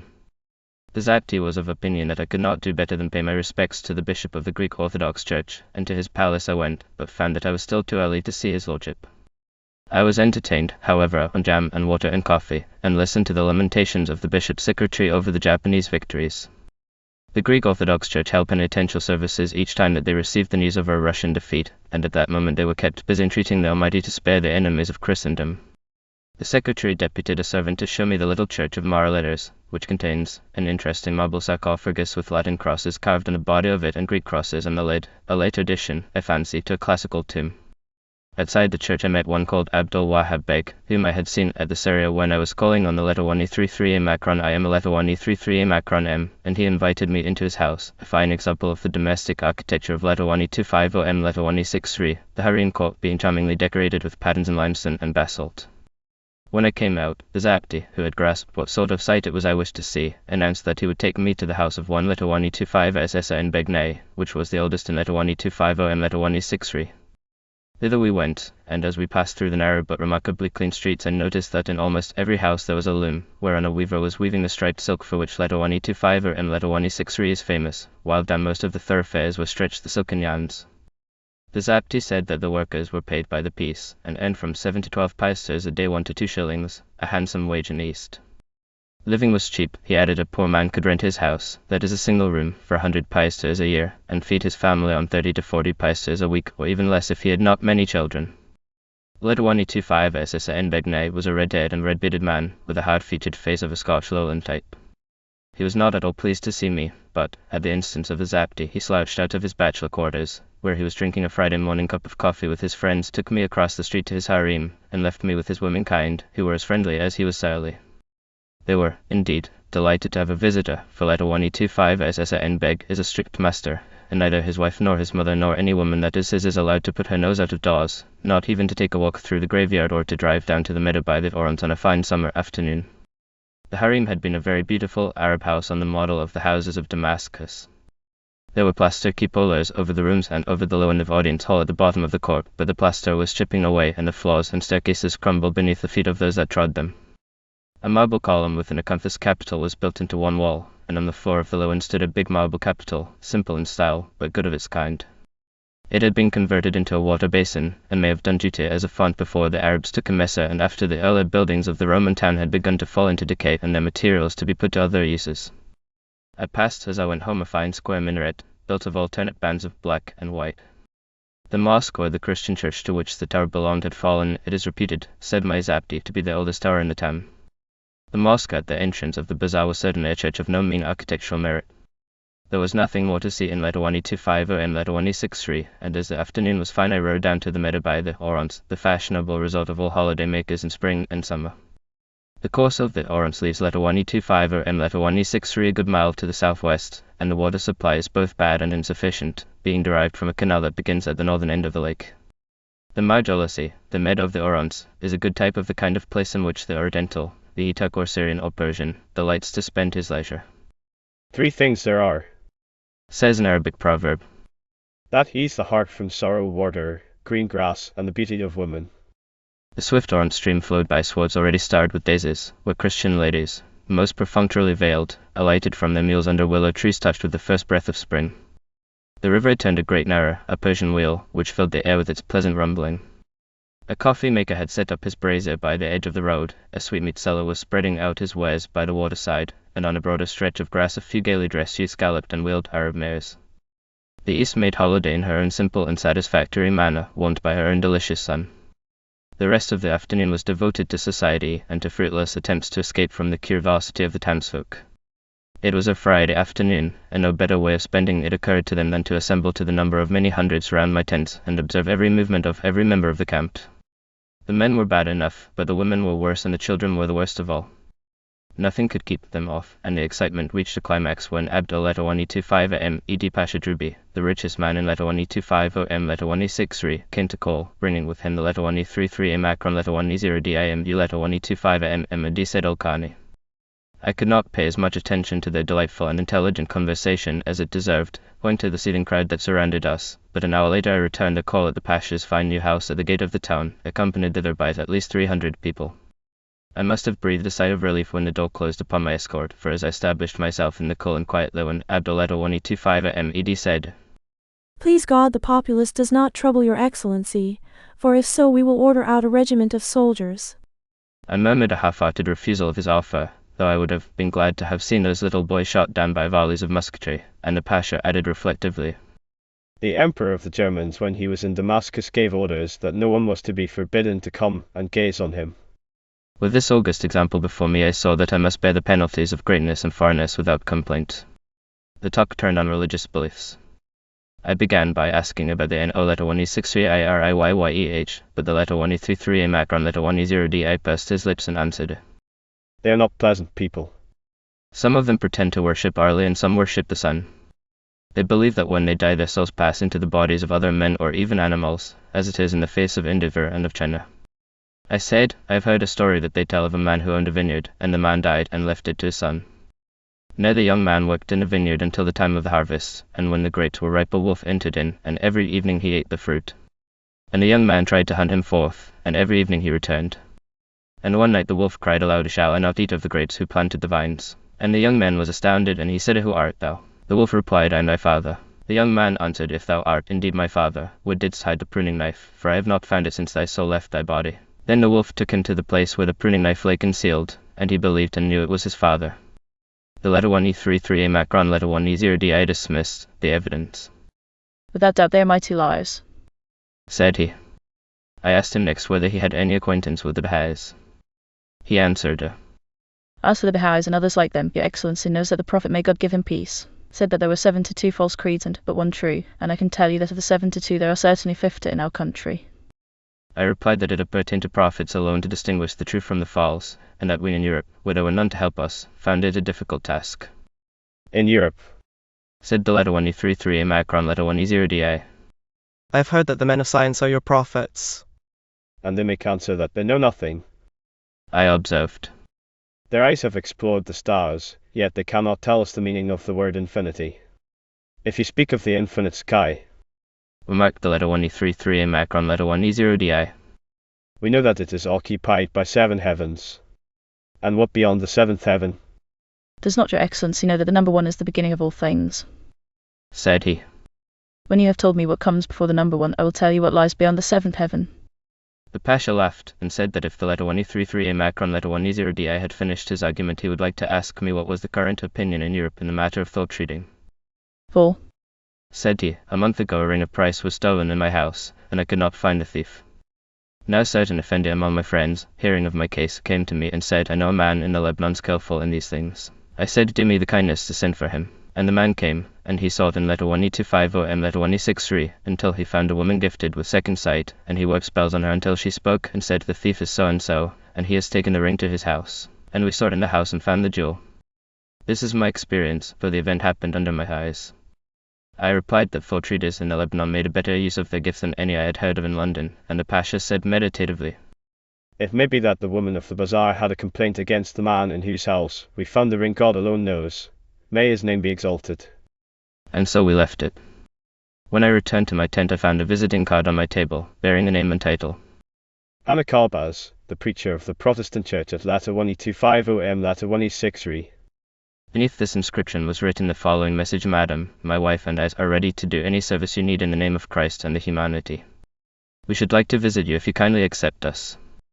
I am your obedient servant. I sent word that I would kindly accept them if they would come at once, and they appeared before sundown, 2 friendly people, very eager to offer me hospitality, of which I had no opportunity to take advantage.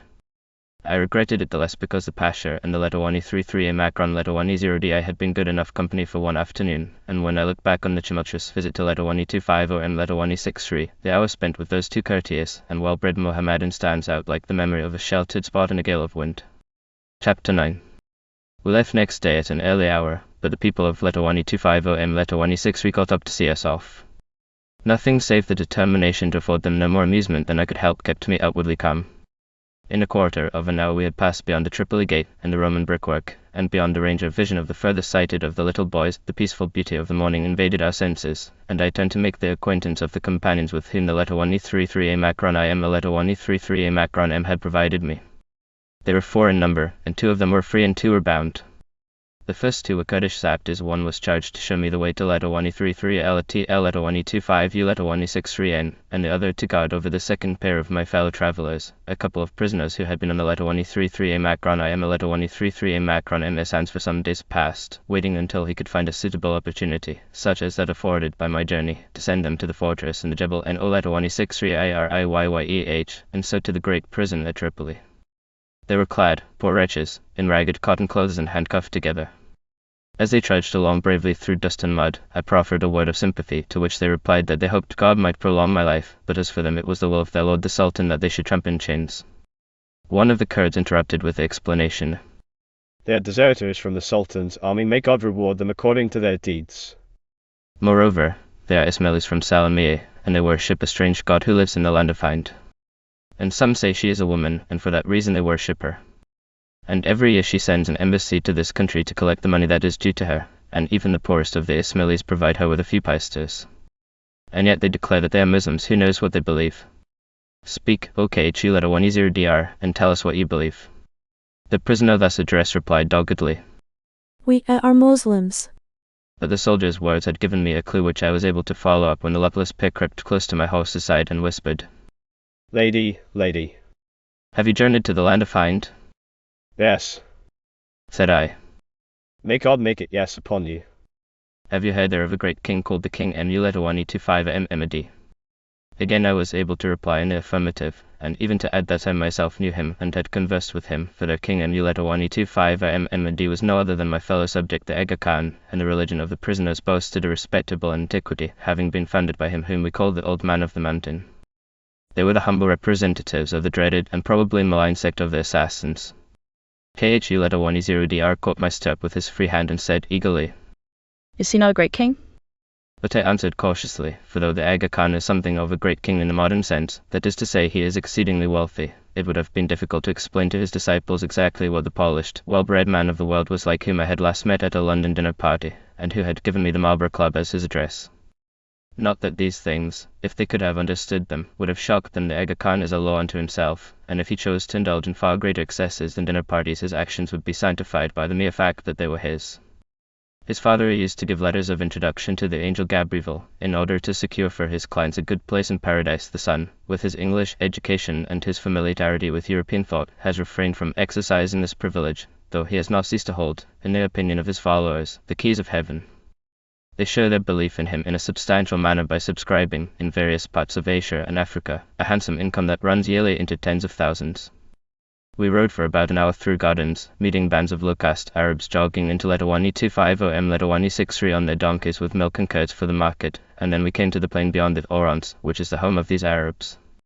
The plain had a familiar air. It was not dissimilar from the country in the Druze hills, unlike the Leta 1250 Ura Macron, and it was covered with black volcanic stones.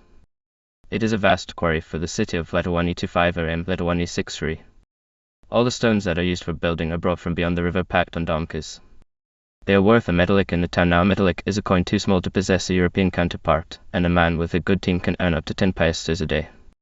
In the spring the only Arabs who camp in the wild Leta 1250 Leta 163, the stony plain of Leta 1250 Leta 163, are a despised race that caters for the needs of the city, for, mark you, no Bedouin who respected himself would earn a livelihood by selling curds or by any other means except battle, but in the summer the big tribes such as the Leta 1250 SENEH settle there for a few months, and after the harvest certain of the Anese who feed their camels upon the stubble.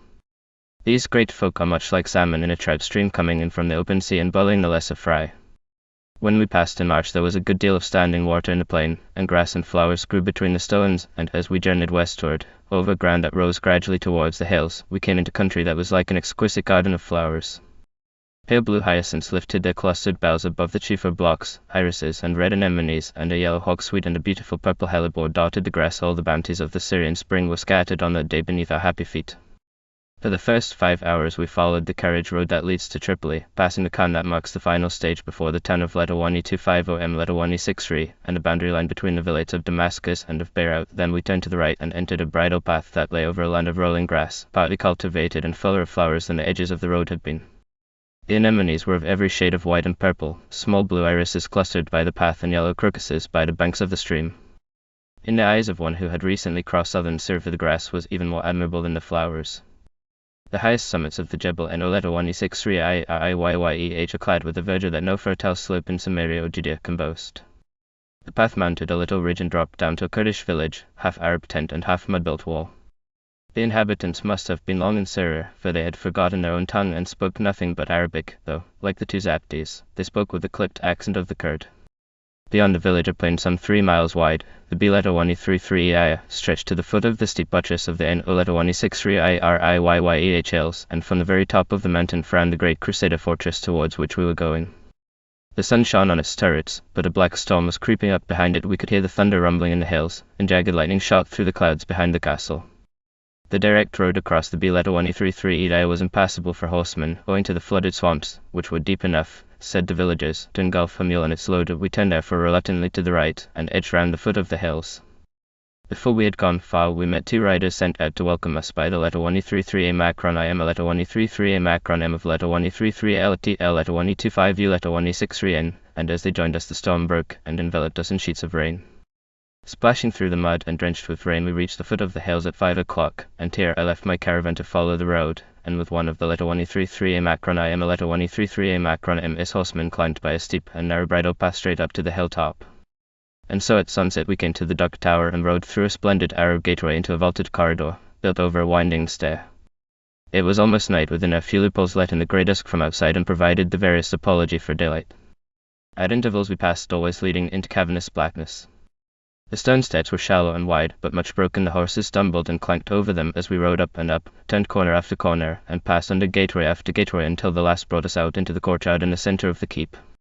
I felt as though I were riding with some knight of the Fairy Queen, and half expected to see written over the arches, "Be bold!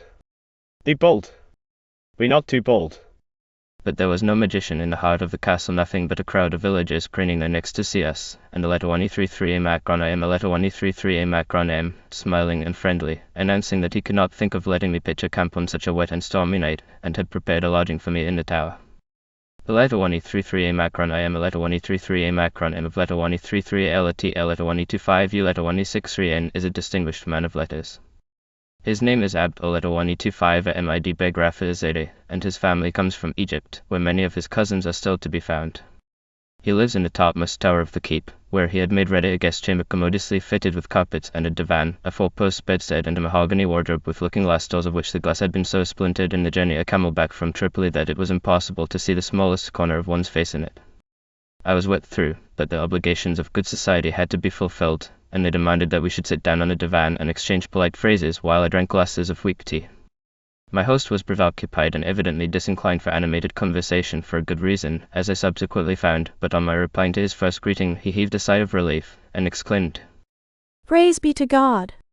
Your Excellency speaks Arabic. We had feared that we should not be able to talk with you, and I had already invited a Syrian lady who knows the English tongue to spend the evening for the purpose of interpreting. We kept up a disjointed chat for an hour while the damp soaked more and more completely through my coat and skirts, and it was not until long after the meals had arrived and their packs had been unloaded that the letter 133 Macron I am a letter 133 Macron M rose and took his departure, saying that he would leave me to rest. We had, in fact, made a long day's march. It had taken the muleteers 11 hours to reach letter 133 L letter 125 U letter 163 N. I had barely had time to change my wet clothes before a discreet knocking at the inner door announced the presence of the womenfolk. I opened at once and admitted a maid-servant, and the wife of the letter 133 Macron I am a letter 133 Macron M, and a genteel lady who greeted me in English of the most florid kind. This last was the Sit Faraday, the Christian wife of the government land surveyor, who is also a Christian. She had been educated at a missionary school in Tripoli, and I was not long left in ignorance of the fact that she was an authoress, and that her greatest work was the translation of the Last Days of Pompeii into Arabic.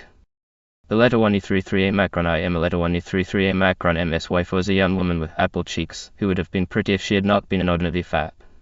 She was his second wife. He had married her only a month or two before, on the death of his first, the mother of his children.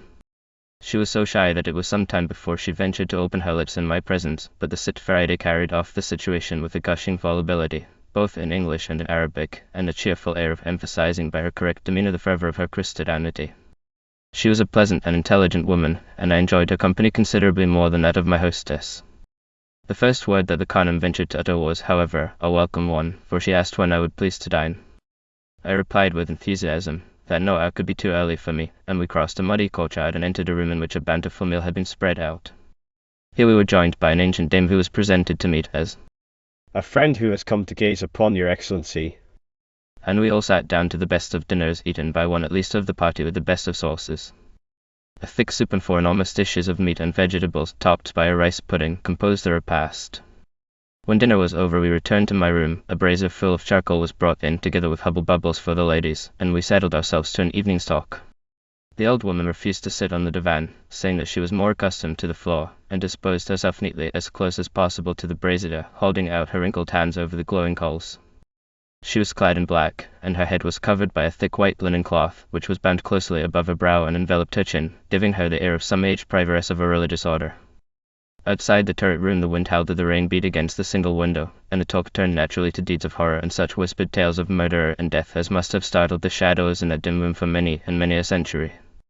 A terrible domestic tragedy had fallen upon the letter 133 Macron I am a letter 133 Macron and 10 days before his son had been shot by a schoolfellow at Tripoli in some childish quarrel. The woman seemed to think it not unusual that a boy's sudden anger should have such consequences. The letter 133 Macron I am a letter 133 Macron M had been summoned by telegraph. He had ridden down the long mountain road with it clutching at his heart, only to find the boy dead, and his sorrow had been almost more than he could bear. So said the Sit Faraday. The ancient crone rocked herself over the brazier and muttered, Murder is like the drinking of milk here. God, there is no other but thou. A fresh gust of wind swept round the tower, and the Christian woman took up the tale. This Carnum, Said she, nodding her head towards the figure by the brazier, knows also what it is to weep. Her son was but now murdered in the mountains by a robber who slew him with his knife. They found his body lying stripped by the path. The mother bent anew over the charcoal, and the glow flushed her one old face. Murder is like the spilling of water. She groaned. Oh, merciful! It was late when the women left me. One of them offered to pass the night in my room, but I refused politely and firmly. Next day I was wakened by thunder and by hailstones rattling against my shutters. There was nothing for it but to spend another 24 hours under the letter 133A Macron I am a letter 133A Macron MS roof and be thankful that we had a roof to spend them under. I explored the castle from end to end, with immense satisfaction to the eternal child that lives in the soul of all of us and takes more delight in the dungeons and battlements of a fortress than in any other relic of antiquity. Letter 1E33L letter 1E25U letter 1E63N is so large that half the population of the village is lodged in the vaulted substructures of the keep, while the garrison occupies the upper towers. The walls of the keep rise from a moat inside the first line of fortifications, the line through which we had passed the night before by the vaulted gallery. The butcher of the castle lodged by the gateway of the inner wall. Every morning he killed a sheep on the threshold, and those who went out stepped across a pool of blood as though some barbaric sacrifice were performed daily at the gate. The keep contained a chapel, now converted into a mosque, and a banquet hall with Gothic windows, the tracery of which was blocked with stones to guard those who dwelt within against the cold. The tower in which I was lodged formed part of the highest of the defences and rose above 3 stories of vaults. A narrow passage from it along the top of the wall led into a great and splendid chamber, beyond which was a round tower containing a circular room roofed by a fourfold vault, and lighted by pointed windows with rosettes and mouldings round the arches. The castle is the Terrac of the Knights of Crusader Chronicles. It belonged to the Hospitallers, and the Grand Master of the Order made it his residence. The Egyptian Sultan Malik Iddah took it from them, restored it, and set his exultant inscription over the main gate. It is one of the most perfect of the many fortresses which bear witness to the strange jumble of noble ardor, fanaticism, ambition, and crime that combine to make the history of the Crusades a page whereon the Christian nations cannot look without a blush nor read without the unwilling pity exacted by vain courage. For to die in a worthless cause is the last extremity of defeat. Heiac is closely related to the military architecture of southern France, yet it bears traces of an Oriental influence from which the great orders were not immune, though the Templars succumbed to it more completely than the Hospitallers. Like the contemporary Arab fortresses, the walls increased in thickness towards the foot to form a sloping bastion of solid masonry which protected them against the attacks of sappers, but the rounded towers with their great projection from the line of the wall were wholly French in character. The Crusaders are said to have found a castle on a hilltop and taken it from the Moslems, but I saw no traces of earlier work than theirs. Parts of the present structure are later than their time, as, for instance, a big building by the inner moat, on the walls of which were carved lions not unlike the Seljuk lion. After lunch I waded down the muddy hill to the village and called on the Sit Faraday and her husband. There were another pair of Christians present, the man being the S.A. Macron letter 1E25 IBD's S.A. NDU Macron letter 1E33, which I take to be a kind of treasurer. The 2 men talked of the condition of the Syrian poor. No one, said the land surveyor, died of hunger, and he proceeded to draw up the yearly budget of the average peasant. The poorest of the FELL letter 1E25 I Macron may earn from 1,000 to 1,500 piastres a year, £7 to £11, but he has no need of any money except to pay the capitation tax and to buy himself a substitute for military service. Meat is an unknown luxury. A cask of semen rancid butter costs 8s. Or 10s. At most it helps to make the burgle and other grains palatable, and it lasts several months. If the grain and the semen run low, the peasant has only to go out into the mountains or into the open country, which is no man's land, and gather edibles or grub up roots. He builds his house with his own hands, there are no fittings or furniture in it, and the ground on which it stands costs nothing. As for clothing, what does he need? A couple of linen shirts, a woolen cloak every 2 or 3 years, and a cotton kerchief for the head. The old and the sick are seldom left uncared for, and their families look after them if they have families, and if they are without relations they can always make a livelihood by begging, for no one in the East refuses to give something when he is asked, though the poor can seldom give money. Few of the FELL letter 1E25 I Macron own land of their own, they work for hire on the estates of richer men. The chief landowners Ram letter 1E33L letter 1E25U letter 1E63 and other family of the Danadishe, who come from Tripoli. Until quite recently the government did not occupy the castle. It belongs to the family of the Zabi, who have owned it for 200 years, and still live in some rooms on the outer wall. The treasurer broke in here and said that even the Moslem population hated this Ottoman government and would infinitely rather be ruled by a foreigner, what though he were an infidel, preferably by the English, because the prosperity of Egypt had made so deep an impression on Syrian minds. That evening the letter 133A Macron IM, a letter 133A Macron M sent me a message asking whether I would choose to dine alone or whether I would honor him and his wife, and I begged to be allowed to take the latter alternative. In spite of a desire, touchingly evident, to be a good host, he was sad and silent during the early stages of the dinner, until we hit upon a subject that drew him from the memory of his sorrow. The mighty dead came out to help us with words upon their lips that have lifted the failing hearts of generations of mankind. The letter 133A Macron IM, a letter 133A Macron M was well acquainted with Arabic literature. He knew the poets of the ignorance by heart, and when he found that I had a scanty knowledge of them and a great love for them, he quoted couplet after couplet. But his own taste lay with more modern singers. The 10th century Mutanabi was evidently one of his favorite authors. Some of the old fire still smolders in Mutanabi's verse. It burnt again as the letter 133A Macron IM, a letter 133A Macron M recited the famous ode in which the poet puts from him the joys of youth. Oft have I longed for age to still the tumult in my brain. And why should I repine when my prayer is fulfilled? We have renounced desire save for the spear points, neither do we dally, except with them. The most exalted seat in the world is the saddle of a swift horse, and the best companion for all time is a book. Your Excellency, concluded the letter 133A Macron IM, a letter 133A Macron M. Must surely hold that couplet in esteem. When we returned to the guest chamber, he asked whether he should not read his latest poem, composed at the request of the students of the American College at Beira, the most renowned institution of its kind in Syria, to commemorate an anniversary they were about to celebrate. He produced first the student's letter, which was couched in flattering terms, and then his sheets of manuscript, and declaimed his verses with the fine emphasis of the Oriental reciter, pausing from time to time to explain the full meaning of a metaphor or to give an illustration to some difficult couplet. His subject was the praise of learning, but he ended inconsequently with a falsum panegyric on the Sultan, a passage of which he was immensely proud. As far as I could judge, it was not very great poetry, but what of that? There is no solace in misfortune like authorship, and for a short hour the letter 133A Macron IM, a letter 133A Macron M forgot his grief and entered into regions where there is neither death nor lamentation.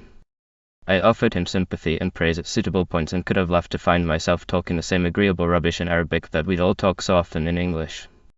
I might have been sitting in a London drawing room, instead of between the bare walls of a Crusader tower, and the world is after all made of the one stuff throughout. It was still raining on the following morning, and I had dressed and breakfasted in the lowest spirits when of a sudden someone waved a magic wand, the clouds were cleared away, and we set off at 7:30 in exquisite sunshine. At the bottom of the steep hill on which the castle stands there lies in an olive grove a Greek monastery. When I reached it I got off my horse and went in, as was meet, to salute the abbot, and behold, he was an old acquaintance whom I had met at the monastery of Malila 5 years earlier on my return from Palmyra. There were great rejoicings at this fortunate coincidence, and much jam and water and coffee were consumed in the celebration of it. The monastery has been rebuilt, except for a crypt-like chapel, which they say is 1,200 years old. The vault is supported by 2 pairs of marble columns, broken off below the capital and returned into the wall, a scheme more curious than attractive. The capitals are in the form of lily heads of a Byzantine type. By the altar screen, a good piece of modern wood carving, there are some very beautiful Persian tiles. In the western wall of the monastery I was shown a door so narrow between the jambs that it is scarcely possible to squeeze through them. Impossible, said the monks, for anyone except he be pure of heart. I did not risk my reputation by attempting to force the passage. We rode on through shallow wooded valleys full of flowers. The fruit trees were coming into blossom, and the honeysuckle into leaf, and by a tiny graveyard under some budding oaks we stopped to lunch. Before us lay the crucial point of our day's march.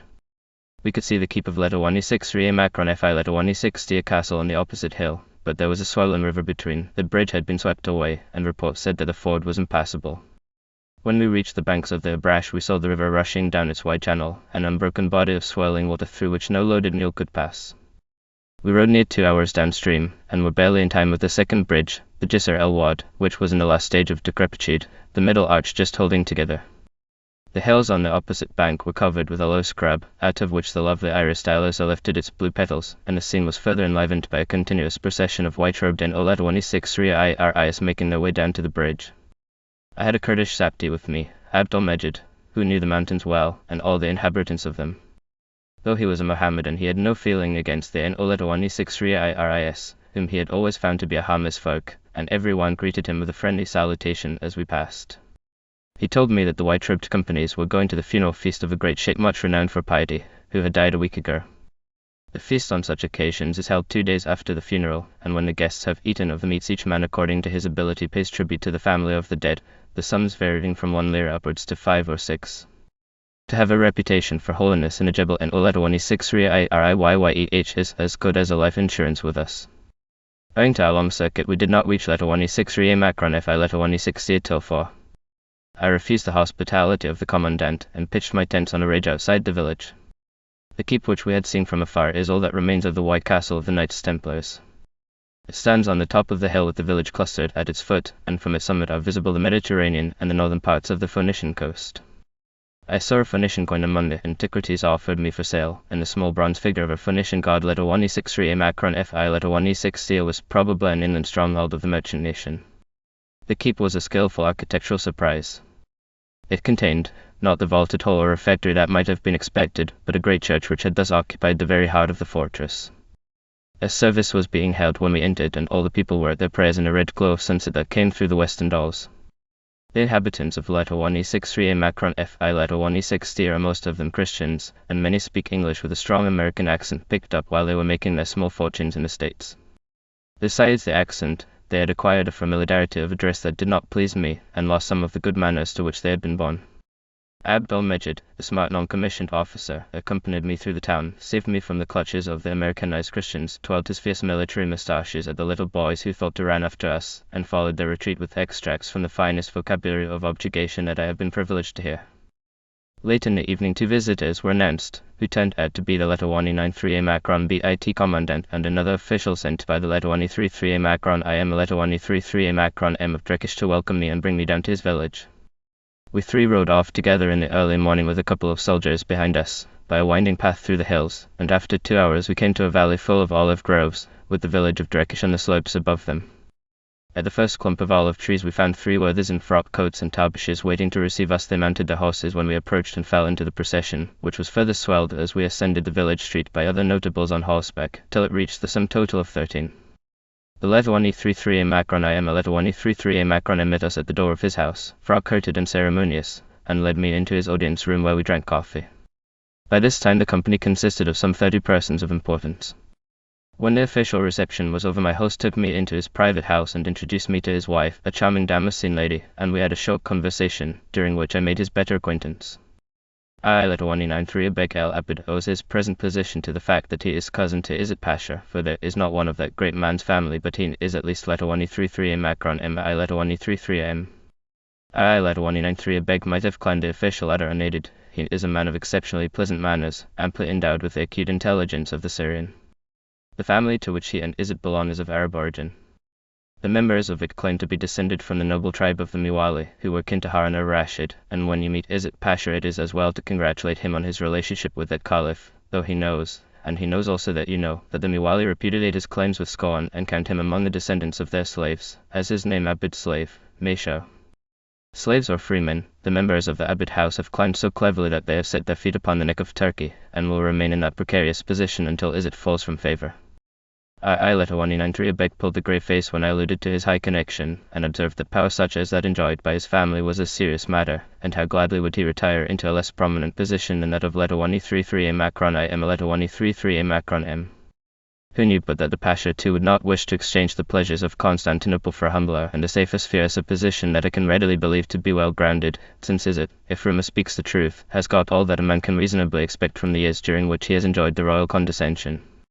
I assured the Letawani 3 3A Macron I am Letawani 3 3A Macron in that I should make a point of paying my respects to the Pasha when I reached Constantinople, a project that I ultimately carried out with such success that I may now reckon myself, on Izzat's own authority, as one of those who will enjoy his lifelong friendship.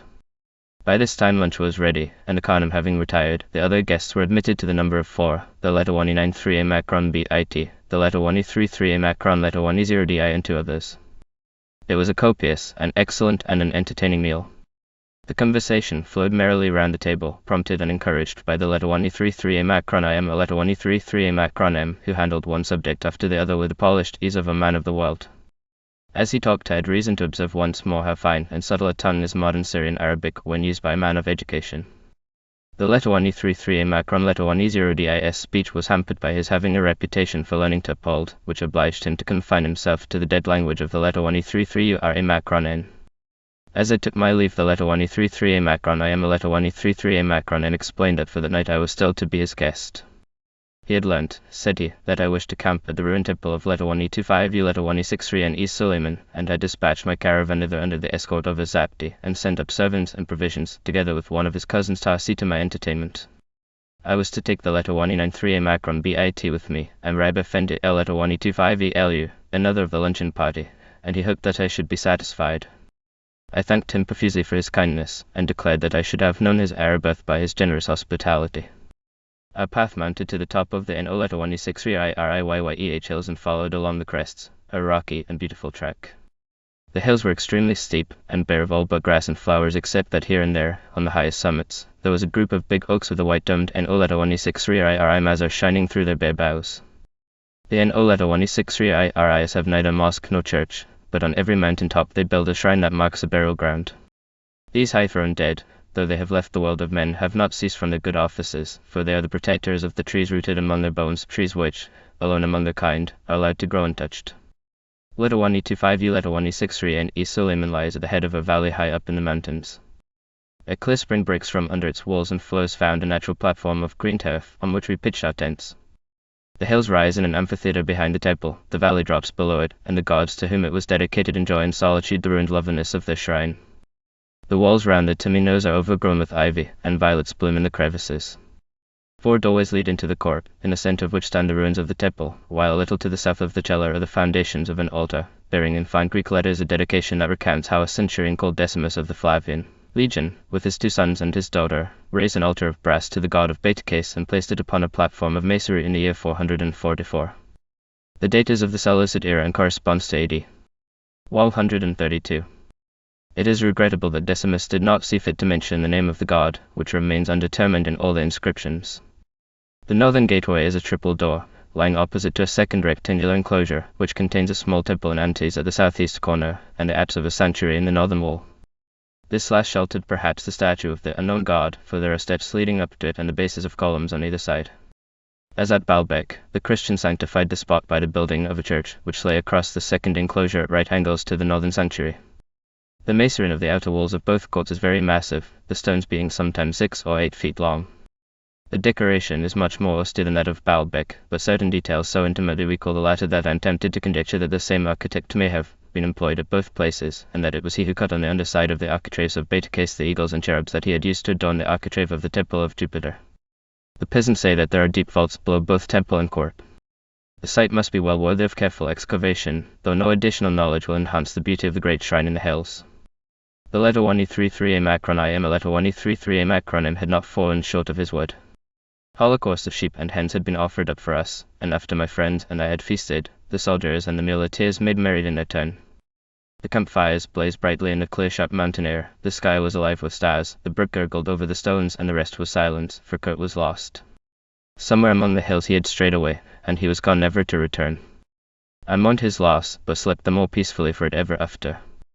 All my friends and all the soldiers rode with us next day to the frontier of the district of Drekish, and they left us after having hounded a reluctant NO letter 1E63IRI out of his house at Ain Ishams and bidden him help the Zapti who accompanied us to find the extraordinarily rocky path to Masad.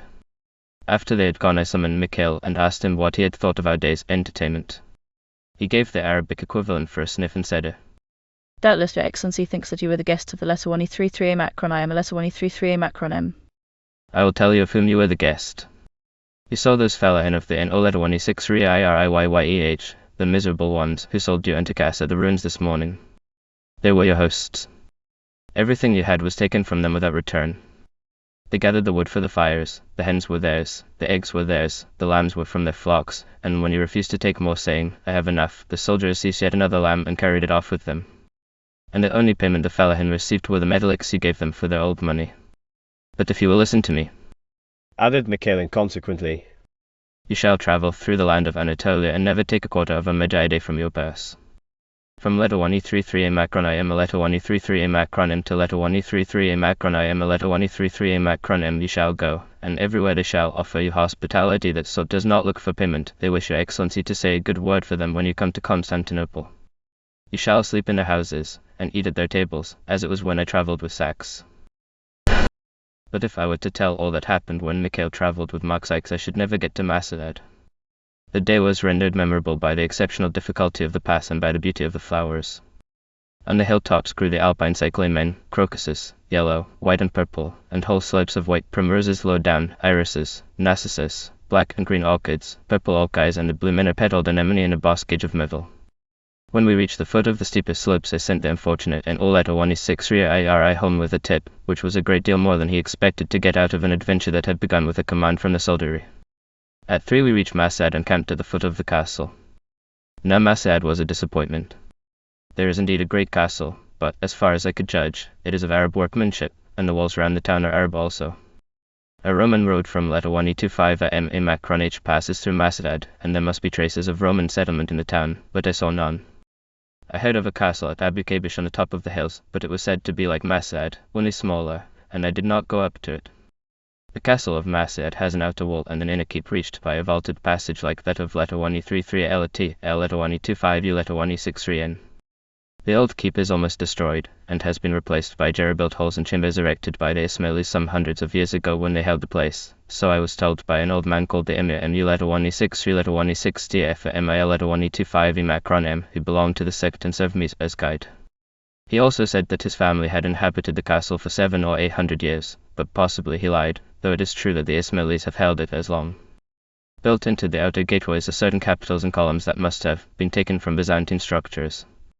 There are some old Arabic inscriptions inside the second gate which record the names of the builders of that part of the fortifications, but they are much broken. I was told afterwards that I ought to have visited a place called Deir Islab, where there are 2 churches and a small castle. It is not marked in the map, and I heard nothing of it until I had left it far behind. I saw bits of the Rasif, the Roman road, as I travelled next day to letter 125 MA Macron H. At the bridge over the river Sarat, 4.5 hours from Masad, there is a curious mound faced to the very top with a rough wall of huge stones. Mikhail found a Roman coin in the furrows of the field at the foot of it. From the river we had 2.5 hours of tedious travel that were much lightened by the presence of a charming old Turk, a telegraph official, who joined us at the bridge and told me his story as we rode. Efendim, the home of my family is near Sofia. Efendim, you know the place? Mashallah, it is a pleasant land. Where I lived it was covered with trees, fruit trees and pines in the mountains and rose gardens in the plain. Efendim, many of us came here after the war with the Muscovite for the reason that we would not dwell under any hand but that of the Sultan, and many returned again after they had come. Efendim? For what cause? They would not live in a country without trees, by God, they could not endure it. Thus conversing we reached letter 125 MA Macron H. Chapter 10. You do not see letter 125 MA Macron H until you are actually upon it. There is no other preposition that describes the attitude of the newcomer. The Orange at this point flows in a deep bed and the whole city lies hidden between the banks. The monotonous plain of cornfield stretches before you without a break until you reach a veritable entanglement of graveyards. The weekly All Souls' Day had come round again when we arrived, and the cemeteries were crowded with the living as well as with the dead. Suddenly the plain ceased beneath our feet, and we stood on the edge of an escarpment, with the whole town spread out before us, the Oran set with gigantic Persian wheels, and beyond it the conical mound on which stood the fortresses of Hamath and Epiphaner and who knows what besides, for the site is one of the oldest in the world. 2 soldiers started from the earth and set about to direct me to a camping ground, but I was tired and cross, a state of mind that does sometimes occur on a journey, and the arid spots between houses to which they took us seemed particularly distasteful. At length the excellent Turk, who had not yet abandoned us, declared that he knew the very place that would please me. He led us along the edge of the escarpment to the extreme northern end of the city, and he assured us a grassy sward which was as lovely a situation as could be desired. These orams issued from the town below us amid gardens of flowering apricot trees, the golden evening light lay behind the minarets, and the great narrow ground out a delicious song of the river. Letter 125 MA Macron H is the present terminus of the French railway, and the seat of a mutasarrif. The railway furnished me with a guide and companion in the shape of a Syrian station master, a consequential half-baked little man, who had been educated in a missionary school and scorned to speak Arabic when he could stutter in French. He announced that his name was Monsieur Cabes and his passion archaeology, and, that he might the better prove himself to be in a van of modern thought, he attributed every antiquity in letter 125 MA Macron H to the Hittites, whether it were Byzantine capital or Arab in lace decoration. With the mutasarrif I came immediately into collision by reason of his insisting on providing me with 8 soldiers to guard my camp at night, a preposterous force considering that 2 had been ample in every country district. So numerous a guard would have been an intolerable nuisance, for they would have talked all night and left the camp no peace, and I sent 6 of them away, in spite of their protestations that they must obey superior orders. They reconciled the Mutasarif's commands with mine by spending the night in a ruined mosque a quarter of a mile away, where they were able to enjoy excellent repose unbroken by a sense of responsibility. The picturesque Letawani 25 at Ma Macron H is not to be outdone by any town in Syria. The broad river with its water wheels is a constant element of beauty. The black and white striped towers of the mosques an exquisite architectural feature. The narrow, partly vaulted streets attracts to hold unrivaled effects of sun and shadow, and the bazaars are not as yet disfigured by the iron roofs that have done so much to destroy the character of those at Damascus and at Letawani 250 and Letawani 63. The big mosque in the center of the town was once a Byzantine church. The doors and windows of the earlier building are easily traceable in the walls of the mosque. The low part of the western minaret was probably the foundation of an older tower. The court is full of Byzantine shafts and capitals, and the beautiful little Letawani 33 UBBEH is supported by 8 Corinthian columns. On one of these I noticed the Byzantine motif of the Bonacanthus. When they grew weary of setting the leaves in a sterzo-typed uprightness, the stonecutters laid them lightly round the capital, as though the fronds had drifted in a swell of wind, and the effect is wonderfully graceful and fanciful. Hebes and I climbed the citadel hill, and found the area on the top to be enormous, but all the cut stones of the fortifications have been removed and built into the town below. My impression is that the isolation of the mound is not natural, but has been effected by cutting through the headland that juts out into the valley, and so separating a part of it from the main ridge. If this be so, it must have been a great work of antiquity, for the cutting is both wide and deep. The chief interest of the day at Letawani 25 Ma Macron H was supplied by the inhabitants. All powerful Mohammedan families are reckoned as the aristocracy of the town, that of Letawani 93 Zede, Tafer, Kalani and Barazi, of which last I had seen a member in Damascus. The combined income of each family is probably about £6,000 a year, all derived from land and villages, there being little trade in Letawani 25 Ma Macron H.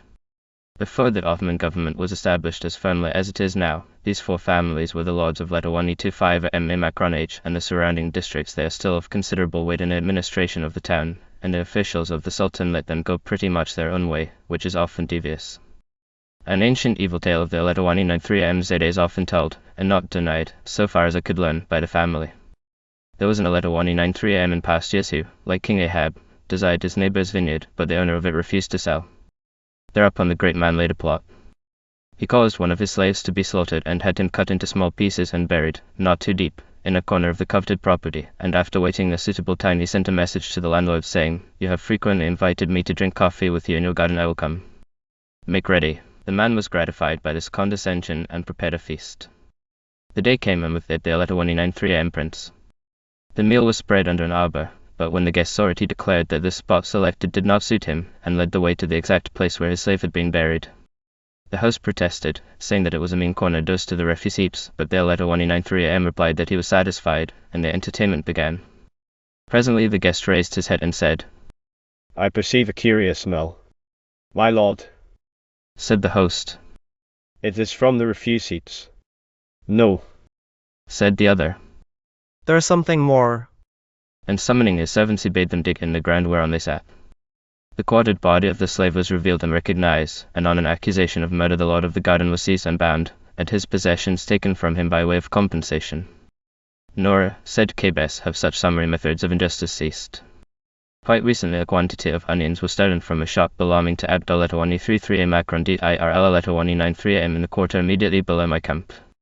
The servants of Abd Letawani 33 Macron dir came to the house of the sheikh of the quarter and demanded from him their master's property, and since he knew nothing of the matter and could not indicate who the thief might have been, they seized him and his son, wounding the son in the hand with a bullet, dragged them to the river bank, stripped them, beat them almost to death, and left them to get home as best they might.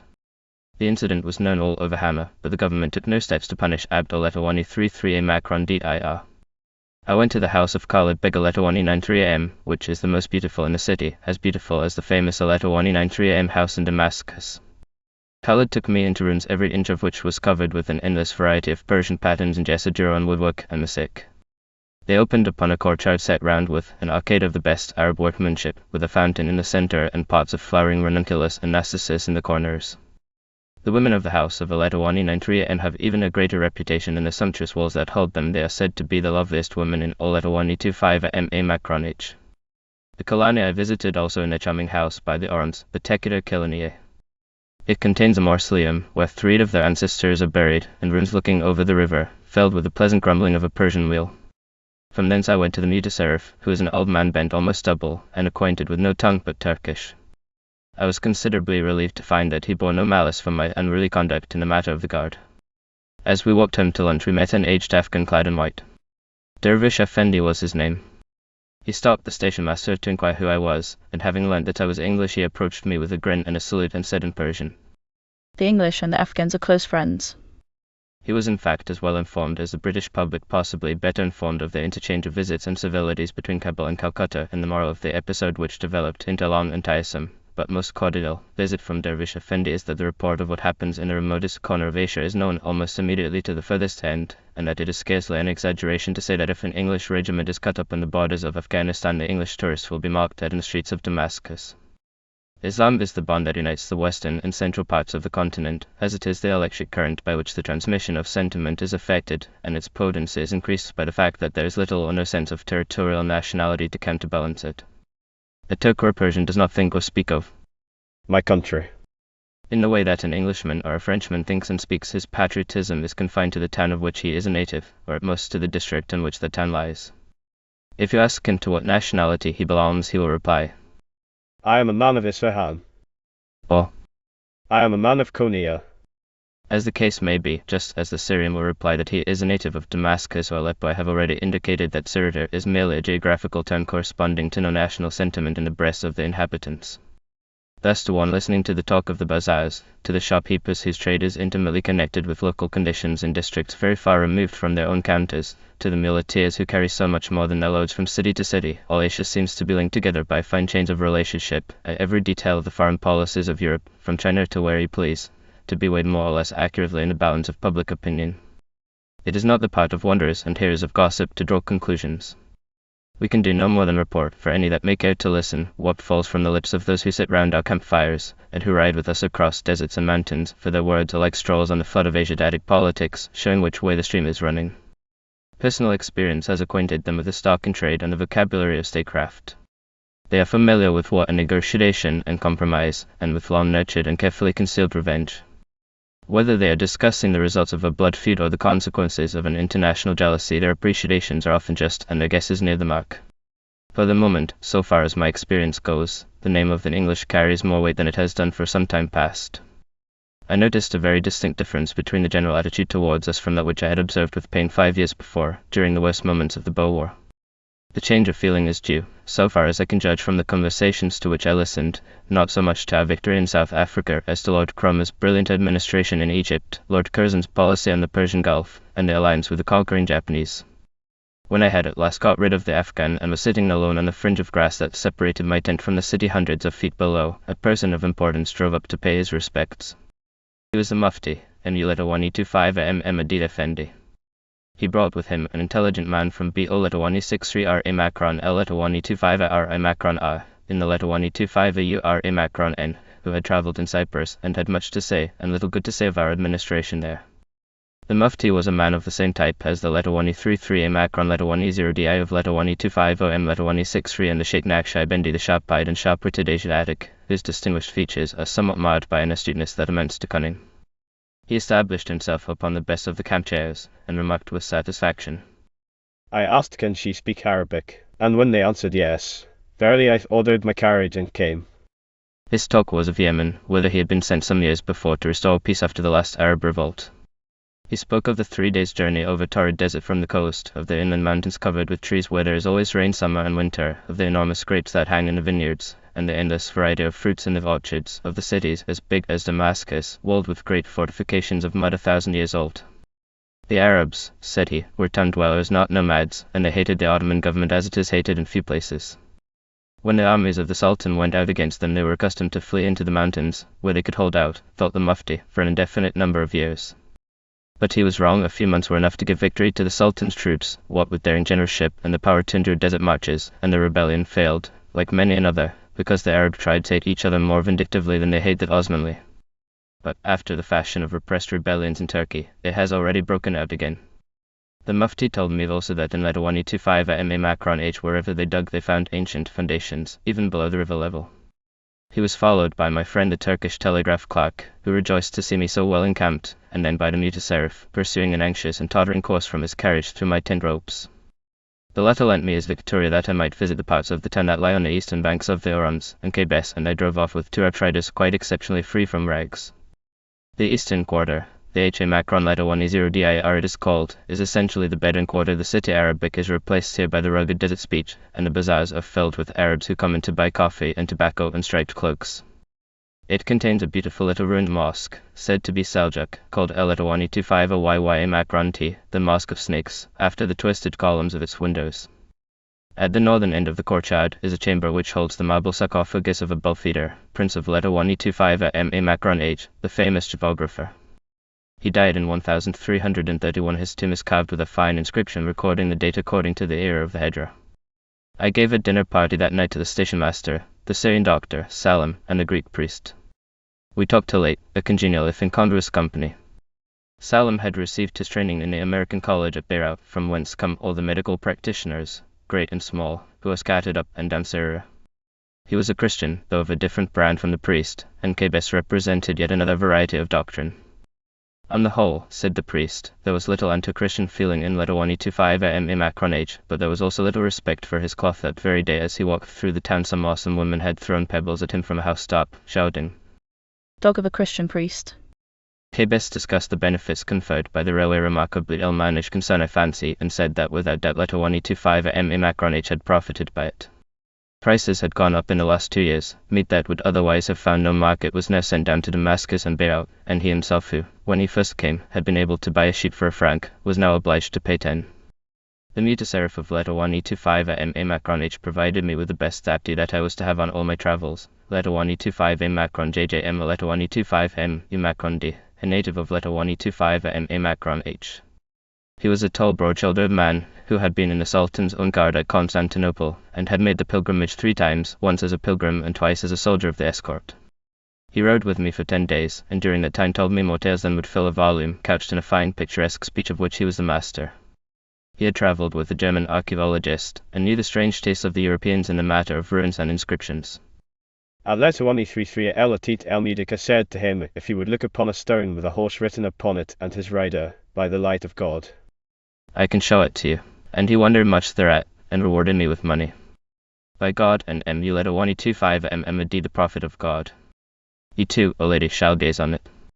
Now this exploit of Letawani 25 Macron DS was more remarkable than would appear at first sight, for one of the great difficulties in searching for antiquities is that the people in out-of-the-way places do not recognize a sculpture when they see it.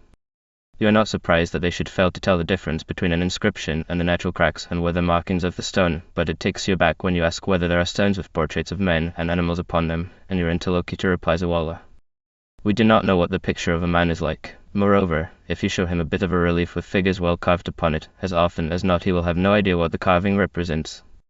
Letawani 25 Macron DS most memorable travelling companion had been a Japanese who had been sent by his government, I afterwards learnt, to study and report on the methods of building employed in the eastern parts of the Roman Empire. To such researches the Japanese had leisure to apply themselves in the thick of the war. Letawani 25 Macron DS curiosity had evidently been much excited by the little man, whose fellows were snatching victory from the dreaded Russians. All day he rode, and all night he wrote in his books. He ate nothing but a piece of bread, and he drank tea, and when there came a matter for refusal he said, for he could talk neither Arabic nor Turkish, no. No, and that is French, concluded Letawani 25 Macron D. I remarked that it was not French, but English, which gave Letawani 25 Macron D food for thought, for he added presently, We had never heard their name before the war, but by the face of the truth. The English knew of them. The Orums makes a half-circle between Letawani 25 Macron H and Letawani 33 Elatit Seja, and we cut across the chord of the arc, riding over the same dull cultivated plain that I had crossed on my way from Masad. It was strewn with villages of mud-built, beehive-shaped huts they are to be met with on the plains all the way to Aleppo, and are like no other villages save those that appear in the illustrations to Central African travel books. As a man grows rich he adds another beehive and yet another to his mansion, till he may have a dozen or more standing round a courtyard, some inhabited by himself and his family, some by his cattle, one forming his kitchen, and one his granary. We saw in the distance a village called Letawani 25 Erdeh, which Letawani 25 Macron D said was Christian and used to belong entirely to the Greek communion.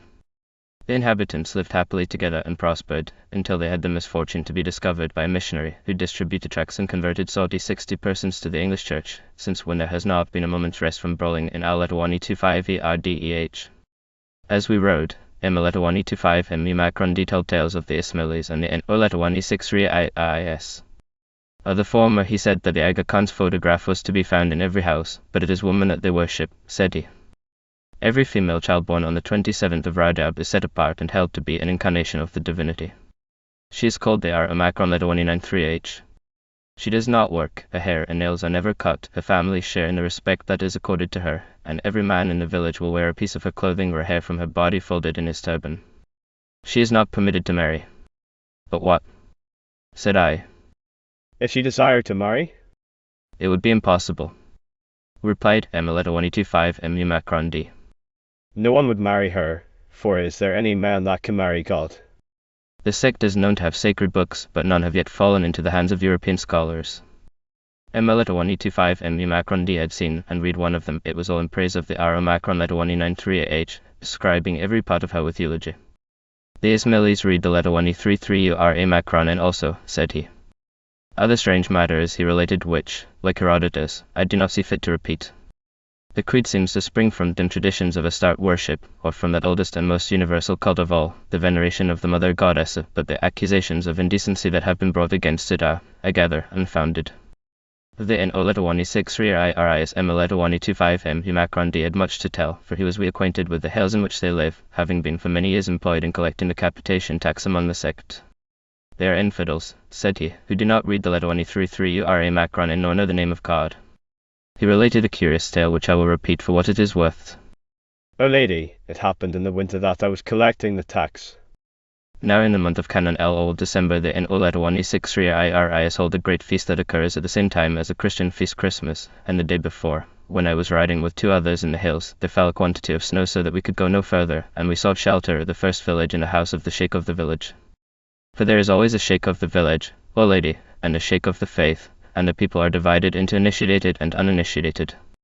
But the women know nothing of the secrets of the religion, for by God, a woman cannot keep a secret. The sheikh greeted us with hospitality and lodged us, but next morning when I woke there was no man to be seen in the house, nothing but the women. And I cried, by God, and M1125 the prophet of God. What hospitality is this? And are there no men to make the coffee, but only women? And the women replied, we do not know what the men are doing, for they have gone to the house of the sheikh of the faith, and we are not allowed to enter. Then I rose and went softly to the house and looked through the window, and, by God, the initiated were sitting in the room, and in the center was the sheikh of the faith, and before him a bowl filled with wine and an empty jug. And the sheikh put questions to the jug in a low tone, and by the light of the truth I heard the jug make answer in a voice that said, BL, and without doubt, O lady, this was magic. And while I looked, one raised his head and saw me. And they came out of the house and seized hold of me and would have beaten me, but I cried, O sheikh, I am your guest. So the sheikh of the faith came forth and raised his hand, and on the instant all those that had hold of me released me. And he fell at my feet and kissed my hands and the hem of my coat and said, O 125 Macron JJI. If you will not tell what you have seen I will give you 10 Magides, and by the prophet of God upon him be peace. I have never related it, O lady, until this day. After 4 hours' ride we came to 133 LTE Seja.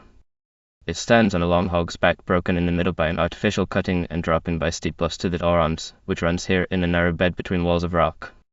The castle walls that crown the hill between the cutting and the river make a very splendid appearance from below. There is a small village of beehive huts at the bottom of the hill. The Seleucid town of Larissa must have lain on the grassy slopes to the north, judging from the number of dressed stones that are scattered there. I pitched my camp at the further end of the bridge in a grove of apricot trees, snowy with flower and ayam with bees. The grass was set thickly with anemones and scarlet ranunculus. The castle is the property of Sheikh 125 Med Sejari and has been held by his family for 300 years. He and his sons live in a number of little modern houses, built out of old stones in the middle of the fortifications.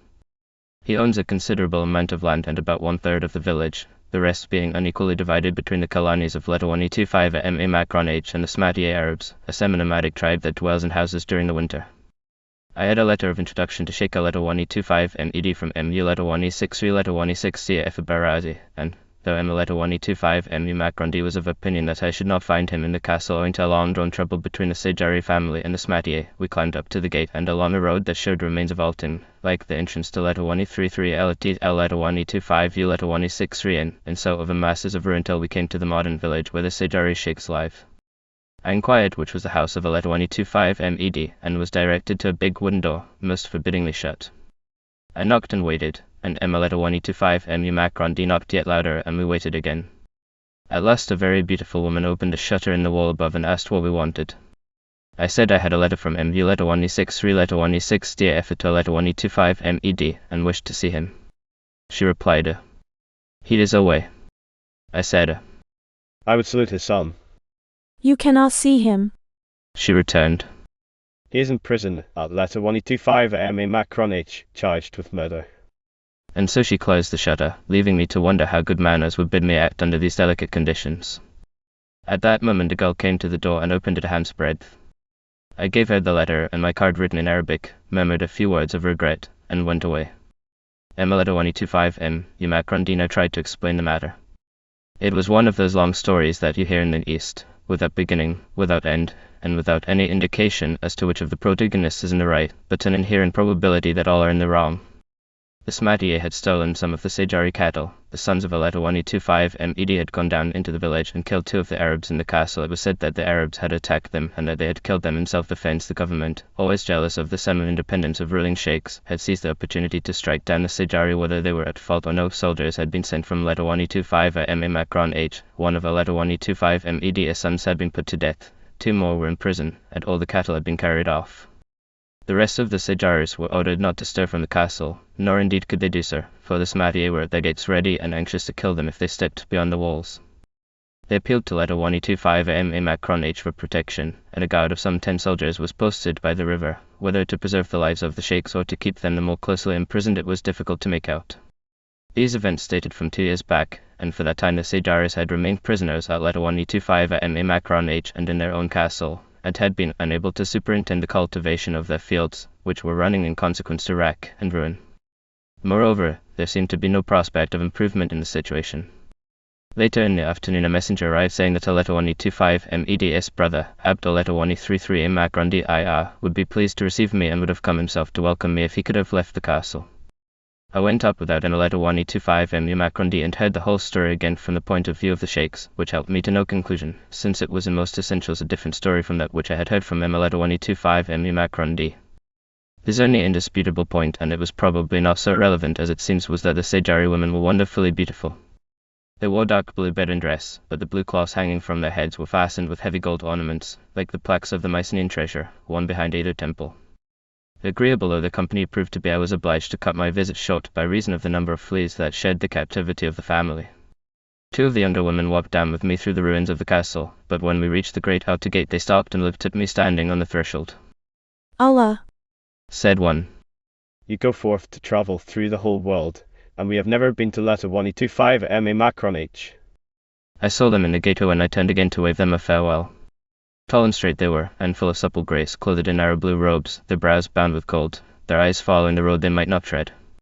For whatever may happen to the sheikhs, nothing is more certain than that women as lovely as those 2 will remain imprisoned by their lords in letter 133 LT Seja. We rode next day by cultivated plains to letter 133 LT El Mudik, a short stage of under 4 hours. Although there were several traces of ruined towns, one in particular I remember at a hamlet called Sheikh letter 125 DI Macron D, where there was a man that looked as if it might have been an acropolis. The journey would have been uninteresting but for letter 125 MU Macron D's stories. His talk ran through the characteristics of the many races that make up the Turkish Empire, with most of which he was familiar, and when he came to the Circassians it appeared that he shared my aversion to them. "O lady," Said he, "they do not know what it is to make return for kindness. The father sells his children, and the children would kill their own father if he had gold in his belt." It happened once that I was riding from Tripoli to letter 125 M letter 163, and near the Khan, you know the place, I met a Circassian walking alone. I said, "Peace be upon you. Why do you walk? For the Circassians never go afoot." He said, "My horse has been stolen from me, and I walk in fear upon this road." I said, "Come with me, and you shall go in safety to letter 125 M letter 163. But I made him walk before my horse, for he was armed with a sword, and who knows what a Circassian will do if he cannot watch him. And after a little we passed an old man working in the fields, and a Circassian ran out to him and spoke with him, and drew his sword as though to kill him. And I called out, 'What has this old man done to you?' And he replied, 'By God, I am hungry,' and I asked him for food, and he said, I have none. Wherefore I shall kill him. Then I said, 'Let him be. I will give you food.' And I gave him the half of all I had, bread and sweetmeats and oranges. So we journeyed until we came to a stream, and I was thirsty, and I got off my mare, and holding her by the bridle I stooped to drink. And I looked up suddenly and saw the Circassian with his foot in my stirrup on the other side of the mare, for he designed to mount her and ride away. And, by God, I had been a father and a mother to him, therefore I struck him with my sword so that he fell to the ground. And I bound him, and drove him to letter 125 or letter 163 and delivered him to the government. This is the manner of the Circassians, may God curse them. I asked him of the road to Mecca, and of the hardships that the pilgrims endure upon the way. By the face of God. They suffer, said he. 10 marches from Men to Medina in letter 163 and Macronelli letter 125, 10 from there to Medina, and 10 from Medina to Mecca, and the last 10 are the worst. For the sheriff of Mecca and the Arab tribes plot together, and the Arabs rob the pilgrims and share the booty with the sheriff. No other march is like the marches of gentlefolk when they travel, for sometimes there are 15 hours between water, and sometimes 20, and the last march into Mecca is 30 hours. Now the government pays the tribes to let the pilgrims through in peace, and when they know that the letter 125 Macron JJ is approaching, they assemble upon the hills beside the road and cry out to the Amir, O letter 125 Macron JJ, give us our dues, Abdar our letter 125 Macron in Pasha. And to each man he gives according to his rights, to one money, and to another a pipe and tobacco, to a third a kerchief, and to a fourth a cloak. Yet it is not the pilgrims that suffer most, but those who keep the forts that guard the water tanks along the road, and every fort is like a prison. It happened once that I was sent with a military escort, and my horse fell sick and could not move, and they left me at one of the forts between Medina and letter 163 and Macron Eli letter 125, and Medina till they should return. 6 weeks or more I lived with the keeper of the fort, and we saw no one, and we eat and slept in the sun, and eat again, and slept, for we could not ride out for fear of the letter 125 OWEI letter 160 and Macron letter 160 and the Beniatier who were at war together. And the man had lived there 10 years, and never gone a quarter of an hour from that spot, for he watched over the stalls that feed the letter 125 Macron JJ when it passes. By the prophet of God, said Emma letter 125 Macron D, with a sweeping gesture of the hand from earth to sky. For 10 years he had seen nothing but the earth and God. Now he had a little son, and the boy was deaf and dumb, but his eyes saw further than any man's, and he watched all day from the top of the tower. And one day he came running to his father and pointed with his hands, and the father knew he had seen a raiding party far off, and we hastened within and shut the doors. And the horsemen drew near, 500 of the Beni Adieh, and they warded their mares and demanded food, and we threw down bread to them, for we dared not open the doors. And while they eat, there came across the plain the raiders of the letter 125 OWEI letter 160 and Macron letter 160, and they began to fight together by the castle wall, and they fought until the evening prayer, and those who lived rode away, leaving their dead to the number of 30. And we remained all night with locked doors, and at dawn we went down and buried the dead. But it is better to live in a fortress by the letter 125 and Macron JJ road, he continued, than to serve as a soldier in Yemen, for there the soldiers receive no pay and a food not enough on which to live, and the sun burns like a fire. In Yemen, if a man stood in the shade and saw a purse of gold lying in the sun, by God, he would not go out to pick it up, for the heat is like the fire of hell. O lady, is it true that in Egypt the soldiers get their pay week by week and month by month? I replied that I believed it to be the case, such being the custom in the English army. As for us, said Emma letter 125 Macron D, our pay is always due to us for half a year, and often out of 12 months' pay we receive but 6 months. Wah! I have never touched more than 8 months' pay for a complete year. Once, he added, I was in Alexandria, Mashallah, the fine city. Houses it has as big as the palaces of kings, and all the roads have paved edges whereon the people walk. And there I saw a cabman who sued a lady for his fare, and the judge gave it to him. By the truth, the ways of judges are different with us, observed Emma letter 125 Macron D thoughtfully, and then, with an abrupt transition, he exclaimed, Look, O lady, there is Abu Sa'd. I looked, and saw Abu Sa'd walking in the plowed field, with his white coat as spotless as though he had not just alighted from a journey as long as one of Emma letter 125 Macron DS, and his black sleeves folded neatly against his sides, and I made haste to welcome the father of good luck, for in Syria the first hawk is like the first swallow with us. He cannot, however, any more than the swallow make summer, and we rode that day into letter 133 Elatit El Mudik, in drenching rain. Letter 133 Elatit El Mudik is the epimere of the Seleucids. It was founded by Seleucus Nicator, that great town builder who had so many cities for his goddaughters Seleucia and Perea, Seleucia on the Chalcedonus, Seleucia in Babylonia, and more besides. Though it has been utterly destroyed by earthquakes, enough remains in ruin to prove its ancient splendor, the wide circuit of its walls, the number of its temples, and the magnificence of its column streets. You can trace the main thoroughfares from gate to gate by the heaped masses of the colonnades, and mark the stone bases of statues at the intersections of the ways. Here and there a massive portal opens into vacuity, the palace which it served having been razed to the ground, or an armed horseman decorates the funeral stele on which the living merits of his prototype are recorded. The Christians took up the story where the Seleucid kings had left it, and the ruins of a great church with a courtyard set round with columns lie on the edge of the main street. As I plunged in a soft spring rain through deep grass and flowers and clumps of asphodel, to the discomfiture of the grey owls that sat blinking on the heaps of stones, the history and architecture of the town seemed an epitome of the marvellous fusion between Greece and Asia that came of Alexander's conquests. Here was a Greek king whose capital lay on the Tigris, founding a city on the Orontes and calling it after his Persian wife. What builders raised the colonnades that adorned this and all the Greek-tinged towns of Syria with classic forms used in a spirit of oriental lavishness? What citizens walked between them, holding out hands to Athens and to Babylon? The only inhabited part of Lettawani 33 Al-Mudik is the castle itself, which stands on the site of the Seleucid Acropolis, a hill overlooking the Orontes Valley and the Lettawani 63 Iriyyeh mountains. It is mainly of Arab workmanship, though many hands have taken part in its construction, and Greek and Arabic inscriptions are built pell-mell into the walls. To the south of the castle there is a bit of classical building of which I have seen no explanation. It looks as if it might be part of the proscenium of the theatre, for the rising ground behind it is scooped away in the shape of an auditorium. A very little digging would be enough to show whether traces of seats lie under the grassy bank. In the valley there is a ruined mosque and a fine khan, half ruined also. The sheikh of the castle gave me coffee, and told me yet another version of the Sejari story, irreconcilable with either of the two first, whereat I congratulated myself on having early determined not to attempt to resolve the tangled problem. From the castle top the valley of the Orontes seemed to be all under water. It was the great swamp of Lessi, said the sheikh, which dries in summer when the island villages, as I saw them now resume their places as parts of the plain.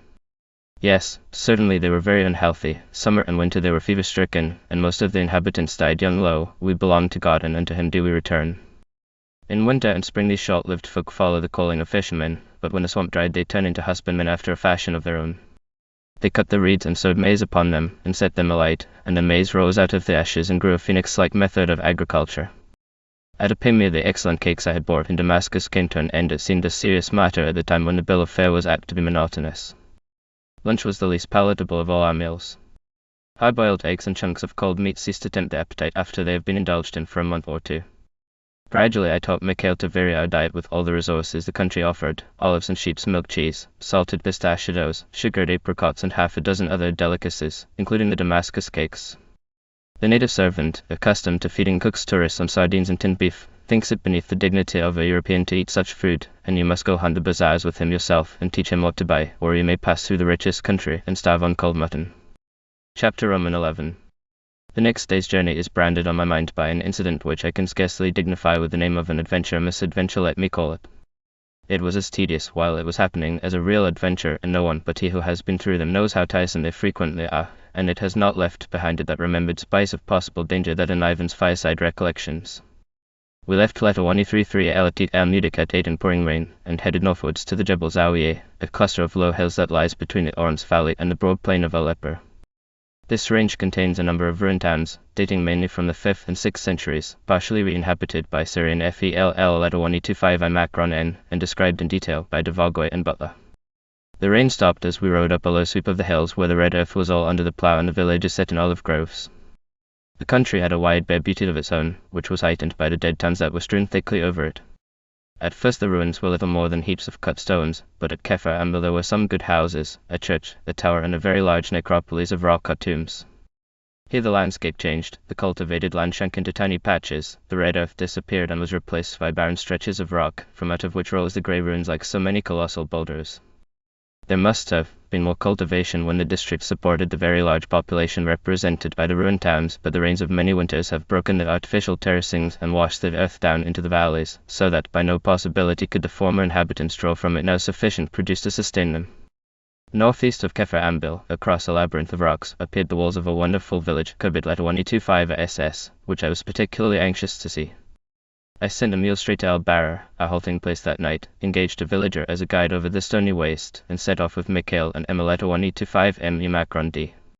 The path wound in and out between the rocks, a narrow band of grass plentifully scattered with stones. The afternoon sun shone hot upon us, and I dismounted, took off my coat, bound it, as I thought, fast to my saddle, and walked on ahead amid the grass and flowers. That was the beginning of the misadventure. Herbert letter 125 SS was quite deserted save for a couple of black tents. The streets of the market were empty, the walls of the shops had fallen in, the church had long been abandoned of worshippers, the splendid houses were as silent as the tombs, the palisaded gardens were untended, and no one came down to draw water from the deep cisterns. The charm and the mystery of it kept me loitering till the sun was near the horizon and a cold wind had risen to remind me of my coat, but when I returned to the horses, it was gone from my saddle.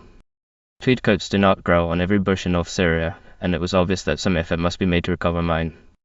Emma letter 125 Emmy Macrondi rode back almost to Kefa Ambil, and returned after an hour and a half empty-handed. By this time it was growing dark, moreover a black storm was blowing up from the east, and we had an hour to ride through very rough country. We started at once, Mikhail, Emma letter 125 Emmy Macrondi, and I, picking our way along an almost invisible path.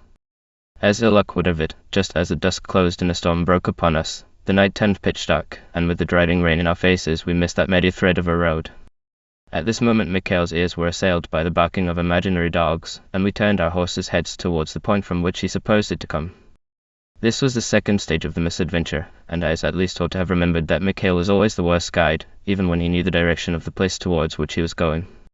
We stumbled on, a watery moon came out to show us that our way led nowhere, and being assured of this we stopped and fired off a couple of pistol shots, thinking that if the village were close at hand the muleteers would hear us and make some answering signal. None came, however, and we found our way back to the point where the rain had blinded us, only to be deluded again by that phantom barking and to set off again on our wild dog chase. This time we went still further afield, and heaven knows where we should ultimately have arrived if I had not demonstrated by the misty moon that we were riding steadily south, whereas our barrel lay to the north. At this we turned heavily in our tracks, and when we had ridden some way back we dismounted and sat down upon a ruined wall to discuss the advisability of lodging for the night in an empty tomb, and to eat a mouthful of bread and cheese out of Mahmud's saddlebags. The hungry horses came nosing up to us. Mine had half my share of bread, for after all he was doing more than half the share of work. The food gave us enterprise. We rode on, and found ourselves in the twinkling of an eye at the original branching off place. From it we struck a third path, and in 5 minutes came to the village of Al-Barra, round which we had been circling for 3 hours. The muleteers were fast asleep in the tents. We woke them somewhat rudely, and asked whether they had not heard our signals. Oh yes, they replied cheerfully, but concluding that it was a robber taking advantage of the stormy night to kill someone, they had paid small attention. This is the whole tale of the misadventure. It does credit to none of the persons concerned, and I blush to relate it.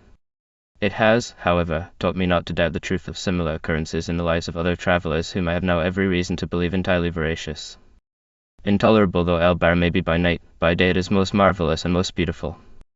It is like the dream city which children create for themselves to dwell in between bedtime and sleep time, building palace after palace down the shining ways of the imagination, and no words can give the charm of it nor the magic of the Syrian spring.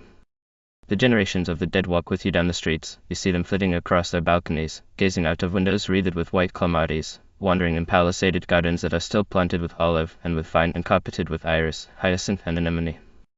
Yet you may search the chronicles for them in vain. They played no part in history, but were content to live in peace and to build themselves great houses in which to dwell and find tombs to lie in after they were dead.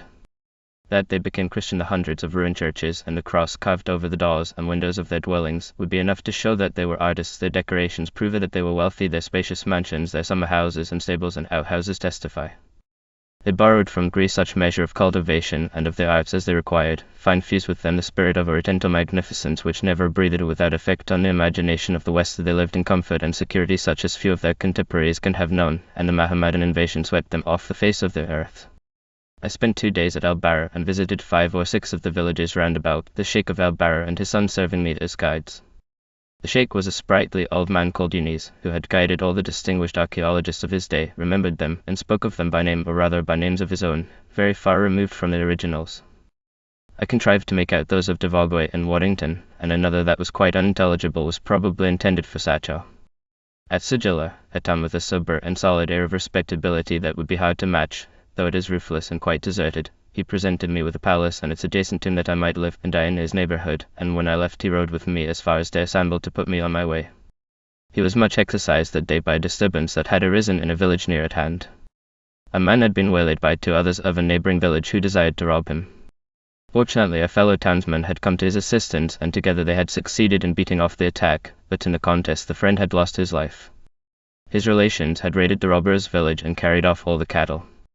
ML 185 M. Macrondi was of opinion that they should not have taken the law into their own hands. By God, said he. They should have laid the case before the government. But Eunice replied, with unanswerable logic. Of what use was it to go to the government? They wanted their rights. In the course of conversation I asked Eunice whether he ever went to Aleppo. Why God, Said he. and then I sit in the bazaars and watch the consuls walking, each with a man in front clothed in a coat worth 200 piastres, and the ladies with as it were flowers upon their heads. The fashionable European hat, I imagine. I always go to Aleppo when my sons are in prison there. He explained. Sometimes the jailer is soft-hearted, and the little money will get them out. I edged away from what seemed to be delicate ground by asking how many sons he had. 8, praise be to God. Each of my wives bore me 4 sons and 2 daughters. Praise be to God. Said I. May God prolong your life. Said Eunice. My second wife cost me a great deal of money. He added. Yes, Said I. May God make it yes upon you, O lady. I took her from her husband, and by God may his name be praised and exalted. I had to pay 2,000 piastres to the husband and 3,000 to the judge. This was too much for letter 1E25M Macron JJM letter 1E25M U Macron D essence of the proprieties. you took her from her husband. Said he. What? That was the deed of a NO letter 1E63I or Nismili. Does a Muslim take away a man's wife? It is forbidden. He was my enemy. Explained Eunice. By God and the prophet of God, there was enmity between us even unto death. Had she children? Inquired Emma letter 1E25M U Macron D. Ay wallah. Assented the Sheikh, a little put about by Emma letter 1E25M U Macron D is disapproval. But I paid 2,000 piastres to the husband and 3,000. By the face of God.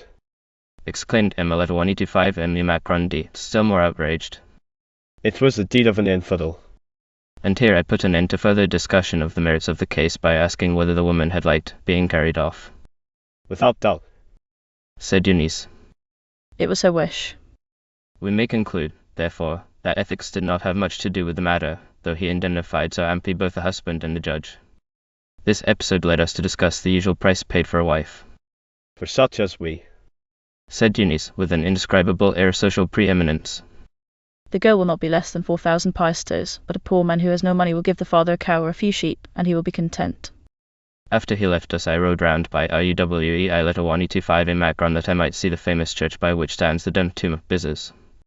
This church is the most beautiful in the Jebel Zawiya, with its splendid apex and carved doorways, its stilted arches, and the wide-spanned arcades of its nave. How just was the confidence in his own mastery over his material which encouraged the builder to throw those great arches from pier to pier is proved by the fact that one of them stands to this day. The little tomb of Bizes is almost as perfect as it was when it was first built. By the doorway an inscription is cut in Greek, Bizes son of Pardos.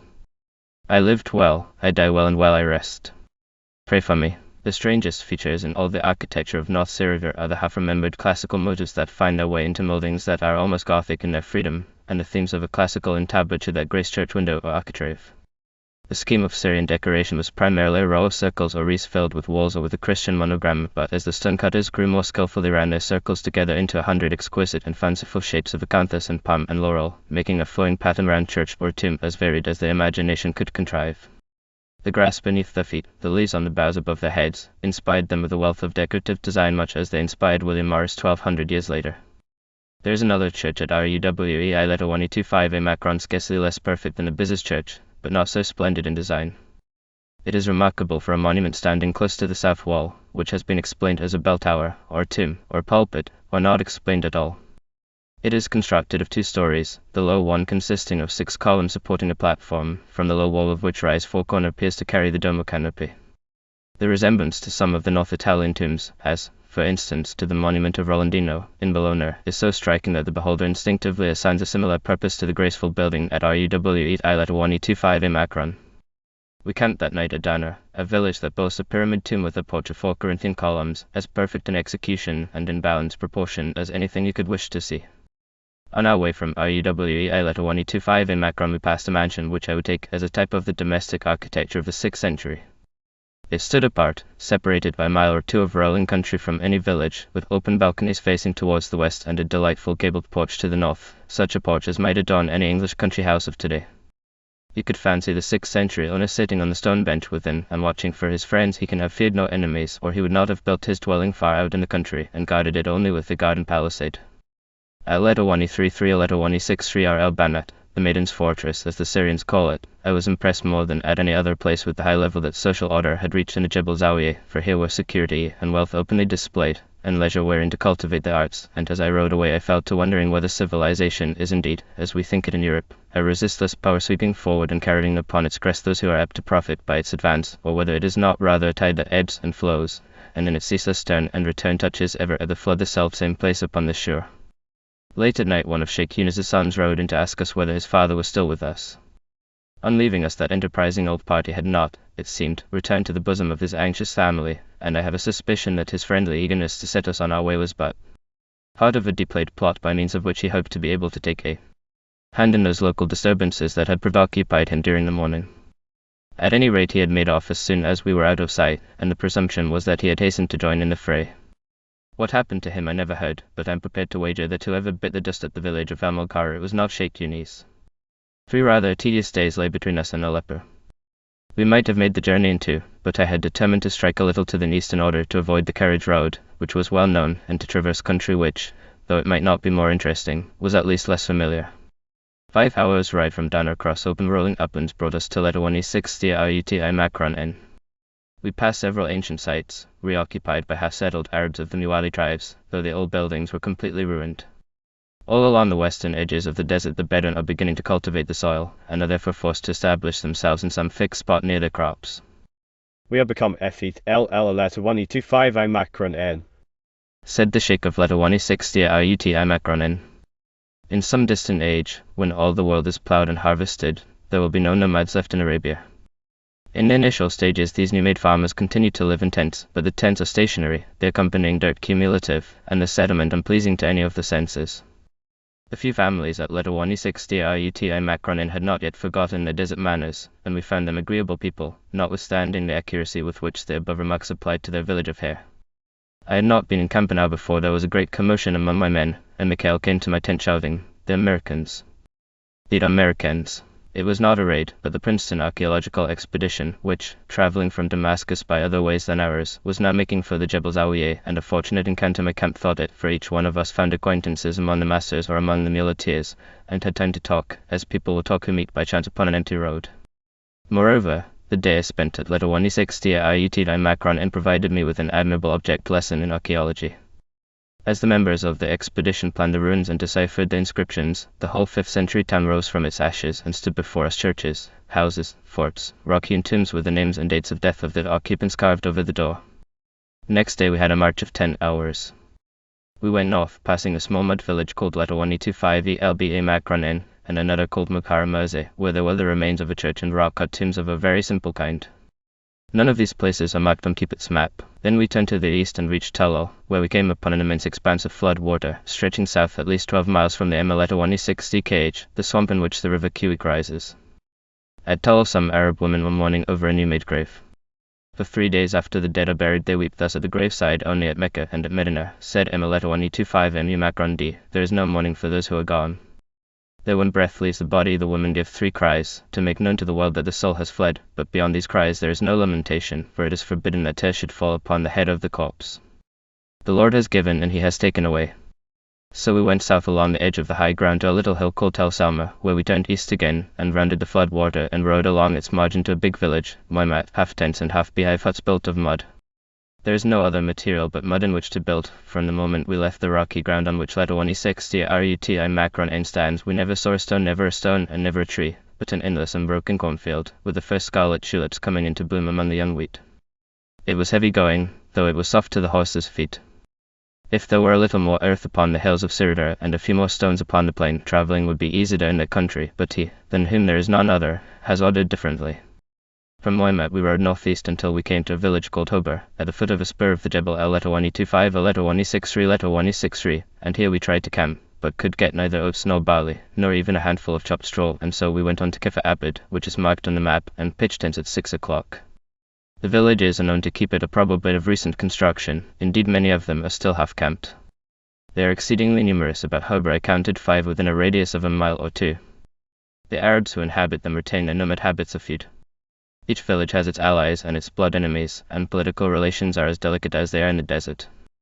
My diary contains the following note at the end of the day. Periwinkles, white irises of the kind that were blue at El Barra, red and yellow ranunculus, stalks, locks. These were all that broke the monotony of the long ride. About half an hour to the north of Kefa Abid there is a little beehive village which contains a very perfect mosaic of geometrical patterns. The fragments of other mosaics are to be found scattered through the village, some in the houses, and some in the courtyards, and the whole district needs careful exploration while the new settlers are turning up the ground and before they destroy what they may find. We reached Aleppo at midday, approaching it by an open drain. Whether it were because of the evil smell or because of the heavy sky and dust-laden wind I do not know, but the first impression of Aleppo was disappointing. The name, in its charming Europeanized form, should belong to a more attractive city, and attractive Aleppo certainly is not, for it is set in a barren, treeless, featureless world, the beginning of the great Mesopotamian flats. The site of the town is like a cup and saucer. The houses lie in the saucer, and the castle stands on the upturned cup, its minaret visible several hours away while no vestige of the city appears until the last mile of the road. I stayed 2 days, during which time it rained almost ceaselessly, therefore I do not know Aleppo, an Oriental city will not admit you into the circle of its intimates unless you spend months within its walls, and not even then if you will not take pains to please, but I did not leave without having perceived dimly that there was something to be known. It has been a splendid Arab city. As you walk down the narrow streets you pass minarets and gateways of the finest period of Arab architecture. Some of the mosques and basin khans, especially those half-ruined and closed, are in the same style, and the castle is the best example of 12th century Arab workmanship in all Syria, with iron doors of the same period. They are dated, and beautiful bits of decoration. There must be some native vitality still that corresponds to these signs of past greatness, but the town has fallen on evil days. It has been caught between the jealousies of European concession hunters, and it suffers more than most Syrian towns from the strangling grasp of the Ottoman government. It is slowly dying for want of an outlet to the sea, and neither the French nor the German railway will supply its need. Hitherto the two companies have been busily engaged in porting one another. The original concession to the Riyadh 125 Remy Macronich railway extended to Aleppo, and north to Birjik. I was told that the tickets to Birjik were printed off when the first rails were laid at Riyadh. Then came Germany, with her great scheme of a railway to Baghdad. She secured a concession for a branch line from Kilis to Aleppo, and did what she could to prevent the French from advancing beyond Letter 125 at M.A. Macron H, on the plea that the French railway would detract from the value of the German concession. My information, it may be well imagined, is not from the Imperial Chancery, but from native sources in Aleppo itself. Since I left, the French have taken up their interrupted work on the Riyadh Letter 125 M.A. Macron H line, though it is to be carried forward, I believe, not to Birjik, but only as far as Aleppo. It will be of no benefit to the town. Aleppo merchants do not wish to send their goods a 3 days' journey to Beirut. They want a handy seaport of their own, which will enable them to pocket all the profits of the trade, and that port should be Alexandria. Neither does the Baghdad railway, if it be continued, offer any prospect of advantage. By a branch line already existing, it was built by English and French capitalists, but has recently passed under German control. The railway will touch the sea at Mercenary, but Mercenary is as far from Aleppo as is Beirut. That a line should be laid direct from Aleppo to Alexandria is extremely improbable, since the Sultan fears above all things to connect the inland caravan routes with the coast, lest the troops of the foreigner, and particularly of England, should find it perilously easy to land from their warships and march up country. Aleppo should be still, as it was in times past, the great distributing center for the merchandise of the interior, but traffic is throttled by the fatal frequency with which the government commandeers the baggage camels. Last year, with the Yemen war on hand and the consequent necessity of transporting men and military stores to the coast that they might be shipped to the Red Sea, this grievance had become acute. For over a month trade had been stagnant, and goods bound for the coast had lain piled in the bazaar a little more and they would cease to come at all, the camel owners from the east not daring to enter the zone of danger to their beasts. Here, as in all other Turkish towns, I heard the cry of official bankruptcy. The government had no funds wherewith to undertake the most necessary works. The treasuries were completely empty. Though my stay was short, I was not without acquaintances, among whom the most important was the Vali. Kazim Pasha is a man of very different stamp from the Vali of Damascus. To the extent that the latter is, according to his lights, a real statesman, insofar as Kazim nothing but a fascio. He received me in his harem, for which I was grateful when I saw his wife, who is one of the most beautiful women that it is possible to behold. She is tall and stately, with a small dark head, set on magnificent shoulders, a small straight nose, a pointed chin, and brows arching over eyes that are like dark pools. I could not take mine from her face while she sat with us. Both she and her husband are Circassians, a fact that had put me on my guard before the Vali opened his lips. They both spoke French, and he spoke it very well. He received me in an offhand manner, and his first remark was, Jesu is legion pasha queer fate la pex and trelas eglizes. I knew enough of his history to realize that he had been the serf of Jerusalem at a time when the rivalries between the Christian sects had ended in more murders than are customary, and that some kind of uneasy compromise had been reached, whether through his ingenuity or the necessities of the case I had not heard. How old do you think I am? Said the Pasha. I replied tactfully that I should give him 35 years. 36. He said triumphantly. But the consuls listened to me. Monja. That was a better post than this, though I am Vali now. Here I have no occasion to hold conferences with the consuls, and a man like me needs the society of educated Europeans. Mistrust the second and Oriental official, who declares that he prefers the company of Europeans. I am very Anglophile, said he. I expressed the gratitude of my country in suitable terms. But what are you doing in Yemen? He added quickly. Excellency, said I. We English are a maritime people, and there are but two places that concern us in all Arabia. I know. He interpolated. Mecca and Medina. No, said I. Aden and Kuwait. And you hold them both. He returned angrily. Yes, I am bound to confess that the tones of his voice were not those of an Anglomaniac. Presently he began to tell me that he alone among pashas had grasped modern necessities. He meant to build a fine metalled road to Alexandria, to not that it will be of much use, thought I, if there are no camels to walk in it like the road he had built from Samaria to Jerusalem. That was a road like none other in Turkey, did I know it. I had but lately travelled over it, and seized the opportunity of congratulating the maker of it, but I did not think it necessary to mention that it breaks off at the bottom of the only serious ascent and does not begin again till the summit of the Judean plateau is reached. This is all that need be said of Khayyazm Pasha's methods. A far more sympathetic acquaintance was a Greek Catholic archbishop, a Damascene educated in Paris and for some time cure of the Greek Catholic congregation in that city, though he is still comparatively young.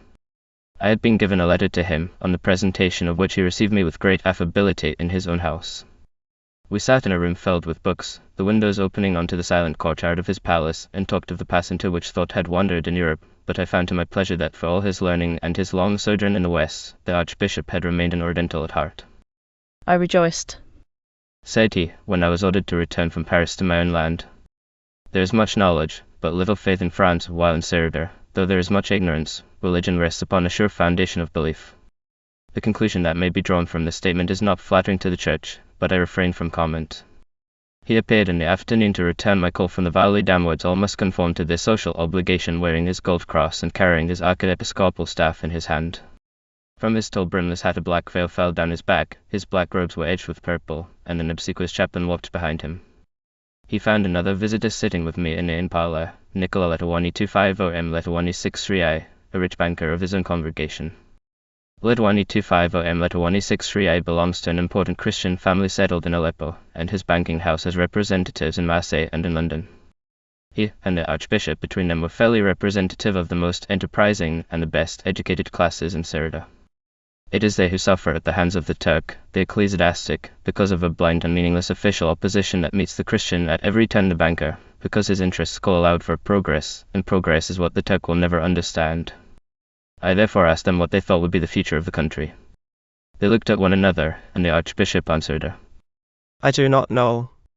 I have thought deeply on the subject, and I can see no future for Syria, whichever way I turn. That is the only credible answer I have heard to any part of the Turkish question. The heir of Aleppo is judged by the Sultan to be particularly suitable for pashas who have fallen under his displeasure at Constantinople. The town is so full of exiles that even the most casual visitor can scarcely help making acquaintance with a few of them. One was lodged in my hotel, a mild-mannered dyspeptic, whom no one would have suspected of revolutionary sympathies. Probably he was indeed without them, and owed his banishment merely to some chance word, reported and magnified by an enemy or a spy. I was to see many of these exiles scattered up and down Asia Minor, and none that I encountered could tell me for what cause they had suffered banishment. Some, no doubt, must have had a suspicion, and some were perfectly well aware of their offence, but most of them were as innocently ignorant as they professed to be. Now this has a wider bearing on the subject of Turkish patriotic feeling than may at first appear, for the truth is that these exiled pashas are very rarely patriots paying the price of devotion to a national ideal, but rather men whom an unlucky turn of events has alienated from the existing order. If there is any chance that they may be taken back into favour, you will find them nervously anxious, even in exile, to refrain from action that would tend to increase official suspicion, and it is only when they have determined that there is no hope for them as long as the present Sultan lives, that they are willing to associate freely with Europeans or to speak openly of their grievances. There is, so far as I can see, no organized body of liberal opinion in Turkey, but merely individual discontents, founded on personal misfortune. It seems improbable that when the exiles return to Constantinople on the death of the Sultan they will provide any scheme of reform or show any desire to alter a system under which, by the natural revolution of affairs, they will again find themselves persons of consideration. There is another form of exile to be met with in Turkey, the honorable banishment of a distant appointment. To this class, I fancy, belongs Nazim Pasha himself, and so does my friend Emulet125 Adi Ali Pasha of Aleppo. The latter is an agreeable man of about 30, married to an English wife. He accompanied me to the Vali's house, obtained permission that I should see the citadel, and in many ways contrived to make himself useful. His wife was a pleasant little lady from Brixton. He had met her in Constantinople and then married her, which may, for aught I know, have been partly the reason of his fall from favour, the English nation not being a gens grata at Yildiz. Emulet125 Adi Ali Pasha is a gentleman in the full sense of the word, and he seems to have made his wife happy, but it must be clearly understood that I could not as a general rule recommend Turkish pashas as husbands to the maidens of Brixton. Though she played tennis at the tennis club, and went to the sewing parties of the European colony, she was obliged to conform to some extent to the habits of Moslem women. She never went into the streets without being veiled, because people would talk if a pasha's wife were to show her face, said she. We reached the citadel in the 1 hour of sunlight that shone on Aleppo during my stay, and were taken round by polite officers, splendid in uniforms and clanking swords and spurs, who were particularly anxious that I should not miss the small mosque in the middle of the fortress, erected on the very spot where Abraham milked his cow. The very name of Aleppo, said they, is due to this historic occurrence, and there can be no doubt that its Arabic form, letter 125 LEB, is composed of the same root letters as those that form the verb to milk. In spite of the deep significance of the mosque, I was more interested in a view from the top of the minaret. The Mesopotamian plain lay outspread before us, as flat as a board Euphrates stream is visible from the tower on a clear day, and indeed you might see Baghdad but for the tiresome way in which the round earth curves, for there is no Baravit to the eye in all the great level. Below us were the clustered roofs of Bazar Khan, with here and there a bird's eye glimpse of marble courtyards, and here and there the fine spire of a minaret. Trees and water were lacking in the landscape, and water is the main difficulty in Aleppo itself. The sluggish stream that flows out of the Emeleta 160 dries up in the summer, and the wells are brackish all the year round. Good drinking water must be brought from a great distance and costs every household at least a piaster a day, a serious addition to the cost of living. But the climate is good, sharply cold in winter and not overhot for more than a month or two in the summer. Such is Aleppo, the great city with the high-sounding name and the traces of a splendid past. Chapter Roman 12. All my leisure moments during the 2 days in Aleppo were occupied in changing muleteers. It seemed a necessary, if a regrettable measure. At Antioch, we should reach the limits of the Arabic-speaking population. Letter125 Abi Macron B and his father had no word of Turkish. Mikhail owned to a few substantives such as egg, milk and piaster, while I was scarcely more accomplished. I shrank from plunging with my small party into lands where we should be unable to do more than proclaim our most pressing needs or ask the way. The remarkable aptitude of North Syrian muleteers had been much vaunted to me. The title of muleteer is really a misnomer, for as a fact the beast of burden in these parts is a sorry nag, Kaddish, as it is called in Arabic. From Alexandria to Konya I doubt if we ever saw a mule, certainly we never saw a caravan of mules. I had heard, then, that I should not begin to know what it was to travel in comfort, without worry or responsibility, and with punctuality and speed, until I had reorganized my service, and that when I reached Konada I should be able to break up my caravan if I pleased, and as I pleased, and the Aleppo men would find their way home with another load. So I said goodbye to my Bairadis and to peace. The system on which the journey was henceforth conducted was the sweating system. The sweater was a toothless old wretch, Faris by name, who shared with his brother one of the largest teams of baggage animals in Aleppo. Owing to his lack of teeth he spoke Arabic and Turkish equally incomprehensibly. He supplied me with 4 baggage horses and rode himself on a 5th for his own convenience and at his own expense, though he tried vainly to make me pay for his mount. When we reached Konet he hired 2 boys, the starvation wage, to do all the work of the camp and the march, and fed them on starvation fare. This unhappy couple went on foot. The independent men of the Lebanon had provided themselves with donkeys, and it was a part of their contract with Faris that he should give them shoes, but he refused to do so until I interfered and threatened to dock his wages of the price of the shoes and buy them myself. I was obliged also to look into the commissariat and see that the pair had at least enough food to keep them in working condition, but in spite of all my efforts the hired boys deserted at every stage, and I suffered continual annoyance from the delays caused by the difficulty of finding others, and, still more, from the necessity of teaching each new couple the details of their work, where the tent pegs were to be placed, how the loads were to be divided, and 100 other small but important matters. I had also to goad Faris, who was furnished with a greater number of excuses for shirking labor than any man in Aleppo, into doing some share of his duty, and to superintend night and morning the feeding of my horses, which would otherwise have escaped starvation as narrowly as the hired boys. Finally, when we came to Koner, I found that Faris had turned the last of his slaves onto the street, and had refused categorically to take them back to their home at Adana, saying that when he escaped from my eye he could get cheaper men than they, and since I would not abandon 2 boys who had, according to their stupid best, done what they could to serve me, I was obliged to help them to return to their native place. To sum up the evidence, I should say that those who recommend the muleteers of Aleppo and their abominable system can never have directed a well-trained and well-organized camp, where the work goes as regularly as Big Ben, and the men have cheerful faces and willing hands, nor can they have experience of real business-like travel, for that is possible only with servants who show courage in difficulties, enterprise and resource. I admit that my experience is small, and I confidently assert that it will never be larger, for I would bring muleteers from Baghdad rather than engage Faris or his like a second time. It was just when the difficulties of the journey multiplied that Mikhail's virtue collapsed. 2 days spent in drinking the health of his departing companions, with whom he was on excellent terms, as the members of a good camp should be, were enough to shatter the effects of 2 months' sobriety. From that time forward the arak bottle bulked large in his saddlebags, and though an arak bottle can be searched for and found in saddlebags and broken on a stone, no amount of vigilance could keep Mikhail out of the wine shop when we reached a town. Adversity teaches many lessons. I look back with mingled feelings upon the uneasy 4 weeks between our departure from Aleppo and the time when Providence sent me another and a better man, and I had in my heart to dismiss Mikhail, but I do not regret the schooling that was forced on me.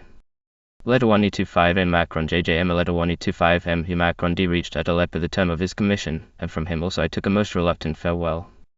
The valley provided me with a zapti whose name was Letter 1225A Macron JJ Najib, a Kurd of unprepossessing appearance, who proved on acquaintance a useful and obliging man, familiar with the district through which we travelled together, and with the people inhabiting it. We were late in starting, Mikhail being sodden with arak and the muleteers and handy with the loads.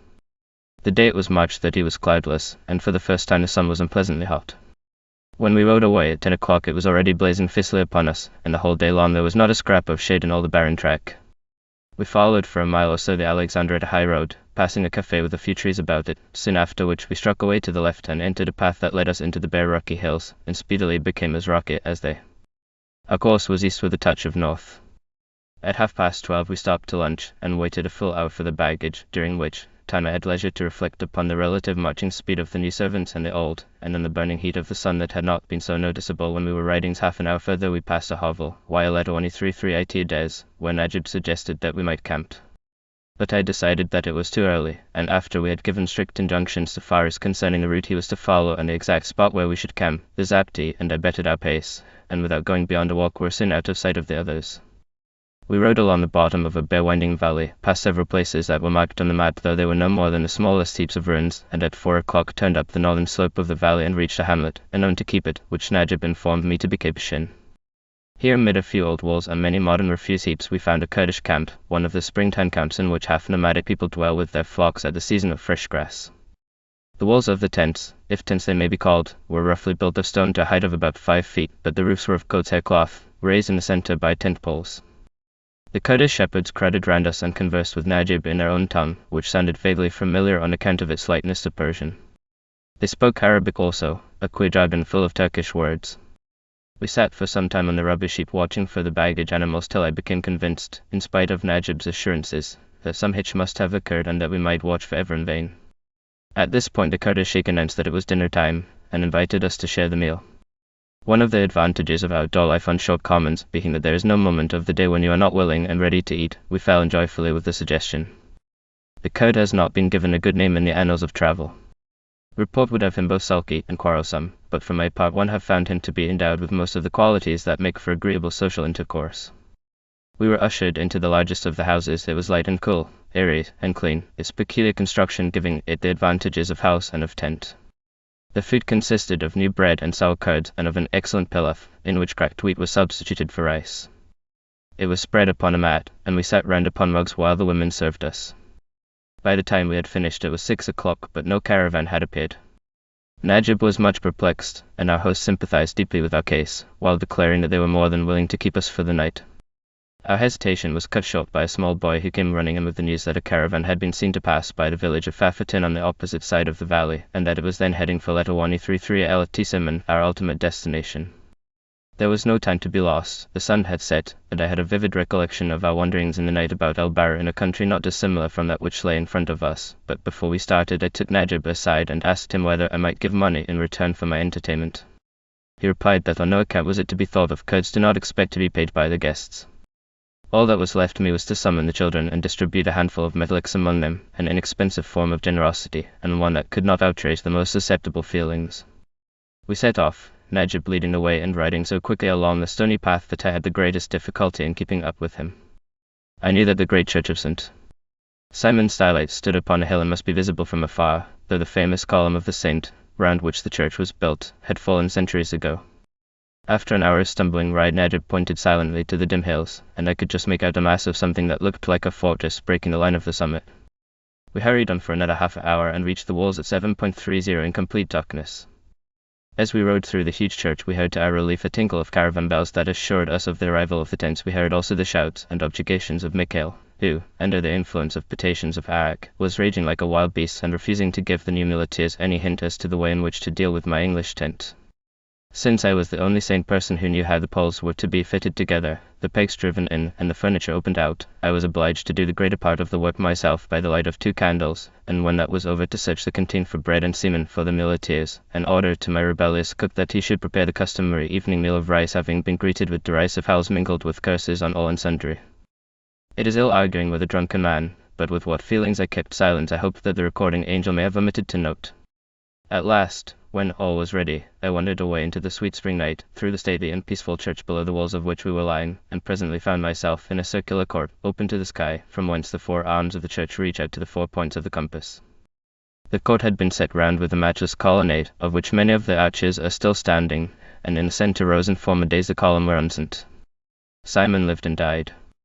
I scrambled over the heaps of ruin till I came to the rock-hewn base of that very column, a broad block of splintered stone with a depression in the middle, like a little bowl, filled with clear rainwater in which I washed my hands and face. There was no moon, the piers and arches stood in ruin and shadowy splendor, the soft air lay still as an unruffled pool, weariness and vexation dropped from the spirit, and left it bare to heaven and a spring. I sat and thought how perverse a trick fortune had played that night on the grim saint. She had given for a night his throne of bitter dreams to one whose dreams were rosy with the deep content that he would have been the first to condemn. So musing I caught the eye of a great star that had climbed up above the broken line of the arcade, and we agreed together that it was better to journey over earth and sky than to sit upon a column all your days. The members of the American Survey have mapped and thoroughly explored the northern mountains as far as Letawani 33L at T-Semen, but neither they nor any other travelers have published an account of the hilly region to the northeast of the shrine. I, who rode through it, and visited almost all the ruined villages, found that it was generally known to the inhabitants as the Jebel Simon, by which title one shall speak of it. The mountains of Simon, with the Jebel Barishar to the southwest, and the Jebel El Elasto further to the west, belonged to the same architectural system as the Jebel Zaudier, through which we had passed on our way to Aleppo. It would be possible to draw distinctions of style between the northern group and the southern. The American architect, Mr. Butler, with his wide experience of the 2 districts, has been able to do so, but to the hasty observer the differences appear to depend chiefly on natural conditions and on the fact that the northern district fell more directly under the influence of Antioch, the city which was one of the main sources of artistic inspiration not for Syria alone in the early centuries of the Christian era. The settlements in the Jebel Simon are smaller, and the individual houses less spacious, possibly because the northern mountains were much more rugged and unable to support so large and wealthy a population. They would seem to have begun earlier and to have reached the highest point of their prosperity a little later, nor did they suffer the period of decline which is evident in the south during the century preceding the Arab invasion. The finest 6th century churches in the north show an almost florid luxuriance of decoration and approached in the latest of the southern churches, all of which are to be dated a century earlier, except the busiest church at RUWE I-125A Macron. It is interesting to observe that the RUWE I-125A Macron church, though it is a little later than letter 133AL at T-Semen, is far more severe in detail, and to this it may be added that even small houses in the north present not infrequently a greater variety and lavishness of decoration than is customary in the south. When the traveller reads the inscriptions on church and dwelling, and finds the dates reckoned in the north always by the year of Antioch, he may be pardoned for surmising that it was the magnificent hand of Antioch that touched here architrave and capital, moulding and string course. The Church of St. Simon was raised not by local effort only but as a tribute to the famous saint from the whole Christian world, and probably it was not executed by local workmen but by the builders and stonecutters of Antioch. If that be so, it is difficult not to attribute the lovely church of Letawani 33 Lblozi to the same creative forces, and a dozen smaller examples, such as the East Church of Ba Macron Letawani 33 Letawani 25, must be due to similar influences. I spent the morning examining the Church of St. Simon and a village at the foot of the hill, which contains some very perfect basilicas and the ruins of a great hostelry for pilgrims. At lunchtime there appeared upon the scene a Kurd, so engaging and intelligent that I immediately selected him to be my guide during the next few days, the district I proposed to visit being blank on the map, stony and roadless. Musa was the name of my new friend, and as we rode together in the afternoon he confided to my private ear that he was by creed a Yazidi, whom the Mohammedans call devil worshippers, though I fancy they are harmless and well-meaning people. The upper parts of Mesopotamia are their home, and from thence Musa's family had originally migrated. We talked of beliefs as we went, guardedly, since our acquaintance was as yet young, and Musa admitted that the Yazidis worship the sun. A very proper object of adoration, Said I, and thinking to please him went on to mention that the Ismailis worshipped both sun and moon, but he could scarcely control his disgust at the thought of such idolatry. This led me to consider within myself whether the world had grown much wiser since the days when St. Simon sat on his column, and the conclusion that I reached was not flattering. The rain interrupted our wanderings among the villages at the foot of Jebel Sheikh Barakat, the high peak to the southeast of Letawani 33 El Atisaman, and drove us home, but the clouds lifted again towards evening, and I, watching from the marvellous west door, saw the hills turn the colour of red copper and the grey walls of the church to gold. Mikhail, depressed and repentant, served me with an excellent dinner, in spite of which I should have dismissed him as St. Simon could have supplied me with another cook. Indeed, I was half inclined to send back to Aleppo for a new man, but the doubt whether I should secure a good servant by proxy, combined with the clemency of indolence, led me to a course of inaction which I attempted to justify by the hope that Mikhail's repentance would be of a lasting nature. Thus for a month we lived on a volcano with occasional eruptions, and were blown up at the end. But enough of this painful subject. Next day I set off with Musa to explore the villages in the Jebel Simon to the east and northeast of the Church of St. Simon.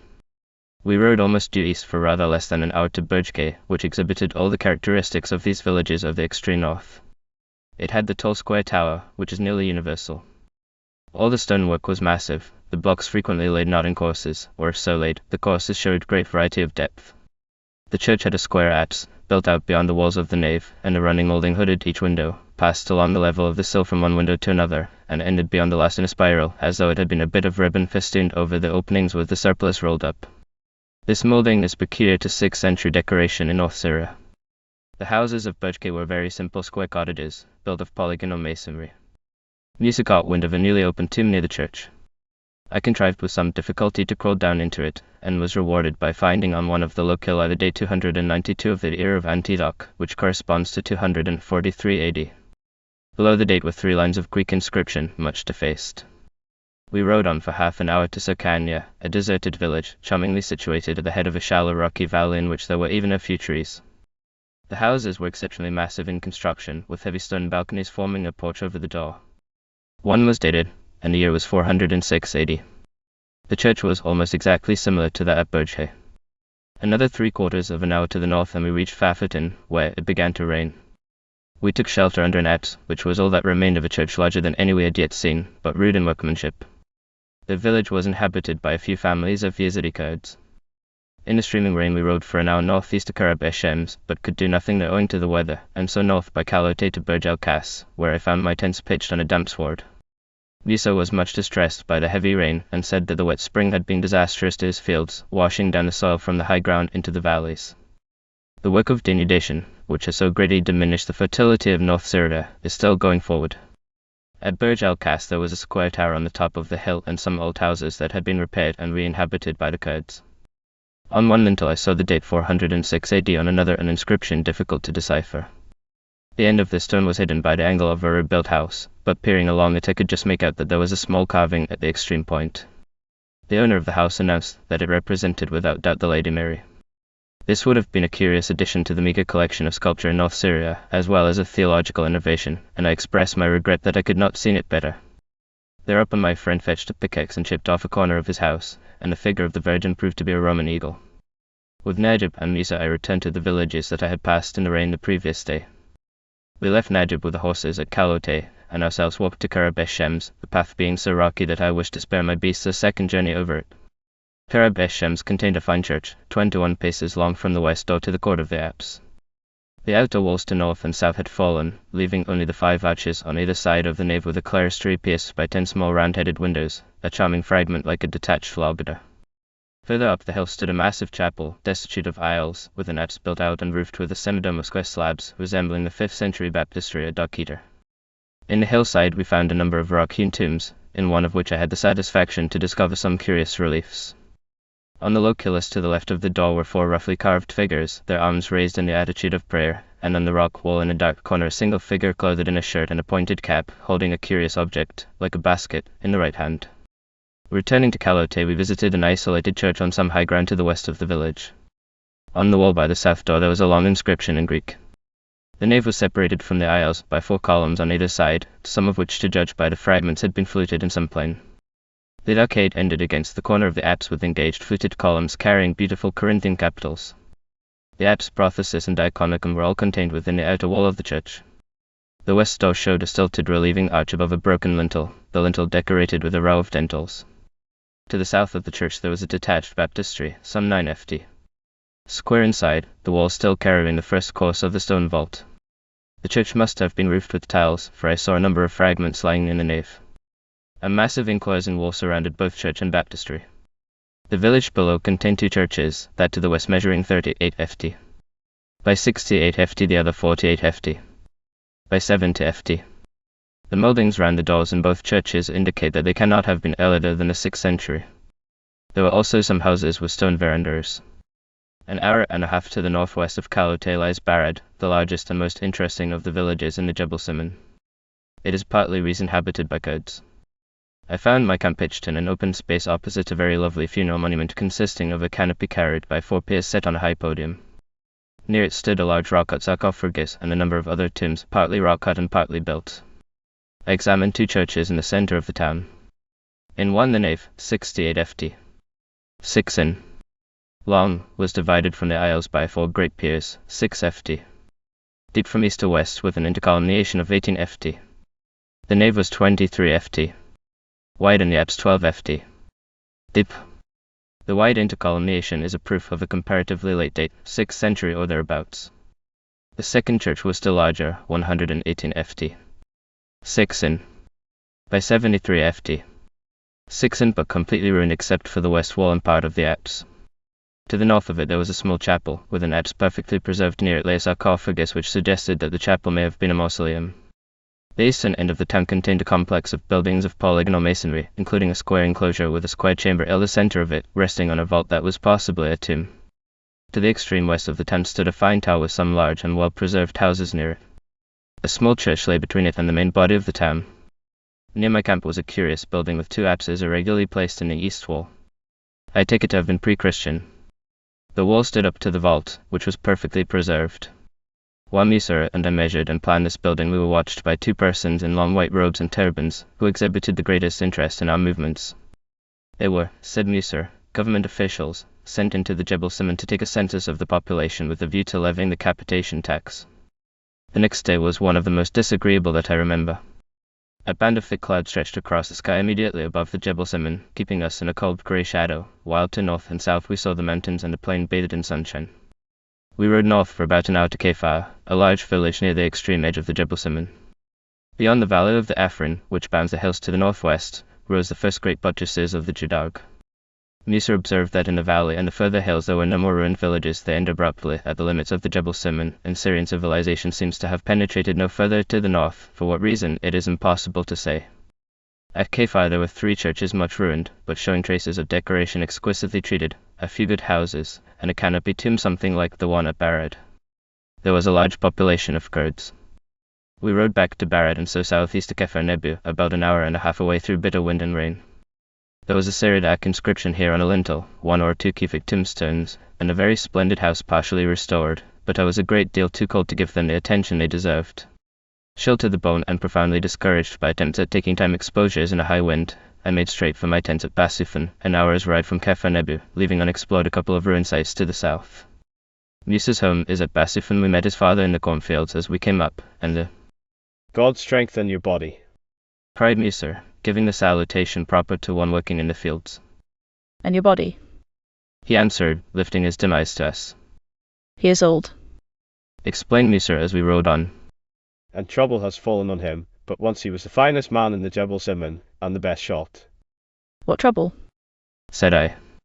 My brother was slain by a blood enemy a few months ago. He answered.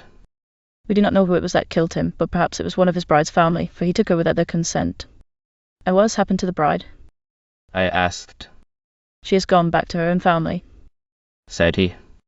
But she wept bitterly. Basifin is used as a psalm of frisch by certain Jews and Christians of Aleppo who come out and live in the houses of the Kurds during the hot months, the owners being at that season in tents. There are a few big trees to the south of the village sheltering a large graveyard, which is occupied mostly by Muslim dead, brought to the spot from many miles round. The valley below boasts a famous spring, a spring that never runs dry even in rainless years when all its sister fountains are exhausted. The Kurds used to grow tobacco on the neighboring slopes, and the quality of the leaf was much esteemed, so that the crop found a ready sale, till the government Regia was established and paid the Kurds such miserable prices that they were unable to make a profit.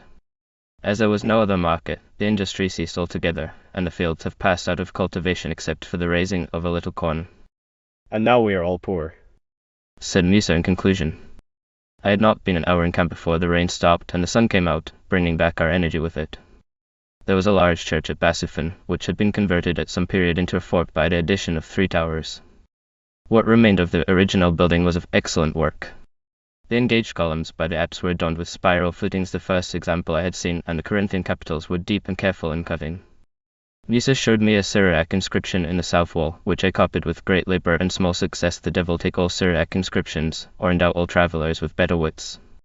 When this was done, there still remained a couple of hours of afternoon light, and I determined to walk over the hills to Burj Ledwani to 5 Eidiza and Kefalab, which I had omitted in the morning owing to the rain and the cold. Musa accompanied me, and took with him his partner. So he was introduced to me, but in what enterprise he shared I do not know. Burj Ledwani to 5 Eidiza was well worth the visit. It contained a square tower and 3 churches, one exceedingly well preserved, with an interesting building annexed to it, perhaps a lodging for the clergy. But the expedition was chiefly memorable on account of the conversation of my 2 companions. With Musa I had contracted, during the 3 days we had passed together, a firm friendship, based on my side on gratitude for the services he had rendered me, coupled with a warm appreciation of the beaming smile that accompanied them. We had reached a point of familiarity where I thought I might fairly expect him to enlighten me on the Yazidi doctrines, for, whatever may be the custom in Europe, in Asia it is not polite to ask a man what he believes unless he regards you as an intimate. Nor is it expedient, it awakens suspicion without evoking a satisfactory answer. I began delicately as we sat in the doorway of the little church at Tifalab by asking whether the Yazidis possessed mosque or church. No, replied Musa. we worship under the open sky. Every day at dawn we worship the sun. Have you? Said I. An imam who leads the prayer. On feast days, Said he, the sheikh leads the prayer, but on other days every man worships for himself. We count some days lucky and some unlucky. Wednesday, Friday and Sunday are our lucky days, but Thursday is unlucky. Why is that? Said I. I do not know. Said Musa. It is so. Are you? I asked. Friends with the Mohammedans, or are you foes? He answered, here in the country round Aleppo, where we are few, they do not fear us, and we live at peace with them, but every year there comes to us from Mosul a very learned sheikh who collects tribute among us, and he wonders to see us like brothers with the Muslimin, for in Mosul, where the Yazidis are many, there is bitter feud. In Mosul our people will now serve in the army, but here we serve like any other. I myself have been a soldier. Have you holy books? Said I. without doubt. Said he, and I will tell you what our books teach us. When the end of the world is near, Hadad Madad will appear on earth. And before his time the race of men will have shrunk in stature so that they are smaller than a blade of grass, but Hadad Madad is a mighty giant.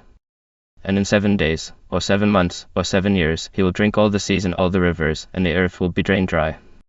And then, Said the partner, who had followed Musa's explanation eagerly. out of the dust will spring a great worm, and he will devour Hadad Madad.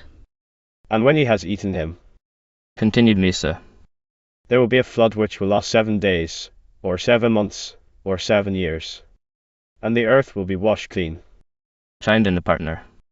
And then will come the Mahdi.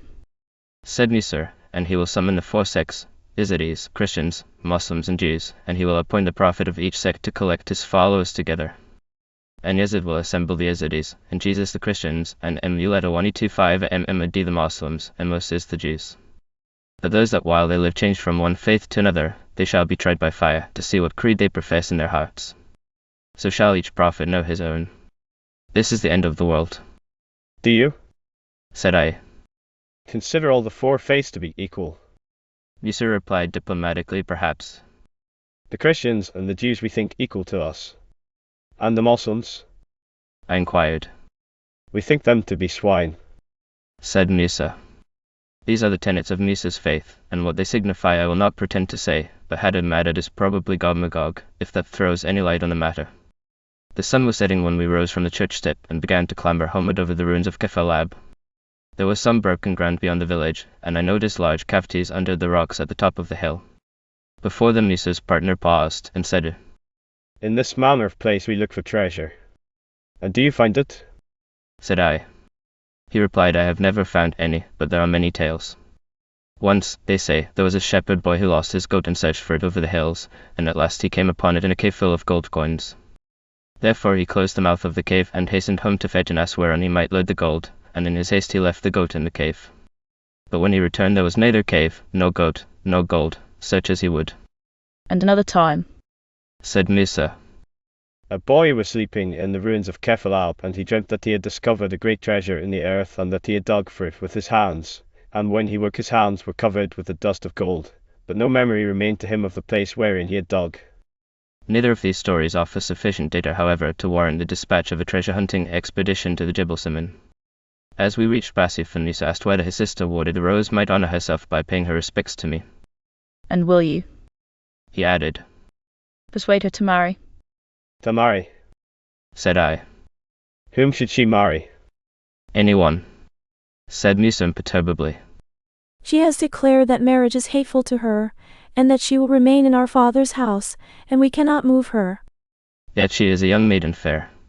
She looked very fair, and modest besides, as she stood at the door of my tent in a pretty dress of the Kurdish women, with a bowl of kaimak in her hands, a propitiatory gift to me, and I confess I did not insist upon the marriage question, thinking that she could best manage her own affairs. She brought me new bread for breakfast next morning, and begged me to come and visit her father's house before I left. This I did, and found the whole family, sons and daughters-in-law and grandchildren, assembled to welcome me, and though I had but recently breakfasted, the old father insisted on setting bread and bowls of cream before me. That the bond of hospitality may be between us. Fine, well-built people were they all, with beautiful faces, illumined by the smile that was Musa's chief attraction. For their sake the Kurdish race shall hold hereafter a large place in my esteem. Chapter Roman 13. We started from Basufan at 8 o'clock on the morning of April 4, and rode south by incredibly stony tracks, leaving Leda 133 Al-Atisam to the west and skirting round the eastern flanks of the Jebel Sheikh Barakat. Musa declared that he must accompany us on the first part of our way, and came with us to Deir Azeh, a large Mohammedan village of from 300 to 400 houses. Here he left us, and we went down into the fertile plain of Samida, ringed round with the slopes of the Jebel Eta 125 L Eta 133H. At midday we reached the large village of Dana, and lunched by the famous 3rd century tomb that de Vaugray published, to my mind the loveliest of the smaller monuments of North Syria, and worthy in its delicate simplicity to stand by the Karagic monument of Lysocrates at Athens. There was nothing else to detain us at Dana, and having waited for the baggage animals to come up I sent them on with Mikhail and a local guide, bidding them meet Najib and meet at the ruins of De Leda 125 ES. After some consultation Najib and the local man decided on the spot, known to me only from the accounts of travellers, and it was not till we had reached it that I discovered that we were at M Leda 125 ES instead of D Leda 125 ES. It was all one, however, since we had met and found the place to be a convenient camping ground. From Dana, Najib took me north along the Roman road by a Roman triumphal arch, the Bab el-Hawar, finely situated at the entrance of a rocky valley. We rode along this valley for a mile or two, passing a ruined church, and struck up the hills to the west by a gorge that brought us out onto a wide plateau close to the deserted village of Kaysejber. We went on to the village of Babaskar, through country which was scattered with flowers and with groups of ruined houses and churches. The heart leapt at the sight of such lonely and unravished beauty. On these hilltops it was difficult to say where stood B.A. Macron Letter 1E33I A Letter 1E25 the town I wished to visit, but near Babaskar we found a couple of shepherd tents, and from one of the inhabitants inquired the way. The shepherd was a phlegmatic man. He said there was no road to B.A. Macron Letter 1E33I A Letter 1E25 and that the afternoon had grown too late for such an enterprise. Moreover, he himself was starting off in another direction with a basket of eggs and could not help us. I, however, had not ridden so many miles in order to be defeated at the last, and with some bullying and a good deal of persuasion we induced the shepherd to show us the way to the foot of the hill on which beat a macron letter 133I our letter 125 stands. He walked with us for an hour or so, then pointed towards the summit of the Jebel Barisha and saying, "There's beat a macron letter 133I our letter 125. He left us abruptly and returned to his basket of eggs. High up on the mountainside we saw the ruins bathed in the afternoon sun, and having looked in vain for a path we pushed our horses straight in among the boulders and breaks of flowering thorn. But there is a limit to the endurance even of Syrian horses, and ours had almost reached it after a long day spent in clambering over stones. We had still to get into camp. Heaven alone knew how far away, yet I could not abandon the shining walls that were now so close to us upon the hill, and I told the reluctant Najib to wait below with the horses while I climbed up alone. The day was closing in, and I climbed in haste, but for all my haste the scramble over the steep rocks, half buried in flowers and warm with the level sun, is a memory that will not easily fade. In half an hour I stood at the entrance of the town, below a splendid basilica rich in varied beauty of decoration and design. Beyond it the ruined streets, emptied of all inhabitants, lay along the mountainside, houses with carved balconies and deep arched doorways, columned marketplaces, and the golden sunlight over all. But I was bent upon another pilgrimage. A broad and winding road led up above the town until it reached the boundary of the flowered slopes, and nothing except the short rocky face of hill lay between the open ground where the path ended and the summit of the range. The mountain was cleft this way and that by precipitous gorges, enclosing between their escarpments prospects of summit fertile plain, and at the head of the gorges on a narrow shelf of ground stood a small and exquisite temple. I sat down by the gate through which the worshippers had passed into the temple court. Below me lay the northern slopes of the Jebel Barisha and broad fair valleys and the snow-clad ranks of the Jaddag veiled in a warm haze. Temple and town and hillside were like deserted save that far away upon a rocky spur shepherd boy piped a wild sweet melody to his scattered flocks. The breath of the reed is the very voice of solitude, shrill and clear and passionless it rose to the temple gate, borne on deep waves of mountain air that were perfumed with flowers and coloured with the rays of the low sun. Men had come and gone, life had surged up the flanks of the hills and retreated again, leaving the old gods to resume their sway over rock and flowering thorn, in peace and loneliness and beauty. So at the gate of the sanctuary I offered praise, and having given thanks went on my way rejoicing. Najib welcomed me back with expressions of relief. "My God," said he, "I have not smoked a single cigarette since I lost sight of your Excellency, but all this hour I have said, please God, you will not meet with the robber among the rocks." Therewith, to make up for lost opportunity, he lighted the cigarette that his anxiety had not prevented him from rolling during my absence, and though I will not undertake to affirm that it was indeed the only one, the sentiment was gratifying. I thought at the time, but next day's march proved me to be wrong, that we rode down to the plain of Surmadar by the roughest track in the world. When we got to the foot of the hill we turned up a valley to the south, a narrow ribbon of cultivation winding between stony ranges. Presently, it widened, and we passed a large modern village, where we received the welcome news that our camp had been seen ahead. At 6:15 we struggled into M-E-1E25ES or D-E-1E25ES, whichever it may have been, feeling that our horses would have been put to it if they had been asked to walk another mile. An enchanting camp was M-E-1E25ES. It was not often that I could pitch tents far from all habitation. The muleteers pined for the sow curds and other luxuries of civilization, and indeed I missed the curds too, but the charm of a solitary camp went far to console me. The night was still and clear, we were lodged in the ruined nave of a church, and we slept the sleep of the blessed after our long ride. There was one more ruin that I was determined to visit before I left the hills. It was the church of letter 133LB Lozi, which from description seemed to be, as indeed it is, the finest building after letter 133L Simon in all North Syria. I sent the baggage animals round by the valleys, with strict, but useless, injunctions to Faris that he was not to dawdle, and set out with Mikhail and Najib to traverse on horseback 2 mountain ranges, the Jebel Barisha and the Jebel El-La. It is best to do rock climbing on foot, but if anyone would know the full extent of the gymnastic powers of a horse, he should ride up the Jebel El-La to letter 133LB Lozi. I had thought myself tolerably well versed in the subject, but I found that the expedition widened my experience not a little.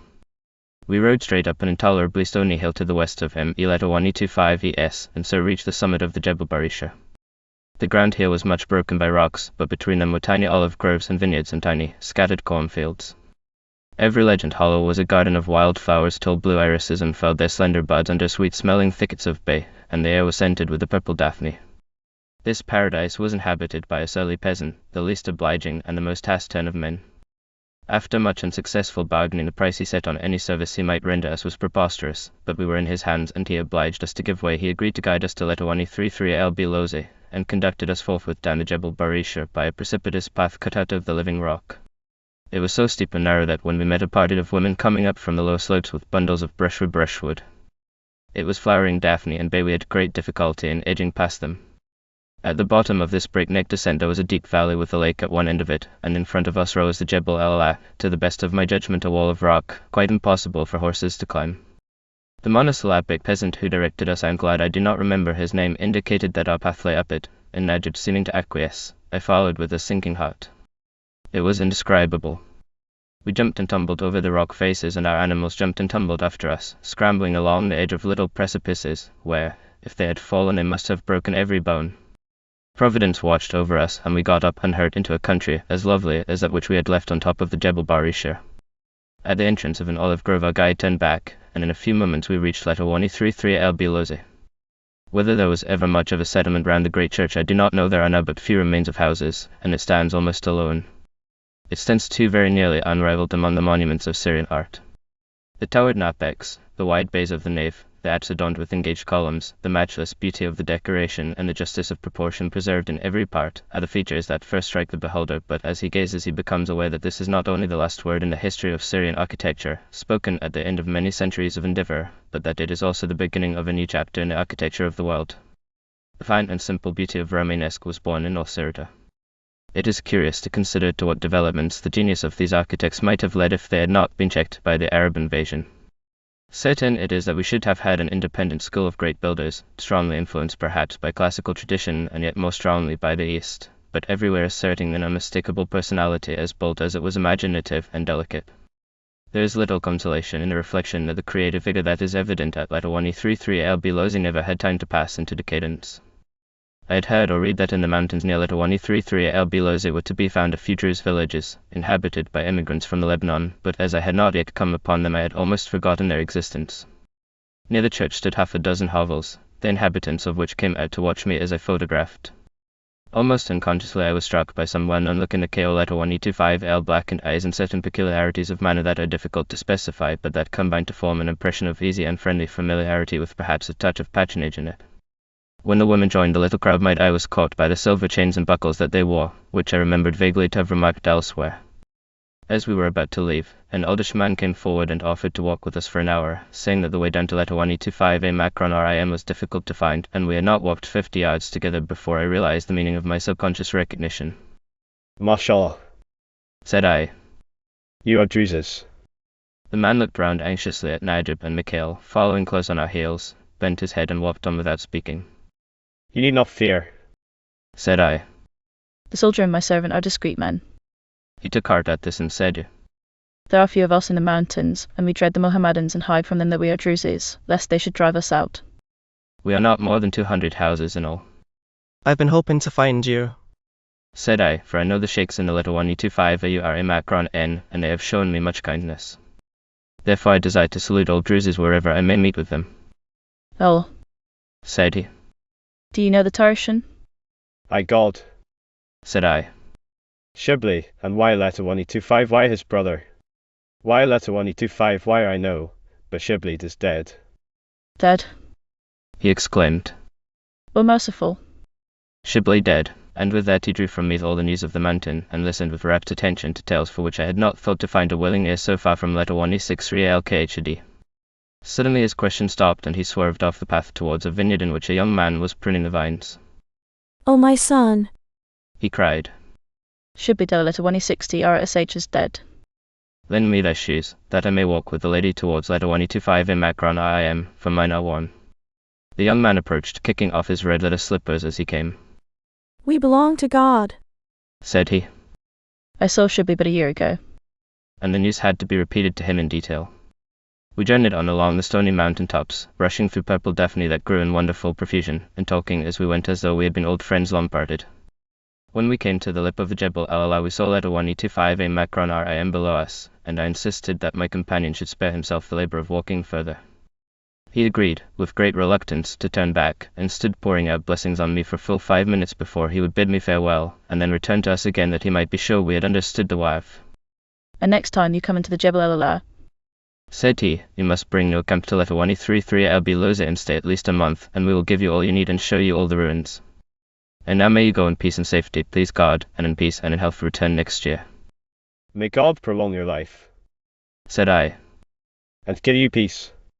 So we separated, and my heart was warm with an affection for his people which it is never difficult to rekindle. Cruel in battle, and maybe the evidence against them is overwhelming. Some have pronounced them treacherous, others have found them grasping, but when I meet a Druze I do not hesitate to greet a friend, nor shall I until my confidence has been proved to have been misplaced. Letter 1E25A Macron RIM Castle stands on a mound at the entrance of one of the few gorges that give access to the Jebel El Ala. Beyond it lies the great Orange plain that was a granary in old days to the city of Antioch. Much of the northern part of the plain was under water, the swampy lake, which the Syrians call El Biel Letter 1E25R, having been extended by the recent rains to its fullest limit. We turned south from Letter 1E25A Macron RIM and rode along the foot of the slopes of the Jebel El Ala to SL Letter 1E33I Macron N, a memorable ride by reason of the exceeding beauty of the land through which we passed. I have seen no such abundant fertility in all Syria. Groves of olive and almond shared the fat ground with barley and oats, tangled thickets of gorse and broom, daphne and blackberry, edged the road, and every sunny spot was blue with iris salosa. SL Letter 1E33I Macron in itself lay in a wooded valley amid countless numbers of olive trees that stretched almost to the Oron's, several miles away. We dismounted before we reached the town in an open spot between olive gardens. It was 5 o'clock, but Faris had not arrived, and we disposed ourselves comfortably under the trees to wait for him. Our advent caused some excitement among the people who were sitting on the grass enjoying the evening calm before long. One, who was evidently a person of consideration, strolled up to us, accompanied by a servant, and invited me to come and rest in his house. He was a portly man, though he had barely touched middle age, and his countenance was pleasant. I accepted his invitation, thinking I might as well see what SL Letter 1E33I Macron had to offer. Opportunities of enlarging the circle of your acquaintance should always be grasped, especially in foreign parts. I soon found that I had fallen into the hands of the wealthiest inhabitant of the town. MU Letter 1E25 Adi Ali Aga is son to Rustam Aga, who is by birth a Circassian, and was servant in the great Circassian family of Kakazade of Letter 1E25 Macron Dia, and that is their Arabic name. The Persians call them Kakudazade. The Kakazades migrated to Aleppo 2 centuries back. By such transactions as are familiar to Circassians, they grew exceedingly rich and are now one of the most powerful families in Aleppo. Their servants shared in their prosperity, and Rustam Aga, being a careful man, laid by enough money to buy land at SL Letter 1E33 Macron near his master's large estate in the Orange Valley. Fortune favored him so well that the hand of a daughter of the Kaka house was accorded to his son. I did not learn all these details at once, and was astonished while I sat in MU Letter 1E25 Adi Ali's harem to observe the deference with which he treated his wife, wondering why the sharp-featured, bright-eyed little lady who had borne him no son should be addressed by her husband with such respect, for I did not then know that she was sister to Rashid Aga Kakadazade. MU Letter 1E25 Adi Ali's only child, a girl of 6 years old, what though she were of so useless a sex, was evidently the apple of her father's eye. He talked to me long of her education and prospects, while I ate the superlatively good olives and cherry jam that his maid-servant set before me. The Khanum was so gracious as to prepare the coffee with her own hands, and to express admiration of the battered felt hat that lay, partly concealed by its purple and silver kerchief, on the divan beside me. "Oh, the beautiful European hat," said she. Why do you wear a mendel over it when it is so pretty? And with this she stripped it of the silk scarf and camel's hair rope, and placing it in all its naked disreputableness on her daughter's black curls, she declared that it was the most becoming headdress in the world. At 6 o'clock news was brought that my baggage animals had arrived, but before I could be allowed to return to my tent Rustam Aga had to be visited. He was lying on a couch heaped with wadded silken coverlets in an upper chamber overlooking the beautiful rushing stream and the 2 great cypresses that add much to the picturesqueness of SL Letter 1E33 Macron N. These trees stand like tall black sentinels before the gate of the house, which is the first and the largest in the winding village street. Rustam Aga was very old and very sick. His face lay like the face of a corpse upon the pale primrose silk of the bedclothes. He seemed to be gratified by my visit, though when he opened his lips to greet me he was seized with such an intolerable fit of coughing that his soul was almost shaken out of his body. As soon as he recovered he asked for the latest tidings of Russia and Japan, and I marveled that he, who seemed so near his end, had the patience to ask anything of us, but whether we could see the lighting gunner with the scythe hobbling up between the cypresses at the door. As I sat down to dinner in my tent, 2 of MU Letter 1E25 Adi Ali's servants staggered into camp bearing a large jar of olives grown in the gardens of SL Letter 1E33 Macron and preserved in their own oil. They brought 2 requests from the master that he might come and spend an hour with me, and I sent back a message praying that he would honor me. He appeared later, with 1 or 2 people in attendance to carry his hubble-bubble, and settled himself for a comfortable chat to the gurgling accompaniment of the water pipe, a soothing and an amicable sound conducive to conversation. He told me that SL letter 1E33I Macron N was one of the many Seleucias, and that it had been founded by Seleucus I himself as a summer resort for the inhabitants of Antioch. The spot on which I was camped, said he, and the graveyard beyond it, formed the site of this illicit town. And whenever we dig a grave we turn up carved stones and sometimes writing. It seems not unnatural that the fertile foothills should have been selected by the people of Antioch for the country houses, but I have no further evidence to support the statement. He said also that his brother-in-law, Rashid Aga, was staying with him, and he expressed a hope that I would call on him before I left next day. If Rashid Aga Kakilazade is the chief magnate of the district, he is also the chief villain. I found him sitting in the early morning under the cypresses by the foaming stream, and a more evil face in a sweetest setting and lighted by a fair sun it would have been hard to picture.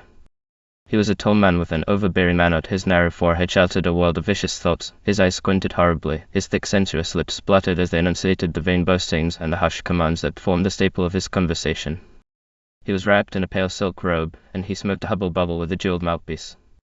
By his side lay a bunch of spring flowers, which he lifted and smelled at as he talked, finally offering the best of them to me. It is one of the privileges of the irresponsible traveller that he is not called upon to eschew the company of rogues, and when I found that my friend Emuleta 1E25 Ahmadi Ali was about to accompany Rashid Aga to the latter's house at Alani and that this lay upon my path, I agreed to their suggestion that we should start together. The animals were brought out, we mounted under the cypresses and trotted off through olive groves towards the Orontes Valley. Rashid Aga rode a splendid Arab mare. Her black livery shone with the grooming she had received. She was lightly bitted, her headstall was a silver chain, her bridle was studded with silver ornaments, her every movement was a pleasure to behold. Her master appealed repeatedly to Emuleta 1E25 Ahmadi Ali, who jogged along by his side on a fine mule, for admiration of his mount, and when the latter had replied obsequiously with the required praise, his words were taken up and reinforced by an old fat man who rode with us upon a lean pony. He was jester and flatterer in ordinary to the Kakidazade, and, if his countenance spoke truly, pandered to his employer's vices and connived at his crimes among such strange company I had fallen that April morning. Letter 1E25 Macron JJ Najib trotted along contentedly enough behind us, but Mikhail, whose sense of the proprieties was strong, could barely conceal his disapproval, and answered in monosyllables when the jester or Rashid Aga addressed him, though he unbent to Emuleta 1E25 Ahmadi Ali, whom he judged and rightly to be of another clay. We rode for an hour over soft springy ground, Rashid pointing out the beauties of his property as we went. All these olive gardens are mine, said he, by God and the prophet of God. There are no such olives in the land. Every year I come out from Aleppo and see to the olive harvest with my own eyes, lest the knaves who work for me should cheat me, God curse them. And therefore I have built myself a house at Alani. God knows a man should make himself comfortable and live decently. But you shall see it, for you must eat with me, my table is spread for all comers. And around the house I have planted fields of mulberry trees, the 10,000 stripling trees I have set in the last 5 years. I shall raise silkworks, please God, in great number. O Youssef, show her the boxes of eggs that came from the land of France. The jester drew out of his breast a little cardboard box marked with the brand of a French firm, but before I could express my respect for the Aga's industry his attention had been distracted by some peasants who were pruning the olives not to his liking, and he spurred his mare up to the trees and poured out volleys of oaths and execrations upon the unfortunate men, after which he returned to my side and resumed the tale of his own prowess. The house was large and new, and furnished throughout with plush and gilt-framed mirrors. Nothing would satisfy the Aga but that I should see and admire every corner, and the jester gave me the lead in praise and congratulation. From him I gathered that I was chiefly called upon to exalt the merits of the iron stoves that were prominent in each of the rooms. No doubt they added to the comfort if not to the picturesqueness of the establishment. This over, we sat down on a divan to wait till lunch was ready. The Aga employed the time in relating to me with an overemphasized indignation his struggles against the corrupt and oppressive government under which he lived, but he omitted to mention that what he suffered at the hands of those above him he passed on with interest to those below. By God, he spluttered, you have seen how I labor among my olive trees, how I plant mulberries and send for the silkworm eggs from afar, that I may make a new trade at Alani. Is the Varley grateful? No, by the prophet. He sends his men and they say stop, till we see how much more we can tax you. And when I would have set up a mill by the river for the grinding of my corn, they said to stop. It is not lawful. Then they sent for me in the middle of the harvest, and I rode hastily to Aleppo, and day by day and week by week they kept me waiting, and forbade me to leave the city. And by God, shouted the Aga, thumping on a little inlaid table with his fist, I baffled them. I went to the letter 1E33 Macron letter 1E0di, and said, from whom is the order? He said, or from the Varley. Then I went to the Valley and said, from whom is the order? And he answered, I know not, perchance from the letter 1E33 Macron letter 1E0di. And I bade them put it in writing, but they dared not, and so they let me go. In the middle of these tales 3 visitors were announced. They took a deferential seat on the opposite divan, and expended themselves in salutations and compliments. The Aga received them, as an emperor might receive his subjects, and one of them presently seized the opportunity of saying to me in a stage whisper audible to all, You have seen what manner of man is the Aga? He is like a king in this country. Whereat the Aga grew yet more regally gracious. We sat down at last to a board loaded with every variety of Syrian delicacy, and few cuisines can beat the Syrian at its best. The Aga talked and ate with equal eagerness, and pressed one dish after another upon his guests. When the feast was in full swing, a servant came to him, and said that there was a certain Fella Macron letter 125 who wished to speak with him. Let him come, said the Aga indifferently. A ragged peasant figure appeared in the doorway and gazed with eyes half sullen, half frightened at the company, and the profusion of delicate meats. Peace be upon you, O Aga, he began. But as soon as he saw the suppliant, the Aga started to his feet in a very fury of passion. His face became purple, his squinting eyes started from his head, and he thumped the table with his clenched fist while he cried, Begone. And may God curse you and your offspring, and destroy your father's house. Begone, I tell you, and bring the money, or I will send you to prison with your wife and your family, and you shall starve there till you die. O Aga, said the man with a certain dignity that faced the other's rage. A little time. Grant me a little time. Not a day. Not an hour, yelled the Aga. Away. Go. And tonight you shall bring me the money. The peasant vanished from the doorway without another word. The Aga sat down and continued his interrupted conversation, and his interrupted me and the other guests ate on, as if nothing had happened, but I felt a little ashamed of my place at Rashid's right hand, and I was not sorry to bid him farewell. The Aga sent us down to the Orans and caused us to be conveyed across the stream in his own ferryboat. When we reached the other side, Mikhail ostentatiously took a crust from his pocket and began to eat it. Have you not eaten at Alani? said I. I do not eat with such as he, replied Mikhail stiffly. At this Najib, whom no such scruple had withheld from enjoying the unwanted luxury of an ample meal, nodded his head and said, The Aga is an evil man, may God reward him according to his deeds. He squeezes their last metallic from the poor, he seizes their land, and turns them out of their houses to starve. And worse than that, said Mikhail darkly. My God, said Najib. every man who has a fair wife or a fair daughter stands in fear of him, for he will never rest until the woman is in his hands. By God and Emuleta 125 Muhammadi, the prophet of God. Many a man has he killed that he might take his wife into his own harem, and no one is hated more than he. cannot the law prevent him? Said I. Who shall prevent him? Said Najib. He is rich, may God destroy his dwelling. O Mikhail, Said I as we picked our way across the muddy fields. I have travelled much in your country, and I have seen and known many people, and seldom have I met a poor man whom I would not choose for a friend, nor a rich man whom I would not shun. Now how is this? Does wealth change the very heart in Syria? Well, look here, in my country not all the powerful are virtuous, but neither are they all rogues. And you and the Druze of letter 133 Albilose and use of the Kurd, would you too, if you had means, become like Rashid Aga? O lady, said Mikhail, the heart is the same, but in your country the government is just and strong, and every one of the English must obey it, even the richer, whereas with us there is no justice, but the big man eats the little, and the little man eats the less, and the government eats all alike. And we all suffer after our kind and cry out to God to help us since we cannot help ourselves. But at least I did not eat the bread of Rashid Aga, concluded Mikhail rather sententiously, and at this Najib and I hung our heads. Then followed 5 hours of the worst travelling. It may have been a judgment upon Najib and me for sitting at the table of the wicked, but, like most of the judgments of Providence, it fell impartially on the just and the unjust, for Mikhail endured as much as we. All that we had suffered the day before from the rocks we now suffered at the opposite end of the scale from the mud. The torture was 1,000 times more acute. For 5 hours we crossed hills of earth on which there was never a stone, but the sticky slime of the slopes alternated with deep sloughs, where our horses sank up to the girths, and when at last we emerged from this morass into the Orange Valley, man and beast were exhausted. The rising ground, which we had left, now rose into rocky ridges and peaks. The broad valley lay on our right hand, half full of flood water, and beyond it stood a splendid range of mountains. It was not long before we caught sight of the Byzantine towers and walls crowning the ridges to the left, and between hedges of flowering bay we stumbled along the broken pavement of the Roman road that led to Antioch. The road was further occupied by a tributary of the Orans, which flowed merrily over the pavement. It was with some excitement that I gazed on the city of Antioch, which was for so many centuries a cradle of the arts and the seat of one of the most gorgeous civilizations that the world has known. Modern Antioch is like the pantaloon whose clothes are far too wide for his lean shanks. The castle walls go climbing over rock and hill, enclosing an area from which the town has shrunk away. But it is still one of the loveliest of places, with its great ragged hill behind it, crowned with walls, and its clustered red roof stretching down to the wide and fertile valley of the Orontes. Earthquakes and the changing floods of the stream have overturned and covered with silt the palaces of the Greek and of the Roman city, yet as I stood at sunset on the sloping sward of the N-Oletawani-6 Riyyeh graveyard below Mount Silpius, where my camp was pitched, and saw the red roofs under a crescent moon, I recognized that beauty is the inalienable heritage of Antioch. Chapter Roman 14.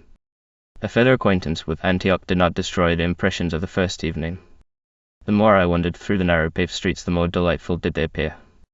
Except the main thoroughfare, which is the bazaar, they were almost empty. My footsteps on the cobblestones broke 3 years of silence.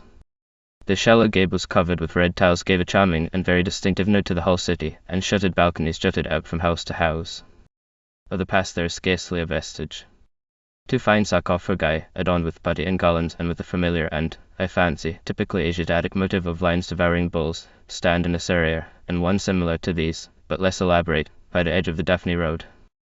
I saw, too, a fragment of a classical entablature in the courtyard of a Turkish house, and a scrap of wall in the main street that may certainly be dated earlier than the Mohammedan invasion. Its courses of alternate brick and stone resembled the work on the Acropolis. For the rest, the Antioch of Seleucus Achator is a city of the imagination only. The island on which it was built has disappeared owing to the changing of the river bed, but tradition places it above the modern town. The banks of the Orontes must have been lined with splendid villas. I was told that the foundations of them were brought to light whenever a man dug deep enough through the silt, and that small objects of value, such as coins and bronzes, were often unearthed. Many such were brought to me for sale, but I judged them to be forgeries of an unskilful kind, and I was confirmed in my opinion by a Turkish pasha, Rifat Aga, who has occupied his leisure in making a collection of antiquities. He possesses a fine series of Seleucid coins, the early Anelia as good as the best Sicilian, the late Anelia as bad as the worst Byzantine, and a few bronze lamps, one of which, in the shape of a curly-haired Eros head, is a beautiful example of Roman work. The Aga presented me with a small head, which I take to have been a copy of the head of Antioch with a high crown, and though it was but roughly worked, it possessed some distinction borrowed from a great original. 40 years ago the walls and towers of the Acropolis were still almost perfect. They are now almost destroyed. The inhabitants of Antioch declare that the city is rocked to its foundations every half-century, and they are in instant expectation of another upheaval, the last having occurred in 1862, but it is prosperity, not earthquake, that has wrought the havoc in the fortress. The town is admirably situated in its rich valley, and connected with the port of Alexandria by a fairly good road. It might easily become a great commercial center, and even under Turkish rule it has grown considerably in the past 50 years, and grown at the expense of the Acropolis. To spare himself the trouble of quarrying, the Oriental will be deterred by no difficulty, and in spite of the labor of transporting the dressed stones of the fortress to the foot of the exceedingly steep hill on which it stands, all the modern houses have been built out of materials taken from it. The work of destruction continues. The stone facing is quickly disappearing from the walls, leaving only a core of rubble and mortar which succumbs in a short time to the action of the weather. I made the whole circuit of the fortress one morning, and it took me 3 hours. To the west of the summit of Mount Silpius a rocky cleft seamed the hillside. It was full of raw-cut tombs, and just above my camp an ancient aqueduct spanned it. On the left hand of the cleft the line of wall dropped by precipitous rocks to the valley. Where large fragments remained, it was evident that the stone facing had alternated with bands of brick, and that sometimes the stone itself had been varied by courses of smaller and larger blocks. The fortifications embraced a wide area, the up part leading by gentle slopes covered with brushwood and ruined foundations to the top of the hill. In the west wall there was an narrow massive stone door, with a lintel of jointed blocks and a relieving arch above it. The south wall was broken by towers. The main citadel was at the southeast corner. From here the walls dropped down again steeply to the city, and passed some distance to the east of it. They can be traced, I believe, to the Orontes. I did not follow the course, but climbed down from the citadel by a stony path into a deep gorge that cuts through the eastern end of the hill. The entrance to this gorge is guarded by a strong wall of brick and stone, which is called the Gate of Iron, and beyond it the fortifications climb the opposite side of the ravine and are continued along the hilltop. I do not know how far they extended. The ground was so rough and so much overgrown with bushes that I lost heart and turned back. There was a profusion of flowers among the rocks, marigold, asphodel, cyclamen and iris. Beyond the gorge of the Iron Gate, on the hillside facing the Orontes, there is a cave which tradition calls the Cave of St. Peter. The Greek communion has erected a little chapel at its mouth. Yet further along the hill is a still more curious relic of ancient Antioch, the head of a sphinx carved in relief upon a rock some 20 ft. high. Folded about her brow she wears a drapery that falls on either side of her face and ends where the throat touches the bare breast. Her featureless countenance is turned slightly up the valley, as though she watched for one that shall yet come out of the east. If she could speak she might tell us of great kings and gorgeous pageants, of battle and of siege, for she has seen them all from a rock on the hillside. She still remembers that the Greeks she knew marched up from Babylonia, and since even the Romans did not teach her that the living world lies westward, I could not hope to enlighten her, and so left her watching for some new thing out of the east. There was another pilgrimage to be made from Antioch. It was to Daphne, the famous shrine that marked the spot where the nymph baffled the desire of the god, the House of the Waters it is called in Arabic. It lies to the west of the town, about an hour's ride along the foot of the hills, and in the spring a more enchanting ride could not be found. The path led through an exquisite boscage of budding green, set thickly with flowering hawthorn and with the strange purple of the Judas tree. Then it crossed a low spur and descended into a steep valley through which a stream tumbled towards the Orontes. No trace remains of the temples that adorn this fairest of all sanctuaries. Earthquakes and the mountain torrents have swept them down the ravine. But the beauty of the site has not diminished since the days when the citizens of the most luxurious capital in the east dallied there with the girls who served the god. The torrent does not burst noisily from the mountain side, it is born in a deep still pool that lies, swathed in a robe of maidenhair fern, in thickets, annihilating all that's made to a green thought in a green shade. From the pool issues a translucent river, unbroken of surface. Narrow and profound it runs into swirls and eddies and then into foaming cataracts and waterfalls that toss their white spray into the branches of mulberry and plane. Under the tree stand 11 watermills. The ragged millers are the only inhabitants of Apollo's shrine. They brought us walnuts to eat by the edge of the stream, and small antique gems that had dropped from the ornaments of those who sought pleasures less innocent perhaps than ours by the banks of that same torrent. It is impossible to travel in North Syria without acquiring a keen interest in the Seleucid kings, backed by a profound respect for their achievements in politics and in the arts. I was determined therefore to visit before I pushed north the site of Seleucia, the port of Antioch, and the burial place of Seleucus Nicator. Inland capital and seaport sprang into being at the same moment, and were both part of one great conception that turned the lower reaches of the Orontes into a rich and populous market. In those days kings could create world-famous cities with a wave of the scepter, and the Seleucids were not backward in following the example Alexander had set them. Like a paymere, Seleucia has shrunk to the size of a hamlet, or perhaps it would be true to say that it has split up into several hamlets covered by the name of Swadiae. The nomenclature is confusing, as each group of farms or huts has a separate title. The spacing of the population at the mouth of the Orontes is due to the occupation in which the inhabitants of the villages are engaged. They are raisers of silkworms, an industry that requires during about a month in the spring such continuous attention that every man must live in the center of his mulberry groves, and is consequently separated by the extent of them from his neighbors. After 3 hours' ride through a delicious country of myrtle thickets and mulberry gardens we reached Swadiae, a military post and the most important of the scattered villages. Here for the first and only time on my journey I was stopped by an officer, the worse for Arak, who demanded my passport. No passport I had none. I had lost it in the Jebel Zawiya when I lost my coat, and it is a proof of how little bound by red tape the Turkish official can show himself to be that I travelled half the length of the Ottoman Empire without a paper to my name. On this occasion the Zapti who was with me demonstrated with some heat that he would not have been permitted to accompany me if I had not been a respectable and accredited person, and after a short wrangle we were allowed to pursue our way. The reason of this meticulous exactitude was soon made clear. The villages on the coast contain large colonies of Armenians. They are surrounded by military stations to prevent the inhabitants from escaping either inland to other parts of the empire or by sea to Cyprus, and the comings and goings of strangers are carefully watched. One of the objects that the traveller should ever set before himself is to avoid being drawn into the meshes of the Armenian question. It was the tacit conviction of the learned during the Middle Ages that no such thing as an insoluble question existed. There might be matters that presented serious difficulties, but if you could lay them before the right man, some Arab in Spain, for instance, omniscient by reason of studies into the details of which it was better not to inquire, he would give you a conclusive answer. The real trouble was only to find your man. We, however, have fallen from that faith.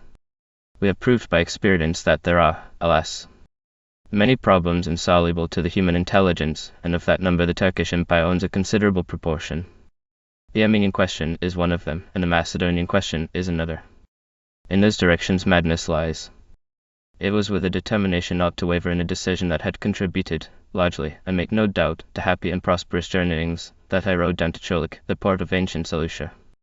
I found my resolve the less difficult to observe because the Armenians talked little but Armenian and Turkish. At any rate the few words of Arabic that some of them possessed were not sufficient to enable them to enter into a detailed account of their wrongs. He who served me that afternoon as a guide was a man of so cheerful a disposition that he would certainly have selected by preference a different topic. His name was Ibrahim, he was bright-eyed and intelligent, and his cheerfulness was deserving of praise, since his yearly income amounted to no more than 400 piastres, under £2 of English money. From this he proposed to save enough to bribe the Turkish officials at the port that they might wink at his escape in an open boat to Cyprus. Fall, Said he. There's no industry here but the silkworms, and they give me work for 2 months in the year, and for the other 10 I have nothing to do and no way of earning money. He also informed me that the Inoleto 16 Syria who inhabited the adjoining villages were unpleasant neighbors. There is few between you. Said I. I Wallah. Said he with emphatic assent, and related in illustration the long story of a recent conflict which, as far as it was comprehensible, seemed to have been due entirely to the aggressions of the Armenians. But you began the stealing. Said I when he had concluded. Yes. Said he. The Inoleto 16 are dogs. And he added with a smile. I was imprisoned in Aleppo for 2 years afterwards. By God. You deserved it, said I. Yes. Said he, as cheerfully as ever. And this, I rejoice to say, was all that Ibrahim contributed to the store of evidence on the Armenian question. The Bay of Seleucia is not unlike the Bay of Naples and scarcely less beautiful. A precipitous ridge of the hills, honeycombed with rock-hewn tombs and chambers, forms a background to the Mulberry Gardens, and, sweeping round, encloses the bay to the north. Below it lie the walls and water gates of the port, silted up with earth and separated from the sea by a sandy beach. The Orontes flows through sand and silt farther to the south, and the view is closed by a steep range of hills culminating at the southern point in a lovely peak of Mount Cassius, which takes the place of Vesuvius in the landscape. I pitched my camp near the northern river in a little cove divided from the rest of the bay by a low spur which ran out into a ruin-covered headland that commanded the whole sweep of the coast, and I pleased myself with the fancy that it was on this point that the temple and tomb of Seleucus Nicator had stood, though I do not know whether its exact situation has ever been determined. Below it on the beach lay an isolated rock in which a columned hole had been excavated. This hole was fragrant of the sea and fresh with the salt winds that blew through it, a very temple of nymphs and tritons. Abraham took me up and down the face of the precipitous cliffs by a little path and by an old chariot road that led to the city on the summit of the plateau. He said that to walk round the enclosing wall of the upper city took 6 hours, but it was too hot to put his statement to the test. We climbed into an immense number of the artificial caves, in many of which there were no loculi. They may have been intended for dwellings or storehouses rather than for tombs. At this time of the year they were all occupied by the silkworm breeders, who were now at their busiest moment, the larvae having just issued from the egg. The entrance of each cave was blocked by a screen of green boughs to keep out the sun, and the afternoon light filtered pleasantly through the budding leaves. At the southern end of the cliff there was a large necropolis, consisting of small caves set round with loculi, and of rock-hewn sarcophagi decorated, when they were decorated at all, with the garland motif that adorns the sarcophagi at Antioch.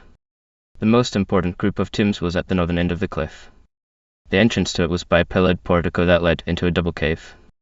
The larger chamber contained some 30 to 40 loculi and a couple of canopied tombs. The canopies cut out of the living rock, the smaller held about half the number of loculi. The roof of it was supported by pillars and pilasters, and I noticed above the tombs a roughly cut design consisting of a scroll of ivy-shaped and of indented leaves. The builders of Seleucia seemed to have been much preoccupied with the distribution of the water supply. Ibrahim showed me along the face of the cliff a channel some 2 ft. wide and 5 ft. high, which was cut 3 or 4 ft. behind the surface of the rock, and carried water from one end of the city to the other. We traced its course by occasional holes or breaches in the outer wall of rock. The most difficult problem must have been the management of the torrent that flowed down a gorge to the north of the town. A great gallery had been hewn through the spur to the south of my camp to conduct the water to the sea and prevent it from swamping the houses at the foot of the cliff.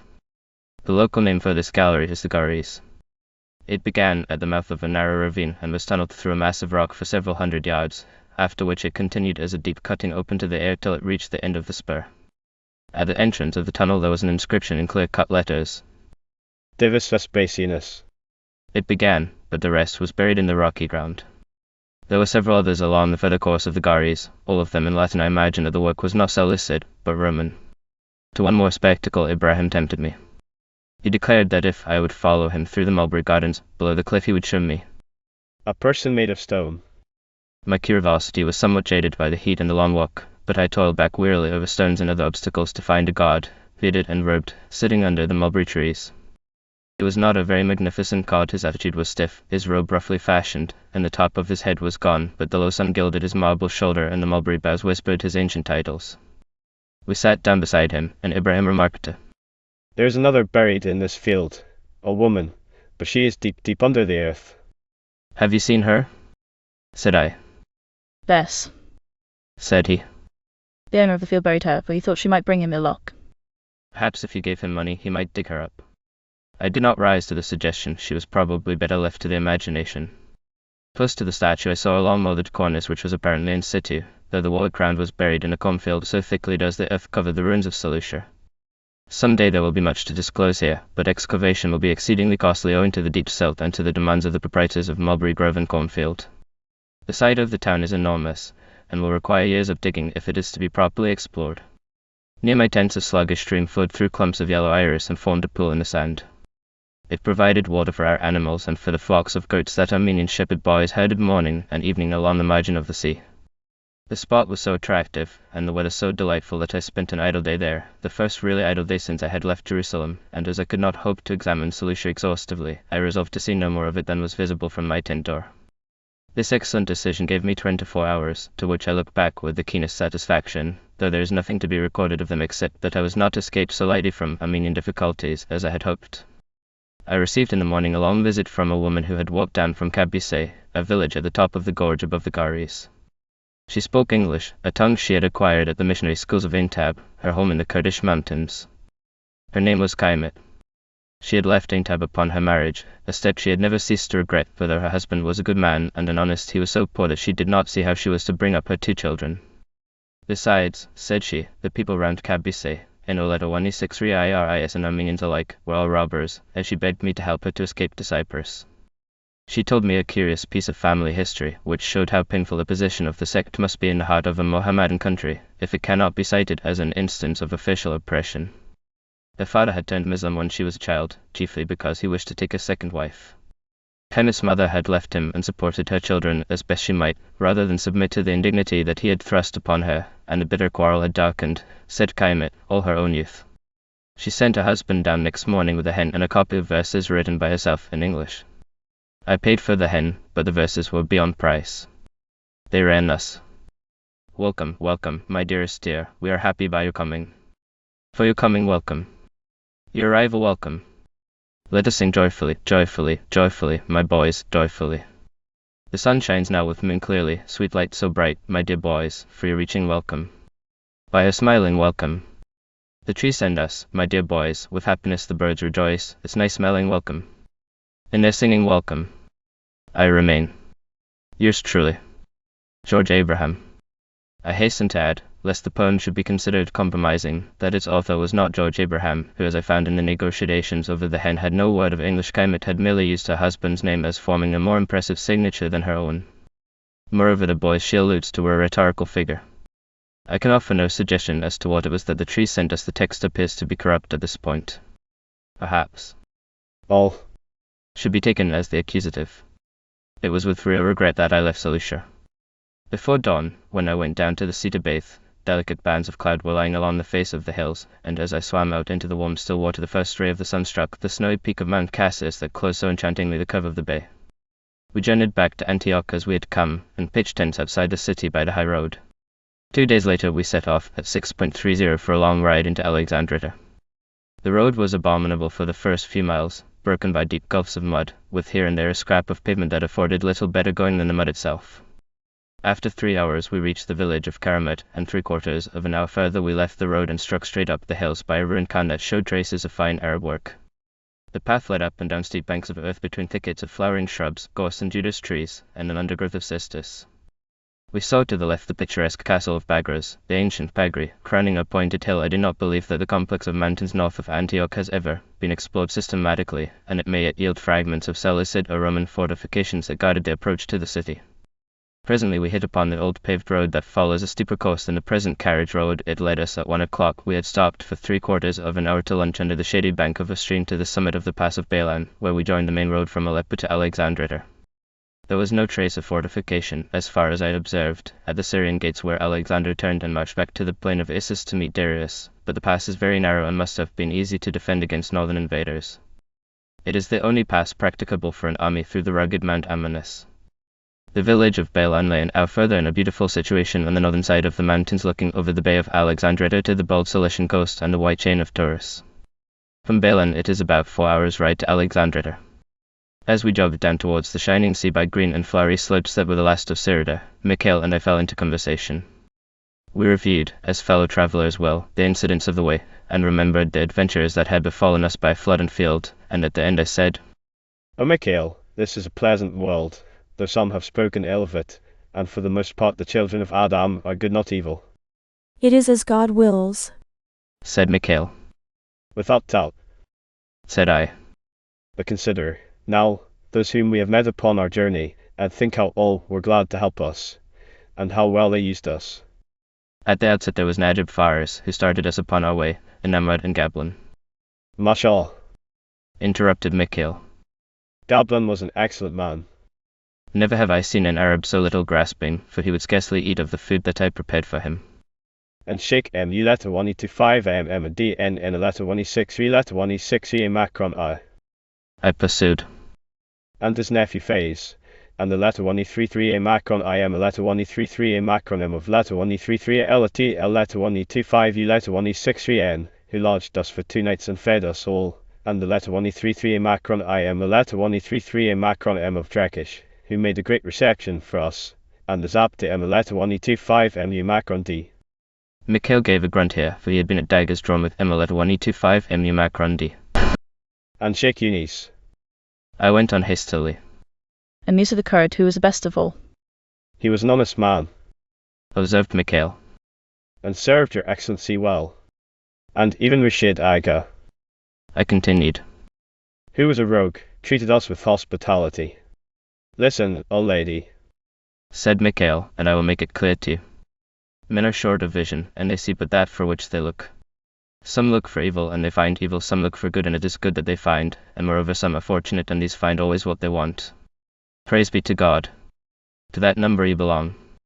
And please God, you shall journey in peace and return in safety to your own land, and there you shall meet His Excellency your father, and your mother, and all your brothers and sisters in health and in happiness, and all your relations and friends. added Mikhail comprehensively. And again many times shall you travel in Syria with peace and safety and prosperity, please God. Please God, Said I. I hope you enjoyed reading the book Syria, the Desert, and the Sown with me. If you like this, please remember to like and subscribe. Please visit at Autonomy if you want to see different types of videos we produce. For statistics on our videos, visit at Autonomy Co. Happy YouTube travels.